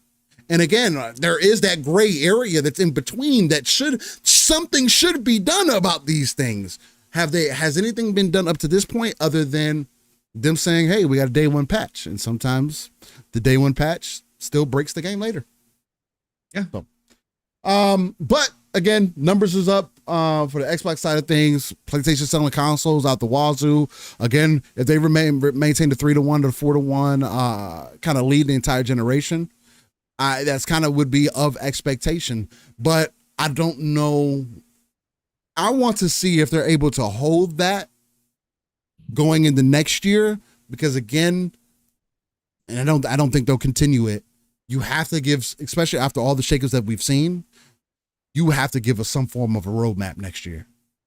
We're still in the gaming sphere. We're still in the digital era. This definitely isn't back in the day. And I know back in the day, you used to consistently every year, because you kind of were forced to give us some content, give us a roadmap, give us an idea of what could be over the horizon. And right now, I don't know what that is outside of some things. And a lot of what I think may not be here in 2023 are games that have been pushed out in 2024, which 2024 could be a even better experience than what we've gotten this year if everything continues to line up. So more competition next year, potentially, on both standpoints. So it's going to be a fun time, man. Eastside Vandal says, Pong and Steel, you guys need to avoid broken games podcast. Those dudes are children. Hey, man, look, I'm always down for a conversation with anybody that wants to have a conversation. And again, but that's also why I reiterate to everybody, it doesn't matter where you go, man. This is something that I told Pong in the background. If you're confident in what you stand for, what you believe in, the things that you're talking about, and the perspective that you have, stand on your square. Don't let people, no matter what, and maybe this is the way that I was raised, because I've been, again, I am a man of many cultures, along with society just flat out labeling me one way or another.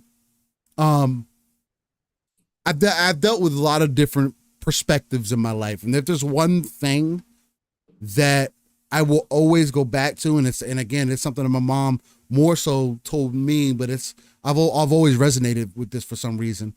Do not expect for people to think like you think. Nobody was raised the way that you were raised. There might be some similarities, but it's not the same. 2, don't believe that everybody believes the way you do. It's just not, and that goes in with the first one, and there's a lot more that you can kind of add on to that, whether it goes to the feeling side, the thought side, or belief side, whatever it may be. These are all things that you have to take in consideration, and everybody's different.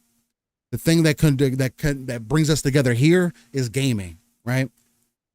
We build out relationships off of that, and we have deeper conversations. Like me and Pong, for an example, we can go in the background, we could talk about anything. Honestly, we could probably get on the podcast and talk about anything, and we could probably have some very energizing and heartfelt conversations, right? That we may not come to an agreements on, right? There's a lot of things that are going on in real life that I may be completely ignorant to, that Pong is looking into, because he has been around for quite longer than I have, and again, his background has also led him to pull away from some of those communities that were a bit more toxic. So it's like he may have much more of an opinion than I might, especially being younger. I also grew up in a generation that doesn't really believe and didn't see value, because in a lot of what's going on in real life and through our governing bodies, because of what we have seen from our parents and our grandparents that hasn't made any changes up to this point. You know what I mean? So there's just a lot of that goes on. Gaming is not going to be any different than any of those other spaces, but we should be able to come together, have a conversation, agree to disagree if we need to, and then kind of move from there. So the thing that's been lost is discussion, Steel. It's one of the biggest 1000%. losses ever is discussion. And can't talk about that part. No, you can't talk about anything because then again, victimhood, being offended just rolls right in to cancel the conversation. And that's the sad part. And I'm not saying that across the board. There's plenty of people who like to have conversations. Obviously, Steele and I love to have conversations. But that is a big thing that has been lost is the open conversation, no matter what side of a topic you're on, to have that open conversation. Because it used to be, even with people I didn't know per se like that you could have open conversations, even if you're never going to move, either one of you were never going to move off your square. Right. You could still have open conversations, really good dialogue. Right. And at the end of the day, shake hands and walk away. Yeah. And nowadays, no, bro. No. There's just some things that aren't worth it anymore. I have to demean because it turns into I have to demean you somehow. I have to make you feel a little victim. I'm offended. Come on, oh bro. My God, how did you say that? Calling names. What are we doing? Yeah. So now you're disrespecting me by undervaluing my perspective and what we're talking. Like, what do we do? Are we here for conversation or are we here to bicker back and forth like long lost lovers? It's become a struggle session now. Struggle sessions are all in. And if you don't know what struggle sessions are, go ahead and look those up. You'll go ahead. My struggle, what I got going on is worse than yours. It becomes a struggle session. Yes. Anyways. Well, I'm better than you. And it's always been a thing. Right. My experience is different, so therefore it's more valid. Yeah. Yeah. Again, you get a lot. Right here on Live a Split Screen, you get every perspective, man. Again, that's what I enjoy about not being console centric because again, it doesn't really speak to me. And again, of course, we have said the things that we believe in, our biases on certain topics, but we also, I think what makes you, again, I always say this, I think what makes living split screen unique is being able to pull ourselves out of it and not being directly on one way or the other. It's just speaking from the heart, man. I'm not invested here because of these reasons. I am invested here because of these reasons. And then what's happening around the things that we're invested in, and what we feel or what we believe in, that adds to the value to the conversation. So beautiful thing. So for more numbers that people may not care about, Starfield has been played by 11 million people. So there's that. Take that for what you will. Again, people having conversations about that and saying we don't know what that is. More fake numbers. So again, Starfield so far is my game of the year. I don't see anything else beating that. I'm not playing Alan Wake. Not playing Spider-Man. I wouldn't even consider Spider-Man as my game of the year. I would probably consider it a good game if I played it. But again, since I'm not playing it, I can't throw it in that discussion. But speaking of Spider-Man, it did sell 2.5 million copies in the first 24 hours. Again, context. There's a lot of... The game was already bought previously, right? And it didn't unlock until a certain day. And they did include a lot of those numbers as part of that. Sure. Those are opening numbers. Regardless of that fact, it sold 2.5. The same way that I don't care about what is the minute details of the 11 million players. If it's working, it's working. That's what I care about. This 2.5, I just hope that it beats its first game. That's all that I would want to expect. That it doesn't take 5 years for the game to sell to another 20 million. Long time. It will take that long unless they bring it out on PC quicker, right? If they bring it out on PC sooner, I think it's got a shot. See, and Paul, yes, that just goes back to my problem. right. But ultimately, Steel, that's something that we talked about big term. What we were just talking about. That's one of Sony's. That's why Jim says it's not sustainable because it's not 10, 15, 20 million copies are great numbers. But if it takes you 3 years to get there or longer, that is not because you're already then paying that team for their next project. Yeah. You're already, again, these are the things that most of casual gaming community will never think of when they think of costs to make a game. You think that they just build the game, front the money, there's one check for everything. Now we just start taking in sales. And then eventually we get to 10, 20, 15, 20 million copies. We're making profit. Cool. That's not how it works. You're paying these teams. You're paying them for the entire production copy. So if you're not making money out the gate, again, which you don't, generally speaking, unless you have something incredible, right? That means that you're fronting the bill for that game still, and you're fronting the next Bills game, right? And then there's all the marketing costs that get involved and all that kind of stuff too.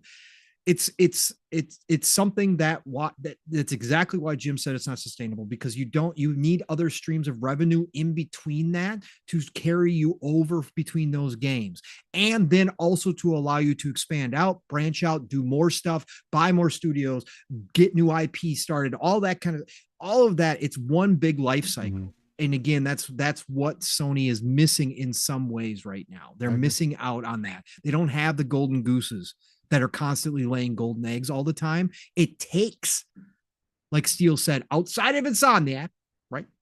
Insomniac's the rare one for different reasons, but your Naughty Dogs takes 5 to 6 years. Shit, if not longer. They're taking they're taking 6+ years on a multiplayer mode. Right. And then again, when you cancel something like a Factions that you've invested in, right? That's money lost. That's money just burned up. You're not putting it out there. You're just canceling it. It's gone. Right. So stuff you can't get back. Anyways, I don't want to keep again, 2.5 million for Spider-Man 2. Great numbers out the gate. However you want to spin it, however you want to dice it, don't care. It is what we know it to be. It is a single player Spider-Man game, Spider-Man being one of the most popular IP in the world. It is going to sell well. It just depends, like Steele said, how long does it take you to get there? 2.5 up front, good numbers, especially considering, only on PlayStation 5. It's only on PlayStation 5. Good numbers. We'll see how it does long term. I expect it to sell a lot. I expect it to come to PC a lot sooner than the first one did, obviously, because they're going to need those numbers as well. They are. So, I would think so. Yeah. I would love to see it day and date, but hey, it's neither here nor there. It'll be there eventually. So there's that. City Skylines had 100K concurrent players on Steam. Yes. I believe that was.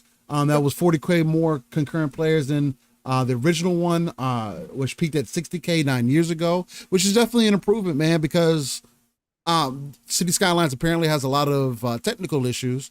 Paradox warned you weeks ago that it was going to come out with issues. They raised the red flag before anybody else could and said, yeah, we're going to have performance issues. We're working on them, but there are going to be performance issues. Jasper talked about it last night on Ultimate. He's already played it. I downloaded it.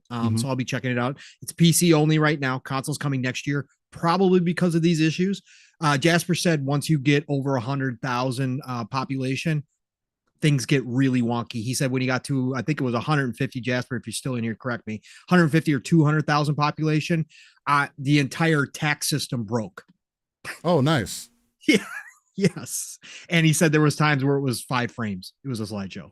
Yeah. He couldn't even have it at the highest speeds anymore. Still after over 100,000, he had to turn down the time speed in the game. He had to turn that down. Yeah. So yeah, there's problems. Yeah. But City Skylines is a huge franchise that nobody talks about because of the city builder, but tons of people play it. Those numbers show it. It was a big W for Microsoft to get this deal with Paradox to have it in Game Pass. Hopefully they patch it soon and we get the performance that it should be. It looks gorgeous. I can't wait to try it out. I am going to try it on PC before the patch. So, Bold Alpha Wolf says, how many pre-orders did Starfield have, Steele? Well, Bold, I know it's over 2 million at least. Jesse B just mentioned in chat. Estimates. The estimates put it right over 2 million again. PC alone was between 2 and 3 million, according to numbers, so. I mean, Bold, I know what you're doing there. In comparison to Spider-Man, and I do agree. How does Starfield, a brand new IP, sell either as much or more than Spider-Man? No, Pong. There's no way. There's no. But Skyrim's nobody likes those. 50 copies. So nobody likes those games. Man. I know. Look, Pong. It can't be considered game of the year because it's one of the lower rated games of the year. Wait, Ghost of Tsushima was nominated, right? It's a low 80, Pong. Ghost of Tsushima was nominated, right? But Pong, Ghost of Tsushima was an 83. It's a low 80, Pong. You can't consider it, man. It's fine. It probably is going to get snubbed unless he increases the size of the pool. as far as who can be nominated. I don't think Resident Evil should be in the fucking conversation. But no. You know my feeling. Again, if you guys disagree, I totally understand why Dead Space and Resident Evil should not be in the conversation. Not at all. Not at all. I don't believe in that. No matter what they do. I don't care how good the game looks. That game it existed already. It already existed. Right. I don't believe they should. He can create another category at this point because there's so many remakes happening. If he wants to create another category, I'm cool with it. But if it does count, then I definitely think Starfield's getting stuff. I think in general, the writers, the people that vote for, or nominate these games will snub Starfield this year. I think they will. And I mean, I'm gonna be a sad boy. That's kind of crazy. This year is stacked. No, there is no doubt about it. I just think that people will find excuses as to why not to nominate it, versus as in an average year to find reasons to nominate it. I think they will find reasons to not nominate it the same way they found reasons to knock it, instead of praising it. So I think that's exactly what's going to happen. So instead of, it's just a racer like Horizon 5, we're going to get, it's just a Bethesda game. Yeah. Okay. Yeah. There you go. Yeah. So it doesn't get game. So it doesn't get game of the year. I'm not going to get awarded. It is what it is. Again, I've settled in on that now. Again, I call it it's going to be one of those games still. There's going to be a large group of people that say it's a generational type game, that they absolutely love it. There's no way. Me and Mav is our favorite Bethesda games of all time, which in turn, it's our favorite game of all time. So there's going to be a large group of people in that category. And then there's going to be a whole nother large group that says it was mid and it was a terrible Bethesda game and that they wasn't deserving of anything. So this is going to be one of those games, man. You ask me, I think it should be in conversation, but it impressed me. Doesn't mean that impressed everybody. 1,000%. No. If I was voting, it would be up there. So I guess I just think this year they've got all the excuses to not put it there, right? They've got a whole 2 handfuls of games that they can nominate versus that, and they'll take advantage of that. They'll do it. Oh, there's that. Lords of the Fallen sold 1 million copies. Shout out to that squad, man. They did well. Again, at least making sure that the game was where it needed to be on PlayStation 5 and PC. I had to put the game down for a bit. I've just got overly frustrated with it. They've put patches out that have addressed some things, and it has gotten better, made the experience better.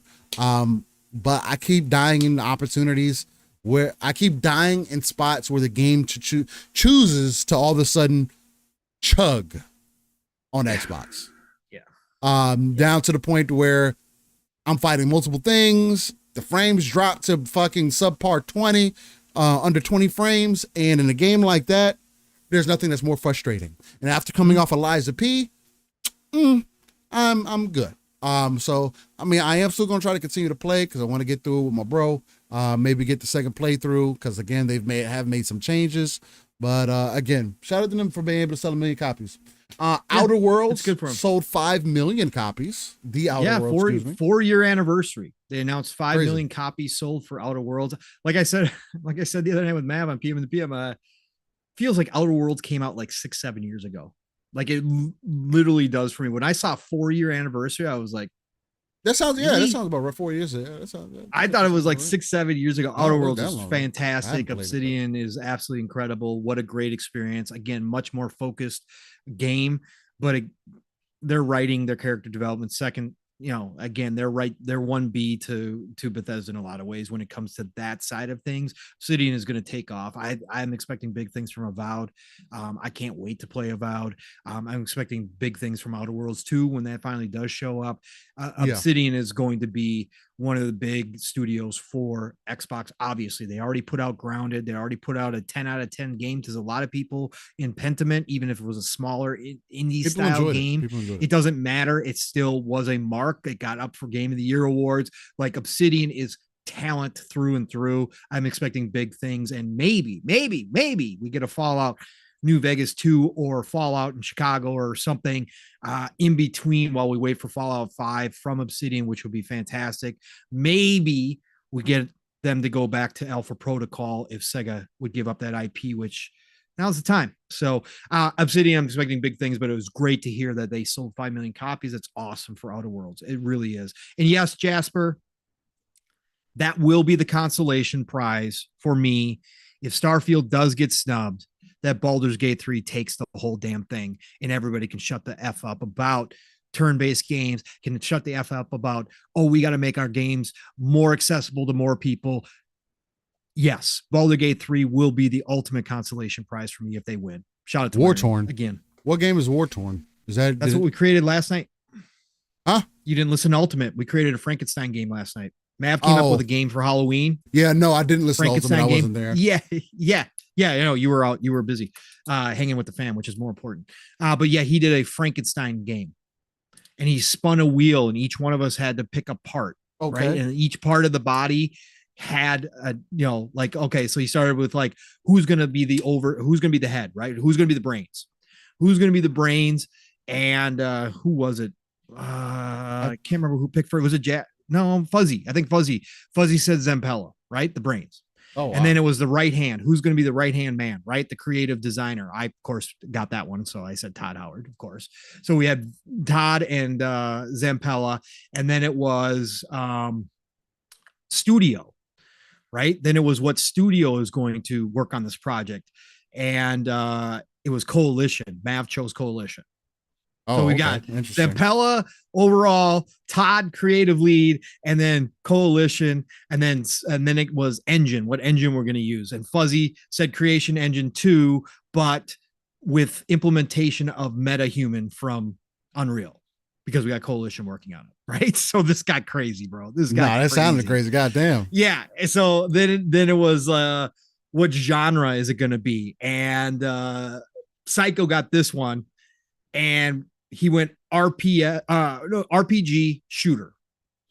So we got an RPG shooter, and then there was a subgenre which Mav got, and he chose city builder. So we had an RPG shooter with city building mechanics.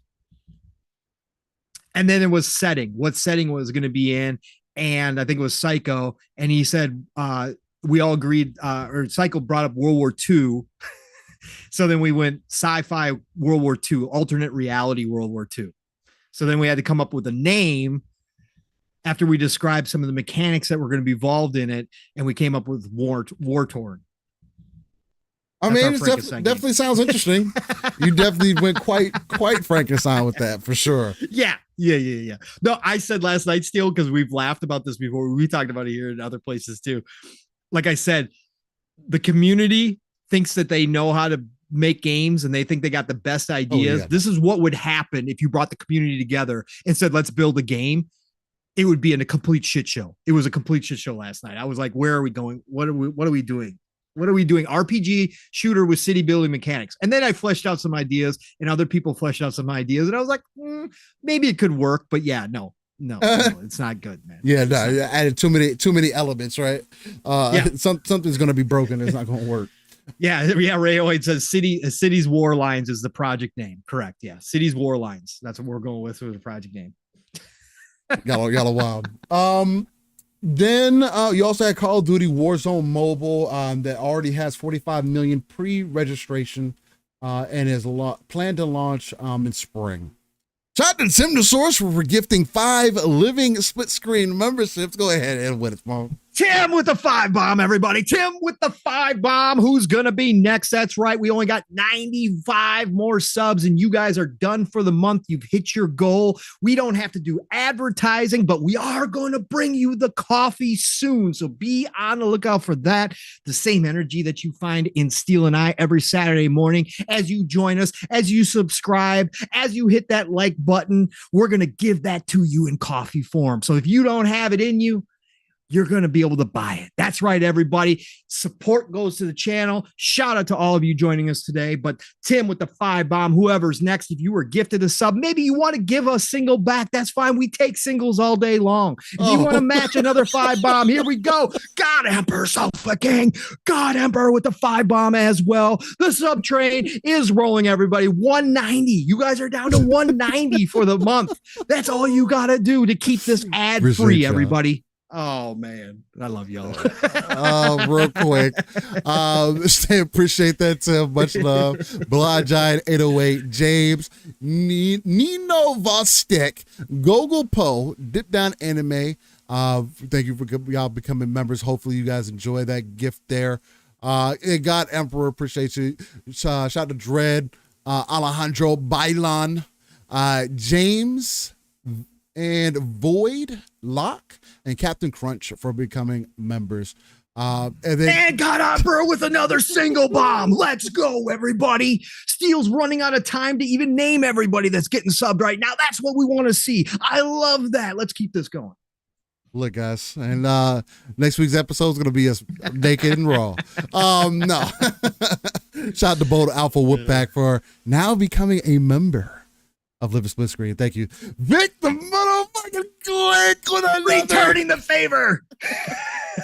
Another single bomb. Let's go, everybody. Single bombs, 5 bombs, 10 bombs, 20 bombs. We're getting there. We're down to 188 now. You guys are down to 188 to hit your goal for my channel. If that makes sense.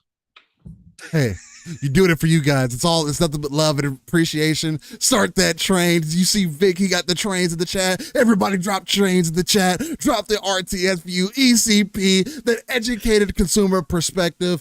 Hey, we're trying to, if you want to see things improve here on the Living Split Screen, drop us another bomb. MBG, great to see you showing up. MBG, I love your content, brother. Don't let the toxic, evil people get you down. That's a fact. Anyway, you know what I am surprised though? We were talking about numbers and sales and whatnot. Street Fighter only sold almost 2.5 million units, and it's releasing on everything. Releasing on everything. Is Street Fighter where it ever was before? Has Street Fighter lost its in the competitive scene? Groove? Right? Yeah, I mean, again, right now, ever since Mortal Kombat released, fighting related, that's all that I've seen. It's Mortal Kombat. Mortal Kombat 1, all over the place. And Tekken. Oh God. Takao with the 5 bomb. That's right. We are matching subs. That's how the train keeps rolling right there. Appreciate you, Decado. We have now moved the goal down to 183 for the month. And Eastside Vandal, I see your comment. I don't change the number. I don't change the goal until you guys hit the goal. Then I magically bump up the number a little bit more. So you got a new goal for the month. So first of all, we got to get to that goal. 183 is where we're at, folks. But Decado, appreciate you. If anybody that just got a sub wants to sub back, great. If you don't, you just want to lurk, that's cool too. It still helps the channel, but hit the like button, at least share it out. It doesn't take a whole lot to do to help me help you keep this show ad free, everybody. That's what it's all about. Look, I think it's helping, Pong. I mean, people really believe in what we're doing. They like to hear your improv take. I think that's what's really is going on. People are paying for the improv, man. Like it's at this so point, stupid, bro. We need a membership goal. Yeah. Oh God, yeah, that would add on to it. I wouldn't, again, I don't mind making this even more professional by doing like little things like that, but that's not the main goal of why we do this here. So but Bold Alpha real quick with the $4.99. Ooh, and that sweet blue membership. The 5 bomb from Bold Alpha. Let's go, Bold Alpha. You've been supporting this show the whole time. Thank you. He definitely has. He says, I can't wait for Tekken. Almost.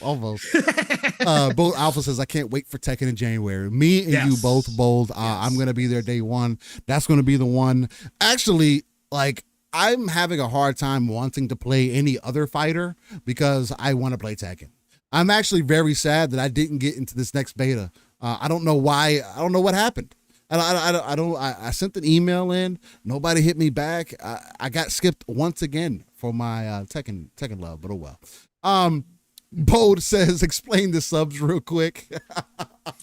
Go ahead, Steele. Vic the Click, a member of 3 months. He says he's got the train emojis. Let's go. I think Bold might be seriously asking. So, I think the standard sub itself is, I think we only have one tier. I don't think there's any other tiers or anything like that. If I can recall correctly. Or I think he's asking where the nonsense comes from. Oh, if you're asking where the nonsense comes from, yes. You could tune into, and I don't have any gripes against them. Check out Reforged Gaming, man. If you might like what he's into over there. I think that he comes from many different perspectives. I don't agree with a lot of the things he says or does, but everybody has their shtick. And that's kind of what Pong is doing, is playing off of that shtick because he leans very heavily into it. So this is his profession, and he makes no qualms about it. Yes. This is his livelihood. Yes. He makes no qualms about it. Yes. And he is what a lot of people would call e-begging constantly on his show. And he does it in a certain fashion. Again, still, it's a whole different conversation. It's very staged. It's a different conversation, but obviously his audience loves it. Again, we can talk about OnlyFans. We can talk about all sorts of stuff nowadays that we may not agree with.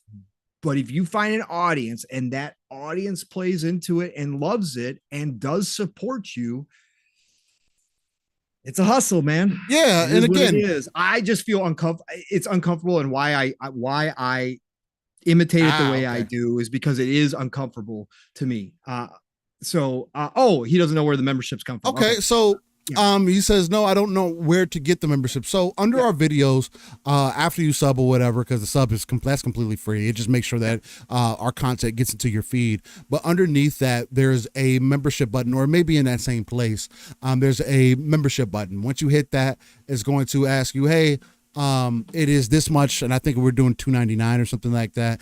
You just hit the join button. You just hit the join button. It'll bring up the membership, tell you what it has. Right now, the membership, we don't have anything special happening. It's mainly you'll get 2 of the emojis. So that's that ECP, Educated Consumer Perspective, and RTS View. Both of those I made myself. I do plan on getting more emojis and stuff like that worked on for the future. But right now my main goal is trying to expand our content. So that's kind of where we're at with it. So but it's more so just a form of support. You come in on a month-to-month basis. It's just you showing some love. That's and all it is really for us at this point is just basically to cover some of what Steele has spent behind the scenes, running a show, upgrading software, all that kind of stuff. It all goes back again. That's why we said at $2.99, right? We're not doing extra shows for our members only yet. We're not doing anything like that. Like, we're not that size of a channel. Basically, it was just, if you want to support us that way, we just want to give you the option once we hit the mark that YouTube requires to get to that point. Just give you an option to give, a little bit. And again, it's never expected, always appreciated, everything. Make a lot of jokes here about it. And again, my whole Reforge imitation is just that joke. Again, I could never find myself comfortable asking people the way he does. That's why I make fun of it, because it's out there. Like, even if I did this full time, I would never, like, if I did this full time, I would have wanted to earn it without ever asking for it per se. Again, the only thing, the only thing we do, like Steele and I do, we'll just ask you to hit the like button or subscribe button, because that helps with the algorithm to have more people find us. That's something that even we don't do enough, that a lot of people will say you have to do a lot. It's just psychology, man. It is what it is. But for me, it's just, I watch Reforge and I flinch every time he starts it, because it's just like, I could never imagine myself doing that. I couldn't, but it is what it is. Like I said, he's found an audience that likes it. So yeah, for some of y'all might not be able to find the join button because y'all have become members. People have gifted you memberships, so if you don't see it, that's why. Because you are usually right next to the subscribe button. You definitely usually. The other thing too, I mean, again, a blue moon is, you're not going to have a join button because you're already a member. That's part of the reason why you have a star next to your name. Anybody that has a star next to their name, you're already a member, so you're not going to see it. So it is more so something that you'll have to get into your actual account to see. Nixie, where is the coffee? Well, the coffee, hopefully, I would definitely love to get a sponsorship, an energy drink sponsorship, whatever. If we can get one that me and Paul can agree on, where they can send us shipments and whatnot, that we could definitely represent, because I'm not going to do any of that shit for free. And again, this is not against, when I talk about this stuff, it's not against anybody who is making this their business. Like, that's how they do it. Like, the Iron Lords are running a full-time business. 1,000%. They're incorporated. Look at what they've gotten, right? Look at the sponsorships they've gotten. but I believe that they do it the right way. Yes. Now, when you watch their show, they take time outs, and obviously Saab reads off the ad reads and that kind of stuff. That is a part of what they are doing because they are an official business and they're trying to become big time. Like, that's cool. That's a goal. Like I said, there's different ways to do it. Not everybody's going to agree with it. Not everybody's going to be cool with it. But if you are going to take the time and spend the money and effort and investment that it does go into these shows, then yeah, sometimes, that is a part of it. It does become a business. Not that what you're saying or what you believe in should ever change. That passion is never going to leave for me and Steel. Even if someday we magically wake up and we've got 1 million followers on YouTube, you'll see us be the same people because that's what we wanted from the beginning. Whoever's going to rock with us on Saturday mornings is going to rock with us who we are. We do over 4 hours of content, weekly, ladies and gentlemen. Like the fact that anybody, again, this is for anybody that subscribes, that anybody that's just listening, and our subscriber numbers will keep moving up. By the way, we're almost at 1,100, I believe, at this point. So it's moving, and again, some things happening behind the scenes. So it's like things are busy too, trying to put myself in better life circumstances because again, things are happening behind the scenes at all times. So you gotta. I will always go back to where's the time at that people have to argue all day because it's like. I have so many other things going on that I can't do that. And you're good, Alpha, because these are things that we also like to talk about as far as this, and again, this is where the RTS view came from because we don't only just talk about gaming, we talk about all of it, whether it's the content creation space, because me and Pong, we're not the hardcore of this space. We at some point we would like to be, in seeing you guys support, whether you super chat, now that we have that ability, right? That was one of our main things. Now as you guys are able to become members, now all these things are offered to you guys, like you guys supporting the 4 to 5 hour content that we do. Well, honestly, even we were able to get it and bucket down to about 3 hours plus, that's still more than 95% of the community is going to give you, right? It's fun speculation, Rand and Jez, Xbox 2. There's only so many people that do this, the Iron Lords, and it's because we want to do it. Correct. So we appreciate you guys doing, being in, locked in, understanding where we're coming from, even when we're just having a fun time using the subtrain as part of that. We appreciate that too. Funny. So yeah, and it is funny, 100%. But yeah, seeing the Street Fighter numbers low like that is kind of crazy. Exo Primal did have 1 million users. They seem to be pretty satisfied with that. So that's really good to see. I was hoping Exo Primal, I haven't been back to it since we were in there for quite that time. But again, you're in the gaming space and there's only going to be so many games that are going to be able to pull my attention.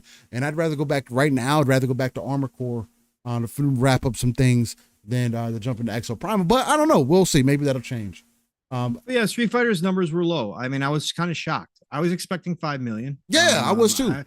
I wasn't expecting Mortal Kombat numbers. Of course, Mortal Kombat's the biggest selling game. Obviously, Street Fighter is still probably considered king of the competitive scene, right? Street Fighter is still the main competitive fighter out there for a lot of people and for big tournaments. But overall, did that time frame when Capcom was in trouble and they sold exclusivity to PlayStation, did that maybe hurt the overall popularity of Street Fighter, or is it just a decline overall in Street Fighter's popularity? I think it's a decline. I've seen the decline. I would probably lean the decline in the Street Fighter IP as far as the appeal to the wider audience. Mortal Kombat has taken over. Like Mortal Kombat, again, 11 sold 20 million copies or whatever the hell it was. Like Mortal Kombat has kind of taken that casual fighting scene. Not to say that Mortal Kombat doesn't have its competitive scene, it certainly does. But the casuals overall just gravitate towards Mortal Kombat. The brutality of Mortal Kombat has obviously won people over versus Street Fighters straight up. It's gorgeous. Again, the animation is beautiful. I love what they do. But it's just not, more people just like the Mortal Kombat way. So I think that's really what's happened here. But I was shocked by the 2.5. Now that it's everywhere, it was crazy, surprising. I thought, especially with the open world aspect that they've added in. I thought that a lot of that was going to help sell that game more, but it didn't sell me on it. So I'm not saying that I'm the example, but it's just, but I've always been down on Street Fighter. So it's just like, it's whatever. Live Supremacy. Good to see you jumping in here. And Supremacy. OCD Gamer. Yeah, I've seen a lot of that. People saying Sony should buy, PlayStation should buy Capcom. Capcom ain't selling. Again, if there was such a number, they would have to bring the number to their shareholders no matter what. That's by law. So again, you can say what you want to say, but it would have to be such a ridiculous number because those shareholders know that stock is just continuously going up the way that Capcom's moving right now. They are on the upswing still. They haven't peaked yet. Capcom, and now with this announcement of the Rex engine and all that kind of stuff, they have the potential to really go big here. And I just don't think that PlayStation could bring any type of number that would interest their investment group, their investors overall, their shareholders to sell at this point. I don't think so. I agree. Yep. Now, I do think that we may need to start winding down here. Since we're getting on our time, I know that the main thing that we haven't really discussed here is Blizz Con. That's something that's happening. Touched on it a little bit here, but that is happening within the next week. Next Friday and Saturday. That's what we hinted at earlier. And there may be some news dropped at the beginning of the show. But the opening ceremony has been the one that's really been the main piece of the conversation. Jez Corden yesterday, Xbox 2 manager for Windows Central. He put out some news that if you're an Xbox fan, that you may want to tune in to that opening ceremony. So that's really interesting to see what is going to be put at the face of that opening ceremony. They did put a little bit of a piece together here with the schedule, and because they put the unannounced survival game. What was that? Odyssey, that was called? Codename Odyssey. So it's Codename Odyssey. So that may be shown there. It's going to be interesting to see what the gameplay of that is going to end up being, especially for it to be a survival game. Hopefully it pulls me in. I like the character design on the picture itself. I liked it back when they showed it originally too. But real quick, I mean, Paul, what are a few things that you might expect during that, especially for somebody saying that, hey, if you're a fan of Xbox, you may want to tune in and pay attention to? Yeah, so this is an interesting one because, like, I started the show by saying that we can technically call this another Xbox show because they now own Blizzard, and BlizzCon is a show, so we can count this. Now, obviously, it's got multi-plat, wider ranging reach than just a straight up Xbox show. Of course, Blizzard is PC realm, right? Blizzard is multi-plat. Blizzard is everything, and a lot of that's not going to change for the time being. However, the fact that Jez did say that Xbox centric people will want to tune into the opening ceremonies for sure. And Rand followed that up and said, what about PlayStation fans? And just said, no, PlayStation fans probably won't have any fun. That tells me that and just said that he did know a couple things. He didn't allude, but he alluded to the fact that he knew a couple things, but he didn't specify, but he did say he knows a couple things. So that tells me that maybe Phil's never been to a BlizzCon. Phil was just down that way, visiting Activision this past week. He could probably stay over or fly back home and then fly back. It's not a big flight from Redmond down there. I think Phil shows up to BlizzCon. I think he might be on stage, right? This is, again, an Xbox show now. It is Xbox property. It's time to start making those connections. They did that with the welcome to ABK video that they put out, but obviously the more you see the face, and again, we're going to see this transition happen too. We didn't talk about it with Sarah Bond, but Matt brought this up and it was a great point the other night that I hadn't thought about. We'll probably start seeing Sarah at these events more so than Phil, as Phil kind of takes a step back role, and Sarah is the face of Xbox, but obviously Phil is Microsoft, CEO of Microsoft Gaming, which includes PC, which is what Blizzard is, right? For the most part, will be there. And I think he's going to be there. But I think they got some surprises for us. 2.5 hours opening ceremony is not normal for BlizzCon. They generally have about an hour opening ceremony, somewhere in that neighborhood. 2.5 hours is extreme. Even Jez was taken back by this a little bit. They've got a lot to talk about. This is something we heard too, that Blizzard has been on the upswing. They had a very down downward trend for a while, culminating to the point where they were bleeding subscribers to World of Warcraft. Obviously, all you guys probably remember that everybody moved over to Final Fantasy 14 from World of Warcraft. There was a huge influx there, but they've been back on the upswing again. They've been doing things right. Overwatch 2 is another stumble. They've done some things like canceling the single player mode, the that kind of stuff, the campaign, whatever you want to call it. That was a big blow. Overwatch 2 didn't hit the way they thought it would, but World of Warcraft latest expansions have been met with favorability. They've been having people come back to World of Warcraft. Diablo 4, obviously out the gate, blew it out of the water with the beta and the opening.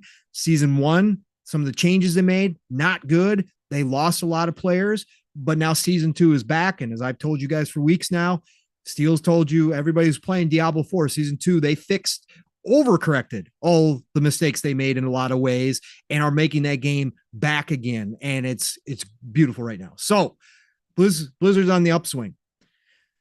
We know Blizzard's been working on projects like Odyssey. There's been rumblings that there's more projects that Blizzard has been working on that have not been announced. Blizzard also needs to bring back talent. They lost a lot of talent due to the Activision Blizzard problems, the HR problems, obviously due to the other things I talked about stumbling game-wise. They lost a lot of talent. They're still hiring people back. They need people back to make a lot of these games that potentially are going to come down the road. Blizzard has always teased their games very early. And that trend is now across the industry in a lot of ways, because when you tease a game, it's not just for the fans, it's for the talent to say, come work with us. Oh, you want to come work on StarCraft 3? Yeah. Well, guess what? We're going to tease it right now. I think, Steel, we do get the StarCraft 3 teaser here. I think that's going to be a giant moment. I just have an inkling that they've already started putting the team back together again. I think, as we talked about in Ultimate last night, we could get an announcement that they're going to bring and port StarCraft 2 over to console, and that they're going to patch StarCraft 2 and update StarCraft 2 for all the PC players out there. They should. I think they're going to start the StarCraft revival at this show. And that's a big thing. I think there's an outside chance that we also get an announcement that World of Warcraft is coming to consoles. We just saw this week, Steel, we haven't mentioned it, and I know we're winding down the show, so I'll kind of incorporate it here. The Elite 2 controller just got an update where keyboard bindings can now be put on the controller, which is a big move for PC style games that require that, to have that ability on the controller. It's just the Elite 2 for right now, but that's a big move from Xbox. I think that signals a lot of what we've been talking about, not just the Blizzard stuff, but overall, I think eventually console players will be able to start streaming PC games as well.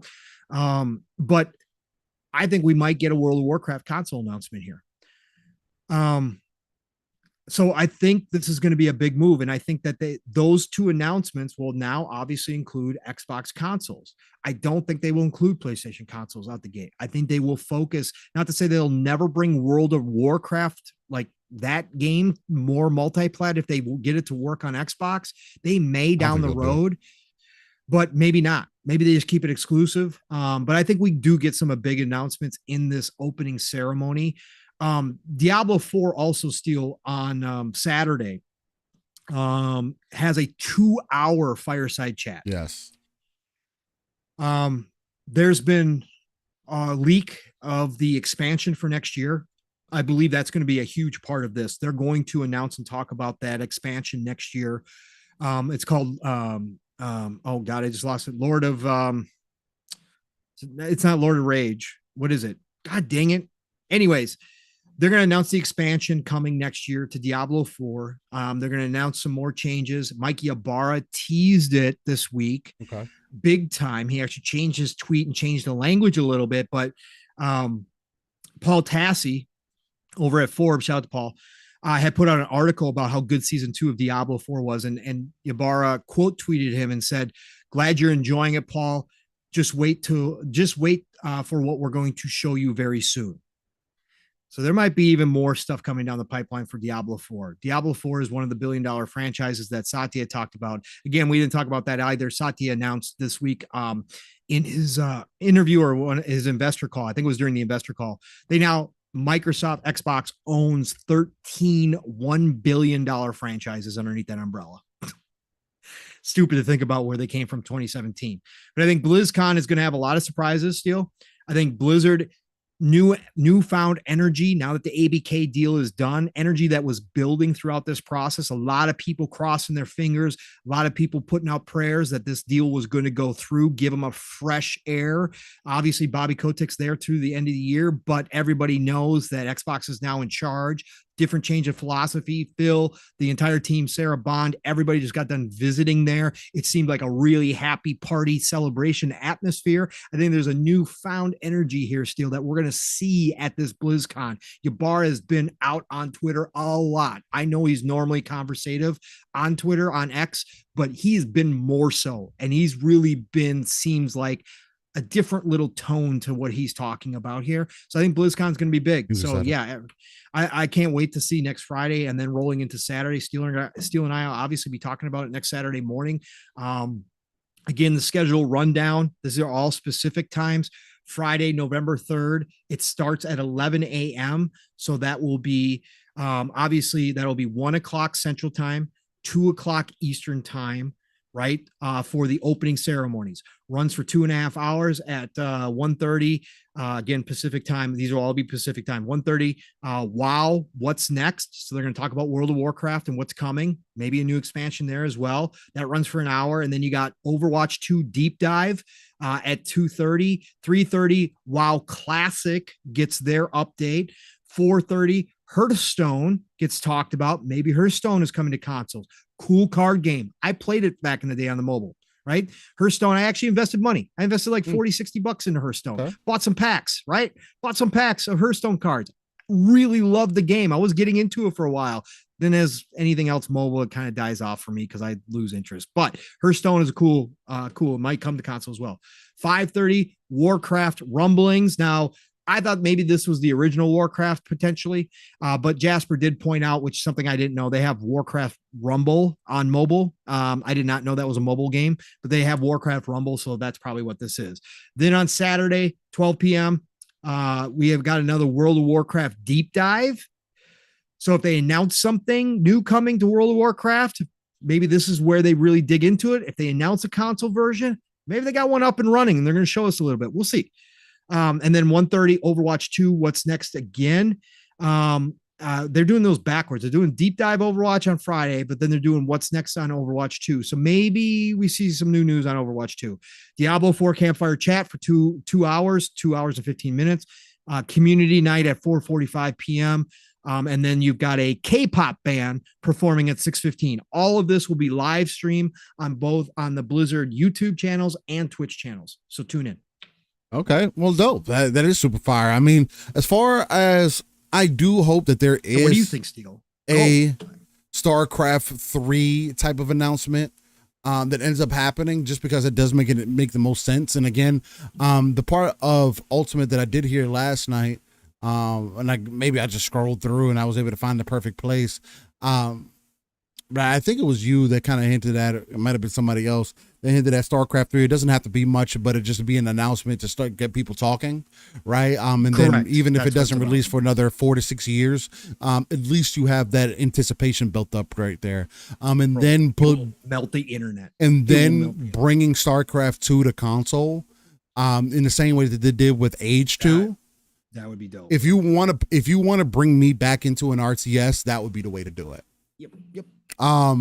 Mainly because, again, StarCraft 2 is the one that kind of got away from me, because that's kind of when I started moving off of playing RTSs like that. I still remember the launch for StarCraft 2 and how excited that I was to play that game on release. And again, this is all speculation, folks. This is all just absolutely potential that they could do. But it does make the most sense, because again, you don't just sleep on certain IPs, and certain things have been sleep for some time. One that's that big, and mostly I think it's been sleep because you haven't had direct support to want to do any of those things, right? Activision was meddling in Blizzard. And I think that's the other big change here, Steele, is that Blizzard probably feels like we're not going to have that anymore now that Xbox owns us. We're going to be able to run autonomously and maybe even eventually separate out again. Hopefully, right? But that falls in line with the philosophy of Xbox, right? Chances are they're going to let Ybarra run Blizzard if they don't move him over in totality. And he and his teams are going to be creatives that they are and kind of make their own course. Whereas Kotick and his crew were meddling in Blizzard a lot. And that's kind of what held back some of this stuff, I think, personally. No, 100%. I do agree with that. So it just makes sense for those things to come on. As far as Warcraft goes, if it's anything outside of World of Warcraft, because Warcraft got so shitted on, in Warcraft 3, and a lot of people, even though it was a magnificent game for me. I mean, on the RTS side, I get why people found it weaker, but it was so much more than that. On the custom side of things, custom browser side of things, able to have all the custom game modes that you were able to have in there. Again, like a lot of people don't know, out of that came Dota. Out of Dota came League of Legends. That's where that came from. I was playing League of Legends before it was even considered to being called League of Legends. And a lot of people aren't going to be familiar with that. So, and since we already have the deal with Riot, with League, there's no reason to really dig further into that Warcraft bag outside of World of Warcraft. And if you're going to bring it to PC, I think that is a good MMO to bring over, and it's also a way to influx a lot of players just to jump into your ecosystem. I think that it would do well for the people that are already invested, because maybe it'll give them a little bit more faith that they may get some more content now coming in. It may be more consistent now. Maybe you'll get an overall visual fidelity mods or things that drop in to update the game so that it looks really good on the series consoles, and for that will really help out the PC players. And also just bringing an audience of people that may have been away for some time, maybe never jumped. I never played World of Warcraft, right? For probably many reasons. And I may jump into it because it's on the Game Pass, right? Because I like MMOs. And if this is technically the granddaddy of most of them, or of that space, it's kind of like a why not kind of scenario. So I am hopeful that something like that does happen. I'm not holding my breath on it per se, but no, I don't see why it wouldn't be. There's already mods, controller support for a lot of those games. So why not make something more streamlined, more official? Final Fantasy 14 has done the same thing, and it eventually became official. So now when Final Fantasy 14 drops their open beta, that you'll have a lot of those things. It's already going to feel natural when you pick the controller up, because they've been working on those things over the years. So, and it's on PlayStation, so of course. But so yeah, I mean, those are definitely the main things that I'm looking to see come out of Blizzard. Or out of BlizzCon. There's nothing else that really pulls my attention, because Blizzard has kind of been outside of the fold, outside of Diablo.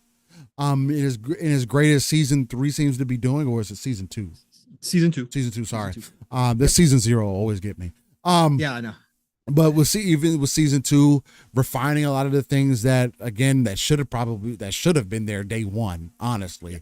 Although we had fun with day one, season 2 should have been season 1, 100%. Yes. 100%. You would have saw a huge.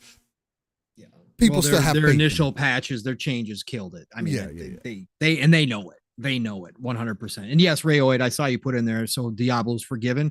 Diablo's always forgiven. It's a live service. Diablo 3 was an absolute horrific launch for Diablo. Even though I still enjoyed it. I know I liked it too, but for the Diablo fan, it was a horrific launch. People refused to play that game. And then eventually people came back to Diablo 3 once they fixed it. So, and it's going strong. They're on season 60? Some crazy numbers.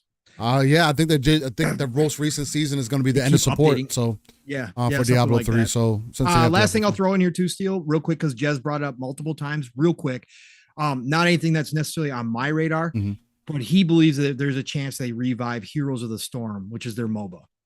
Maybe now that Xbox has them, he thinks there's a chance they revive it.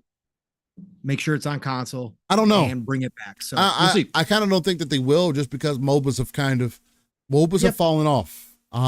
They had a space where but again, there's also that game Gigantic that I did play that was hinted at possibly coming back to and being updated.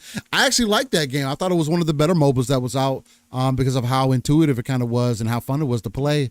But MOBAs have seen a downturn outside of Smite.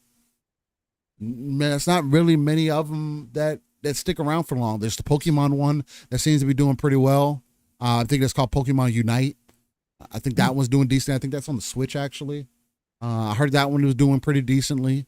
But, I mean, Heroes of the Storm, I've heard good things about it. I haven't played it myself, so I don't know. I know it doesn't get support like that either when I was considering playing it. So, I mean, yeah, I mean, it could definitely be in the cards, but. Yep. World of Warcraft 2 could be in the cards, too. I would hope so. I would hope so at this point. I would hope so. That's all I could do is hope. Jasper doesn't think you do it because you ruin the fan base will be up in arms if you try to change something with World of Warcraft 2. But I think as a business, the game's eventually you have to move forward and build it from the ground up. There's a reason why we get second games. Like that's what I'm saying. Like it has to happen at some point. And I'm sure that studio, there was rumors that the studio had plans and that Bobby killed it and said, no, you will continue to work on World of Warcraft. And that was when their downturn, because they were just slapping anything out there for, a certain period of time with the expansions. They were just slapping shit out there. And everybody's like, what is this garbage? But that was supposedly after Bobby said no to World of Warcraft 2. So if that has been in the works, they could certainly pull out that teaser and start making that a reality as well. Again, not for a while, 4, 5, 6 years down the road, but you got to start at some point. You got to start thinking about that.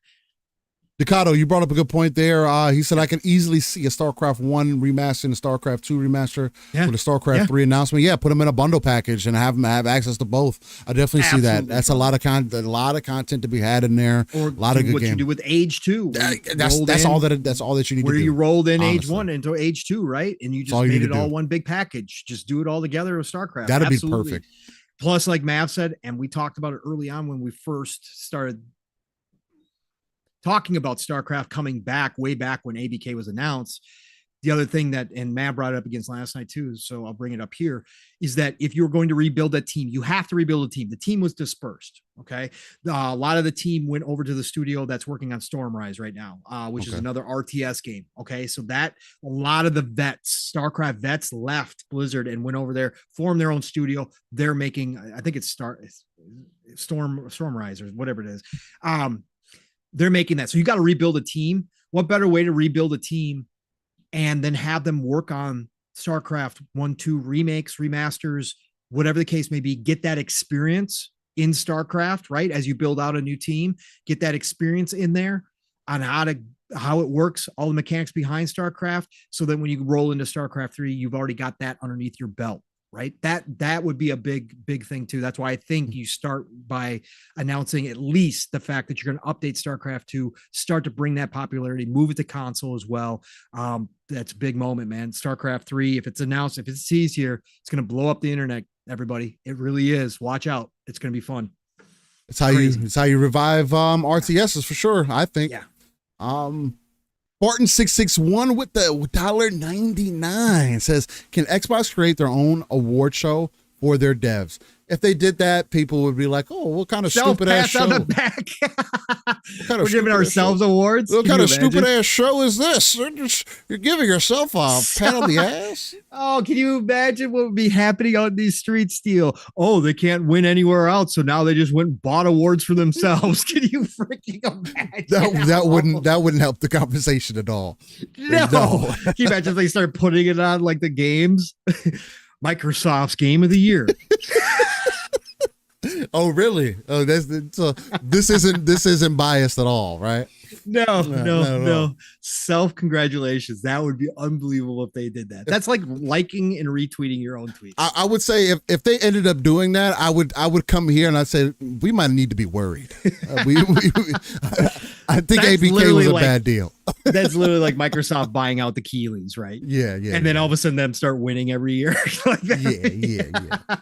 Yeah. At that point, I think we've moved the wrong direction for sure.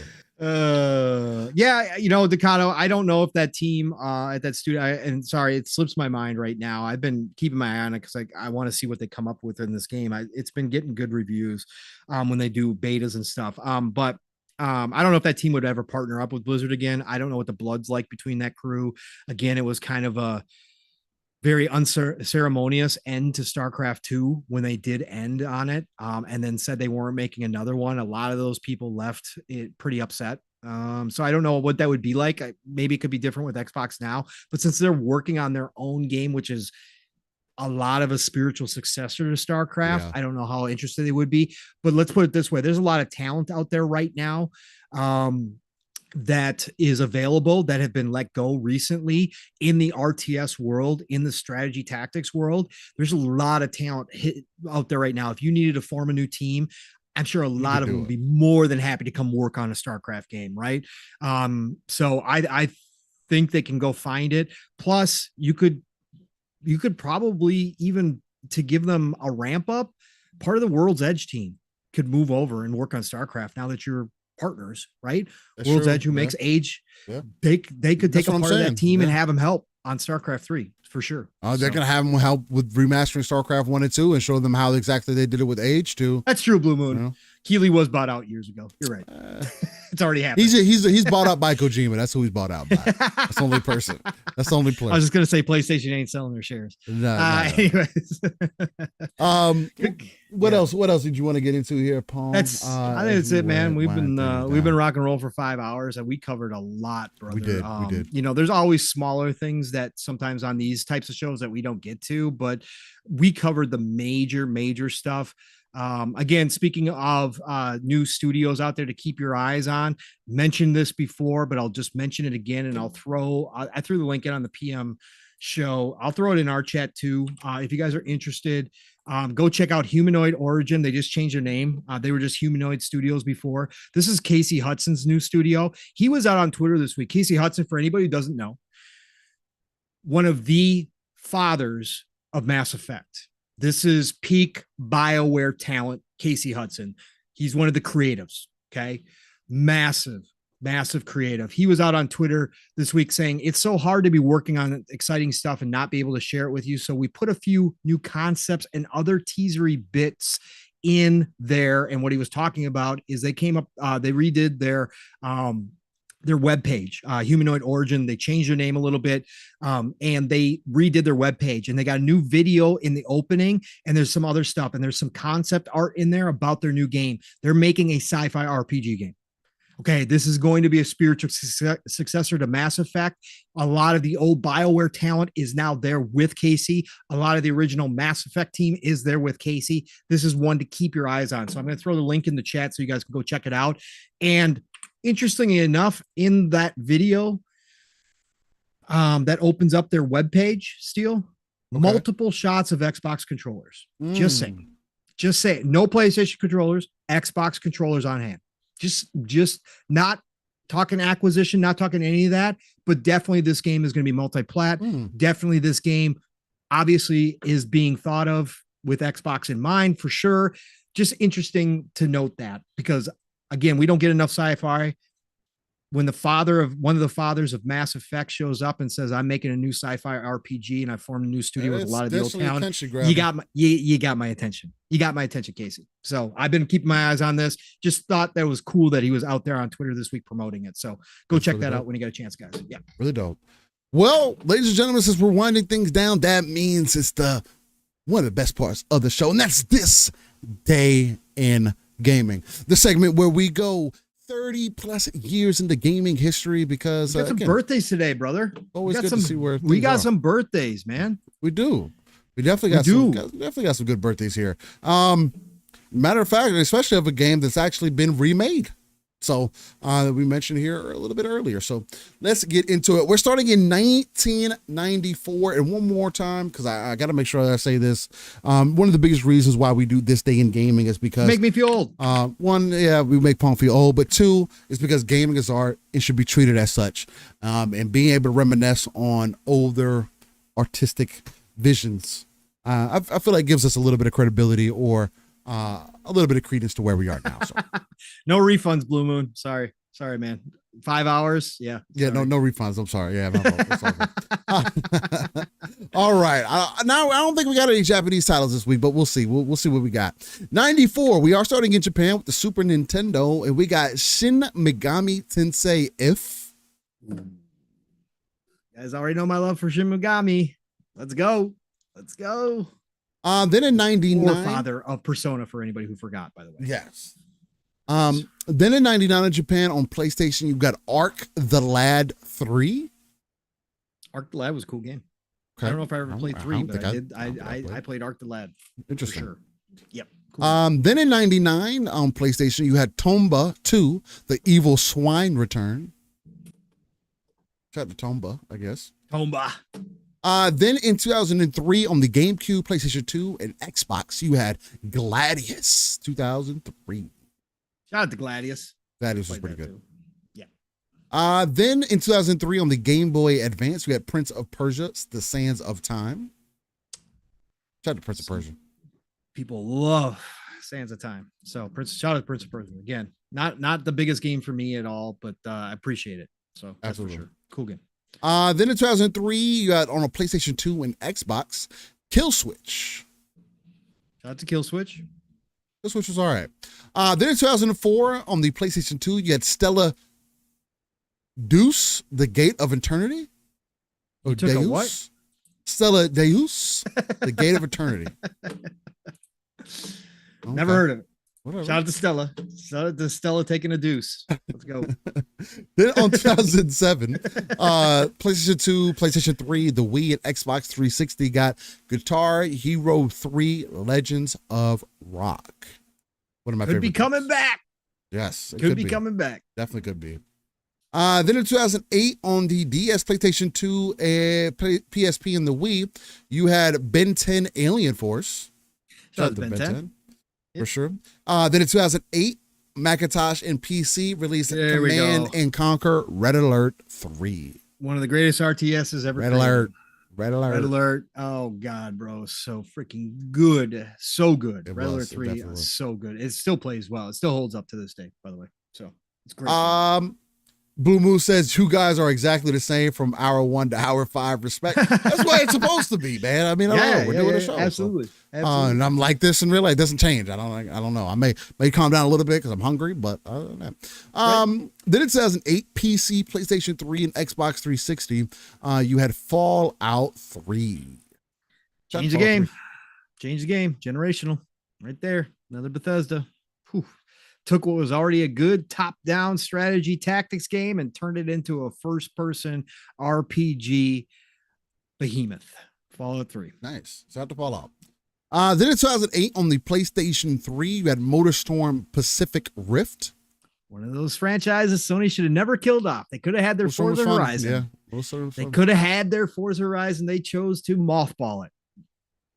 Oh, well, that's their great belief. Games. I love they were solid. MotorStorm was really fun. Then in 2010 on the PSP, you had God's Eater Burst. Shout out to God Eater. God Eater, absolutely. Cool game. Then in 2010 on the DS, you had Golden Sun Dark Dawn. Fantastic franchise. One of the few Nintendo games that I do miss. Golden Sun. Stole my kids' Game Boy Advance to play Golden Sun. Golden Sun is a great franchise. RPG. Shout out to Golden Sun. Yep. Then in 2010 on the DS, you had Solatorobo Red the Hunter. Shout out to that. Shout out to Sola. Then in 2014 on the PlayStation Vita, you had Freedom Wars. Shout out to Freedom Wars. Underrated Monster Hunter like game. Oh, wow. Right okay. Freedom Wars was excellent, Steel. Excellent. Nice. Excellent. Okay. Yes. Then in 2014 on PC, PlayStation 4, and Xbox One, the original Lords of the Fallen was released. Yep. And I'd have to imagine that this one definitely came out better than the previous one did. Then in 2014 on the Xbox One, you had Sunset Overdrive. Another underrated game. Again, it had it launched differently, had it been different, Insomniac could have been owned by Xbox, but that was dark times. Right 2014. There. Things didn't change until 3 years later. So. Dark times. Yeah. Then in 2014, PlayStation 3 and Xbox 360 got WWE 2K15. Yep. Yeah, Jasper. This is a good day for games overall. I said that there's a lot of birthdays today, man. A lot of good. lot of diversity in this one, too, for sure. Big games, just huge, giant games, including the next one. 2016 PC, PlayStation 4, and the Xbox One got Titanfall Titanfall 2. Titanfall, man. One of the Beautiful best campaigns of all time. I still haven't played it. You gotta play I played the it. multiplayer. I haven't played the. You've got to play the campaign. Legitimately, it's one you got to put on your list. You have to play through it. This is universally loved. Okay, you have to try it and see if you find it. It's so good, Steel. But Vince, announce Titanfall 3, please. Just do it, please. Please. Millions of voices are screaming out to you. That is an instant 1,000% hit. As long as you don't launch it. Mm-hmm. As long as you don't, well, now you could actually probably launch it. You can probably do it whatever. Matter. Yeah. EA screwed up and killed Titanfall 2 by launching it next to Call of Duty Battlefield, but whatever. That was back when both of those were peak. But Titanfall 3 will take over. Launch Titanfall 3. Make it happen, Vince, please. Then in 2019 on the Xbox One, you got After Party. I keep hearing that, Jesse B. It's just again, it just shows you kind of the kind of gamer I am at a lot of the times. Yep. This is arguably the best campaign out there. I haven't. It's short and sweet. Still, you could again, it's a player campaign, right? So it's not really long, right? So you can do certain finishes. It's that good. Plus, you get to be in mech all the time. That's true. Not all the time. Yeah, I get you. Then on 2019, I said After Party, whatever that game is for Xbox One. Then in 2019, Genesis, Linux, Macintosh, Nintendo Switch, PC, and PlayStation 4 released Xeno Crisis. Fun game, fun shooter. Contra Ikari Warriors-esque shooter with aliens. It's fun. Shout to Contra. Yeah. Jasper says, is Pong's mic effed up for anyone else? I don't think so. It's not. Nobody messed up said for me, anything. at least. Yeah, nobody said anything. Is the audio botting? Oh, I garbles? Have I been garbling the whole show? Please tell me nobody said anything if I've been garbling the whole damn show. Yeah, please let me know if he's been garbled the whole time. Hopefully he hasn't been garbled the whole time. That'd be terrible. That would be terrible. That would be absolutely terrible because yeah, I mean, because I don't hear anything about Pong's mic. He sounds perfectly fine for me. So if Pong sounds like butt cheeks, please let me know. Because he shouldn't sound like butt cheeks at all. Let me see. Let me check something real quick. I just went back and listened on YouTube. I wasn't doing the whole show. It sounds great on YouTube. So okay. I don't know. Maybe something has happened towards the back end. Yep. Yeah. Chris H. Sr. says the audio is botting. Is my audio botting too now? That's really weird. He said it just started around Titanfall 2. What the fuck? So Titanfall 2 didn't want us to talk good about it, apparently. That's kind of crazy. Let me see if I could do something. Let me see if I can refresh it. I clicked off, it came back. So let's see if what that does. That's really weird. I mentioned After Party and things just got crazy. Then in 2021, Nintendo Switch, PlayStation 4, and Xbox One released Undernaut's Labyrinth of Yomi. Yeah, I don't know. I'm about to see what's going on. I don't know why there's Pong's mic is getting crazy all of a sudden. It's been bad. It's been fine the whole time. It still sounds fine for me. That's weird. Then in 2022, Nintendo Switch, just the game we mentioned earlier, Bayonetta 3. Definitely needs to come over. Please still haven't played over. it because I'm not playing that game on the Switch. I would rather play that game on my PC, and the only PC version that I can get, it doesn't look that great. Or I get random white spots because I do have it on Switch already. I just don't want to play it there. I want to play it 60 frames, best quality I can get it because it's worth that. I'm listening on YouTube still, and I'm not botting, so I don't know what the deal is. But I'm listening on YouTube, and it listened back to it, and there's no botting that I can hear. So I would say if it's been in and out, I don't know. I would say if anything, guys, just hit the refresh button. Maybe it's YouTube acting up for Pong's mic. I don't know. That sounds really weird. I don't know, but yeah, because I'm listening back right here while we're talking, and it's no botting whatsoever. So okay, well, sorry guys, I apologize. Thanks for letting us know. Greatly appreciate that. Weird. Then last but not least, in 2022, on everything, you got Call of Duty Modern Warfare 2. Yeah, people are saying it's fixed now. Okay. Magic. Man, that's all it takes is we just got to talk about it for a little bit. Well, ladies and gentlemen, boys and girls, that is the end of this day in gaming. I want to thank you all for joining us on episode 124 of Living Split Screen Season 3. Continue to push through in this books. Look, it's been a very interesting show today. A lot of passionate conversation to be had. A lot of different topics. And well, with that being said, I guess I will begin the intros. Look, The outros? no, the intros to the outro. Okay. All right. No. Okay. Good recovery. Good recovery, bro. Thanks for catching on that. Yes, hide the that outro. up. The outro. The Hide outro. that, yeah. It's the intro to the outro, man. It's all good. But no, yes, the outro. Sorry. I'm hungry. Ladies and gentlemen, you can find us right here on Living Split Screen every Saturday morning, 9 a.m. Central, 10 a.m. Eastern, 3 p.m. UK time. Obviously, I can't talk now. Shout out to Bold Alpha Wolf for sending another $4.99 towards the end of the show. He said, "Thanks for answering questions. Great stream." Hey, thank you. Bold. Thank you for tuning in, man. Greatly appreciate that. But again, yes, you can find us here every Saturday, 9 a.m. Central, 10 a.m. Eastern, 3 p.m. UK time. The home of that RTS viewer and that ECP. And you can find me, Steel Rain. That's T is a 7 everywhere. Google's probably the easiest place to type that information in. Pull it up, you'll find it. I do frequent the streets of the Xbox ecosystem just because it works so well between PC and the system itself. And other than that, hit me up in the DMs. Let's chop it up and Pong. Lead these beautiful people to victory and another great show, man. I shall. This was a fantastic episode of Living Split Screen. Lots of big topics, lots of high level kind of speculation and conversation about these big moves being made.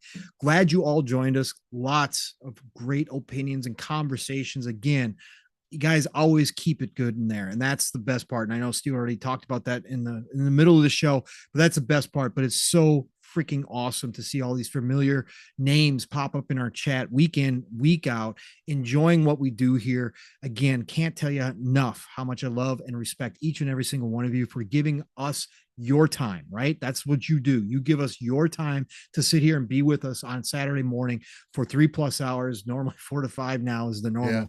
But no, again, thank you for being here. It makes the show that much more. You're a part of the show as much as Steele and I are every day. So thank you for all that.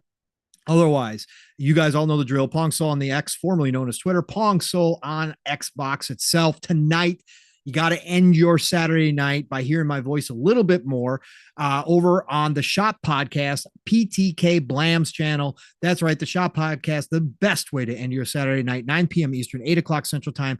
PTK Blam, Fuzzy Belvedere, myself, and tonight, since we didn't have a show last week, the guest has been gracious enough to come back this week and join us. And that's going to be Slow Mo Backslap, of course. Always great conversations with Slow Mo. So join us there tonight for the Shop Podcast. Next week starts all over again. Even though I'm not a part of the panel, I will continue to shout out the man who lifts up so many other people in this community. No matter how big he gets, he continues to bring new voices on his show, give people a chance, shouts us all out when we have our own shows. Double Barrel Gaming is the channel. Mr. Boomstick, of course, is the man I'm talking about. Be there every Tuesday for him. He does shows 5 days a week, so you can pick another one. I love Tuesdays, Xbox Factor Podcast, 12 p.m. Eastern, 11 o'clock Central Time for all good things green. Thursdays, it's PM in the PM. Pong and Mav in the PM over on the Fun Speculation Network. That's right. Join myself and Mav there every Thursday night, 7 p.m. Eastern, 6 o'clock Central Time. Again, a lot of the same vibe here. That's why we're family, man. We all, again, good people find good people. We found this big group of people because we're all in that same vein of just passionate, love this industry, love each other, just good vibes. So join me and Mav every Thursday night for that. And then Friday nights, it gets crazy. It gets wacky. It gets wild over on the Xbox Ultimate Show back on Fun Speculation Network. For that 10 p.m. Eastern, 9 o'clock Central Time every Friday night, where we got a much bigger panel. Never know who's going to be there. Never know what's going to be said. Last night was no different. Steele and I didn't bring it up once during this show, but of course, Mav had to bring it up, and that turned the show crazy. Of course, we're talking about yeast beer, and if you know what we're talking about. So anyways, join us there for lots of laughs, but lots of good gaming conversation as well with different perspectives from different people. So that, again, is Friday, 10 p.m. Eastern, 9 o'clock Central Time. Otherwise, Everybody, it's the golden age of gaming. It is thousands of games right now to play. This year alone could give you 2 years worth of games from what we've gotten so far. Next year's going to be no different. So please enjoy the rest of your weekend. Get out there, play what you love what you play. And I'm going to talk to you all real soon. Steele, get us out of here, brother. Ladies and gentlemen, beautiful people, thank you again for checking us out on episode 124. And we'll see you this evening. If not, y'all stay safe, get some gaming in, and we'll catch you next Saturday. Much love. Peace.